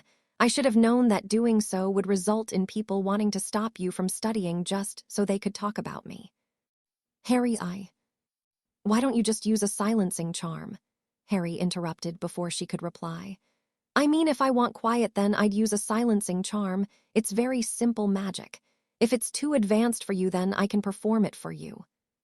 It is not too advanced for me, Hermione spoke after several calming breaths. Madame Pince has forbidden the use of silencing charms in the library. Apparently people get up too much mischief, and they can't hear when she tells them to not do something. Well, in that case, tough shit, Hermione. Harry, language, Hermione said, almost automatically. Hermione, I don't give a shit about language. I agree that there is a time and place where it shouldn't be allowed. But I'm British. Swearing is a thing that we do daily. Not every British person swears, Harry. Hermione glared at him before another look took over her face. Harry very easily recognized the look that was currently on her face. It was the same look that Hermione would always have when she desperately wanted to know something. How did you do it? Hermione whispered so others wouldn't hear. Do what? Harry asked, not bothering to whisper. Defeat you-know-who, Hermione spoke, still whispering. How did you do it? It was quite simple. I acted like myself. Harry shrugged. What? Hermione blurted out, forgetting that she was supposed to be whispering. My first few years at Hogwarts were spent being someone else. Being the Harry Potter that everyone wanted, the simple-minded Gryffindor. After you all betrayed me in my 4th year, I realized I would be better off being who I really am, and I am glad I did so. Because if I didn't then, I'd be relying on you for help even now. Harry said as he stood up and closed his book. I'm going to be in the library tomorrow. You can have the library for today. You'll need it more than I do, Harry added before he walked off. Harry was walking down the hallway when suddenly he came across another person he most definitely did not want to talk to, Ron Weasley. What do you want? Harry asked bluntly. Ron had been acting odd for most of the year. Whenever he saw Harry, his face would go red, and he would make an effort to avoid him by moving to a far part of the room. Harry, who wanted nothing to do with Ron, didn't complain or try to fix that, but it looked like today Ron had something to say. How did you do it? Ron blurted out, his face redder than usual. Can you be more specific? Harry drawled. How did I do what? Defeat you-know-who. How did you stop him? By defeating him, Harry shrugged. Tell me, Ron demanded. Sorry, Weasley, but it's a secret only known to a few. Even the Minister of Magic doesn't know the full story. So you can see why you're not going to get an answer. I bet you didn't even do anything, Ron spat, glaring at Harry. I bet Dumbledore did all of the work and you just took all the credit. Ha, isn't that a laugh? Harry softly chuckled. Someone else doing all of the work and someone else taking all of the credit. Who does that remind you of? Oh yes, me and you. Harry spoke as if he had suddenly been told an unbelievable idea. I mean, after first year you went around telling people that you had heroically defeated McGonagall's chess set, never mind the fact that Granger and I did all of the rest. Didn't you one time in my first year claim to have taught me all I know about riding on a broom? Harry smirked at Ron's reddening face. If it went any redder, then the 6th son of the Weasley family would likely pop. What's the matter, Ron? Cat got you tongue. It all goes your bloody way, doesn't it? Ron shouted, pulling his wand out. Harry Potter gets this. Harry Potter gets that. Harry Potter saved the school. Harry Potter won the tournament.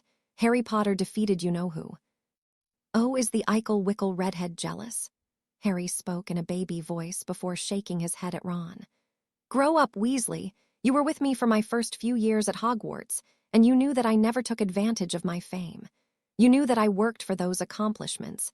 If it wasn't for me, then your bushy-haired girlfriend would have been pasted on the side of a troll's club. I'm the one who knocked the troll out. You're also the one who caused Granger to be there in the first place, Harry reminded him. And if that wasn't enough, then how about the fact that in my 2nd year it was me who saved your sister by going up against a basilisk of all things? If you were with me, then you'd likely end up getting yourself or both of us killed. There were plenty of more useful people to befriend than you. Your best quality was your loyalty. Your unwavering loyalty, and even that didn't last. You get, Ron yelled before he aimed his wand at Harry and fired off a high-powered flame blast, which if it Harry would have caused substantial damage. Harry didn't show any sign of fear. He instead simply raised his hand and cast a wandless shield which easily blocked the flame blast. Harry's power boost from Dumbledore had made it so wandless magic was almost as easy for him as regular magic with a wand. What? Ron blurted out. You always were an idiot, Harry said before he wandlessly cast a stunner that hit Ron square in the chest. Harry took his wand out before casting the Patronus spell. Harry's tiger flew off to get Headmistress McGonagall after Harry had given it a message. Harry didn't fully trust Professor McGonagall. She had been Dumbledore's yes woman for so long that it was difficult to not see her as anything but that. However, since the knowledge of the fact that Harry defeated Voldemort came out, she had been more respectful towards Harry. Harry didn't really know if it was because she felt guilty for her previous actions or if she simply thought he deserved more respect, but he didn't really care too much since it benefited him. What has happened? Headmistress McGonagall asked as soon as she arrived on the scene. This git tried to attack me, Harry said as he revived Ron.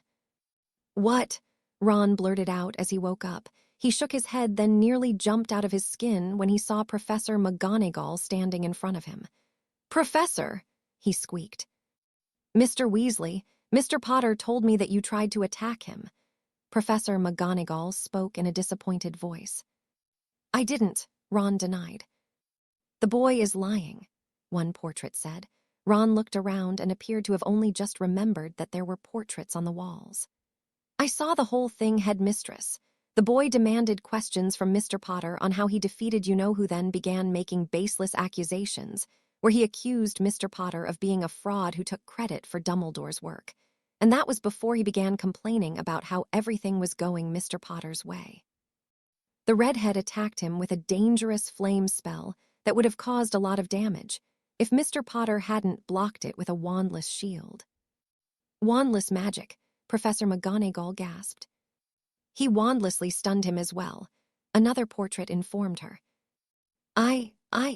Mr. Potter, 10 points to Gryffindor for such a mastery of magic. I dare say that you will not have much to worry about when you take your Newt exams, Professor McGonagall said to Harry before turning to Ron. As for you, Mr. Weasley, this is hardly your first time where it has been reported that you have used violence against other students. You will follow me. But Ron began only to be interrupted. Now, Professor McGonagall said in a stern voice. Ron looked like he was about to argue but wisely chose not to. He got to his feet and sent Harry one last glare before following Professor McGonagall to her office. I'm going to miss you, Astoria admitted as she sat with Harry and the others. They were all outside, sat by the lake with Tracy sitting with Daphne and Scott, and Jean while Harry was sat against a tree and Astoria sat next to him, leaning into his side. I'll miss you too, Squirt, Harry smiled. Don't call me that, Astoria rolled her eyes. I'm growing. Really? Harry asked in a fake surprised voice. I don't care how many Dark Lords you defeat, I will hex you, Astoria said in a warning tone. She'll do it, Potter, Daphne smirked in amusement. Of that I have no doubt, Harry replied. What are you guys going to do when you leave? Scott asked. Daphne and I intend to spend some time at the potions apothecary in Diagon Alley, Tracy replied. Just to earn some money while we both get our potions mastery. What about you, Harry? Jean asked. I've been scouted by a few Quidditch teams, Harry admitted.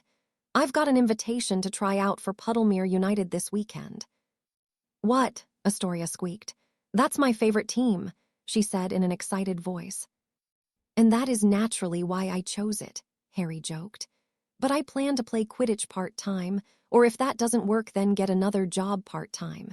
I want to get my mastery in defense, then I plan to get a job at Hogwarts. Really? Daphne asked. Yeah, I'll work at Hogwarts and attend Wisengamot meetings when I can or send a proxy when I can't. Harry shrugged. Well, I think you'll be a great teacher. Astoria grinned at Harry. Thanks, Harry smiled. That means a lot. I'm just glad that we can get through the rest of our lives without all of that you-know-who crap, Scott commented.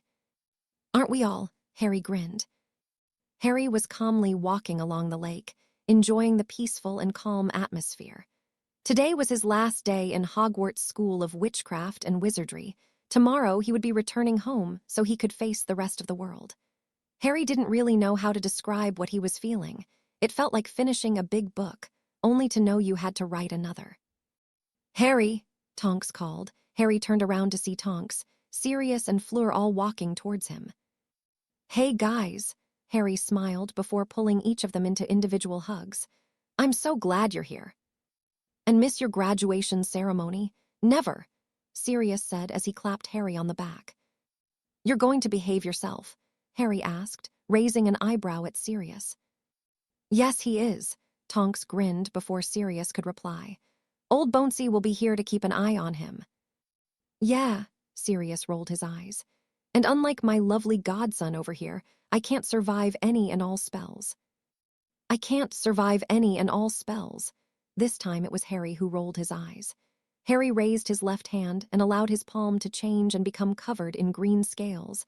"My skin can become thick enough to let me survive most spells, but that would hardly matter if I got roasted in fiendfire," Harry said as his skin changed back. "Besides, you can do it as well if you happen to have a spare basilisk around," Harry added. The secret to Harry's incredible ability to survive so many spells without injury came from a secret ritual invented by not just Salazar Slytherin, but also Helga Hufflepuff, Rowena Ravenclaw, and Godric Gryffindor. According to the books in the Chamber of Secrets, Merlin had used this very ritual. It had involved a lot of blood, hours of chanting, a few rare ingredients, nearly all the energy Harry had possessed, and the complete trust of a magical creature.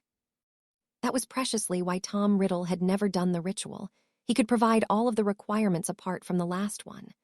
The basilisk that Tom had access to didn't completely trust Riddle, nor did Riddle completely trust the basilisk.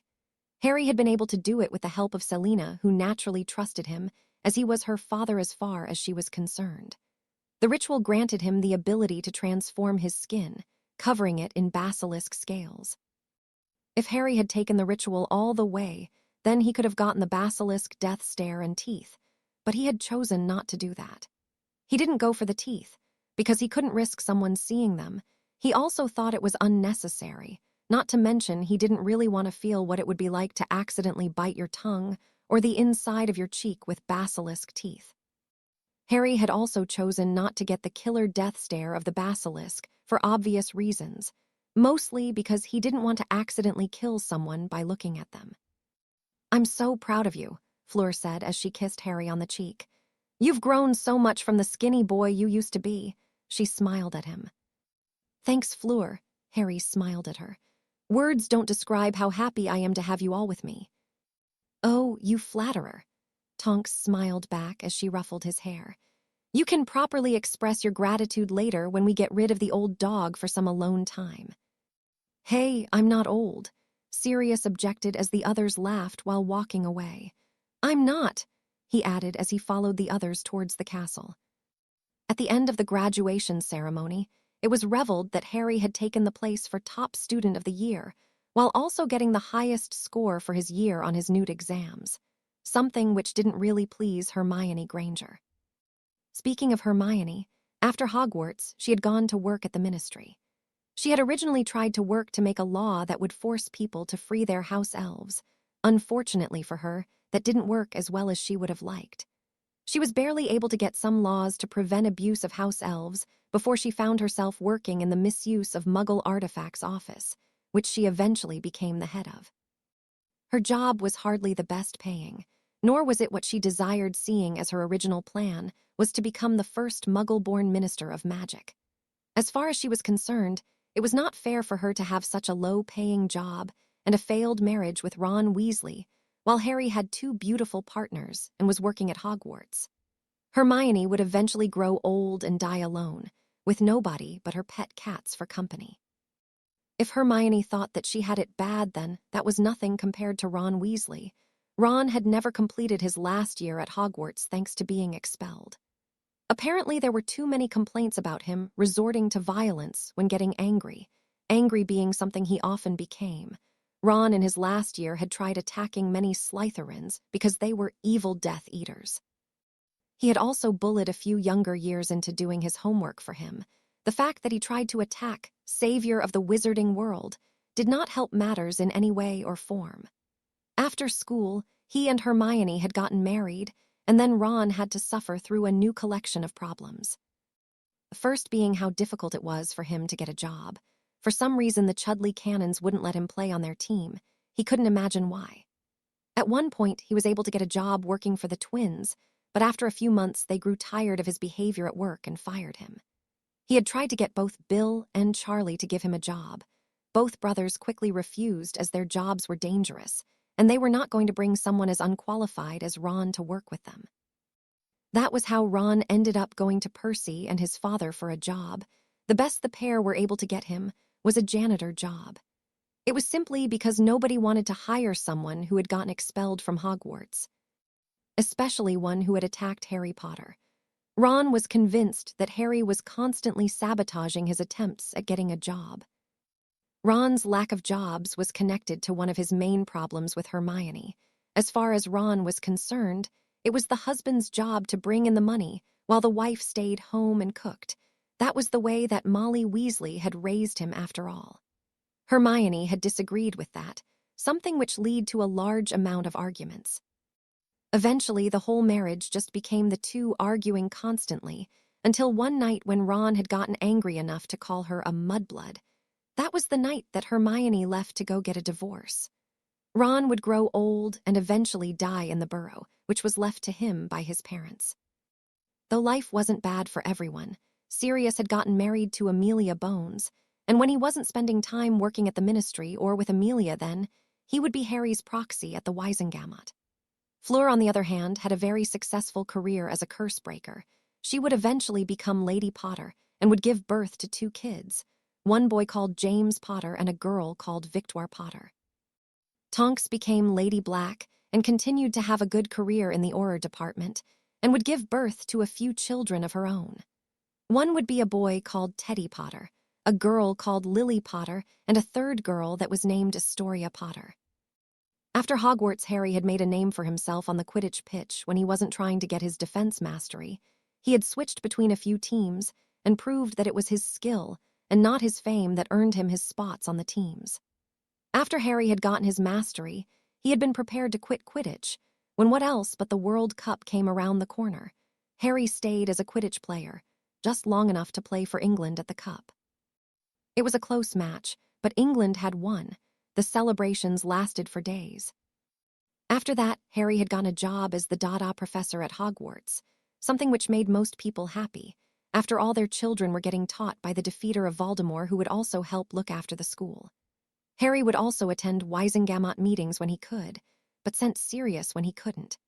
Between the two of them, plus their allies, they were able to improve many laws, making life easier for many people, including but not limited to Muggle-borns and werewolves. Harry would also end up eventually becoming Hogwarts headmaster Potter. He lived to an old age, enjoying each and every moment that his life had to offer. He would spend his last few years at Hogwarts, apart from his last year which he spent with family. 1 week after his death, a statue was created in his honor. Many books were written about him. Some people would happily talk about how they knew what many considered to be the greatest wizard of their age. It was hard to find a person in magical Britain who didn't know about the Harry Potter, the boy who lived who became the man who conquered.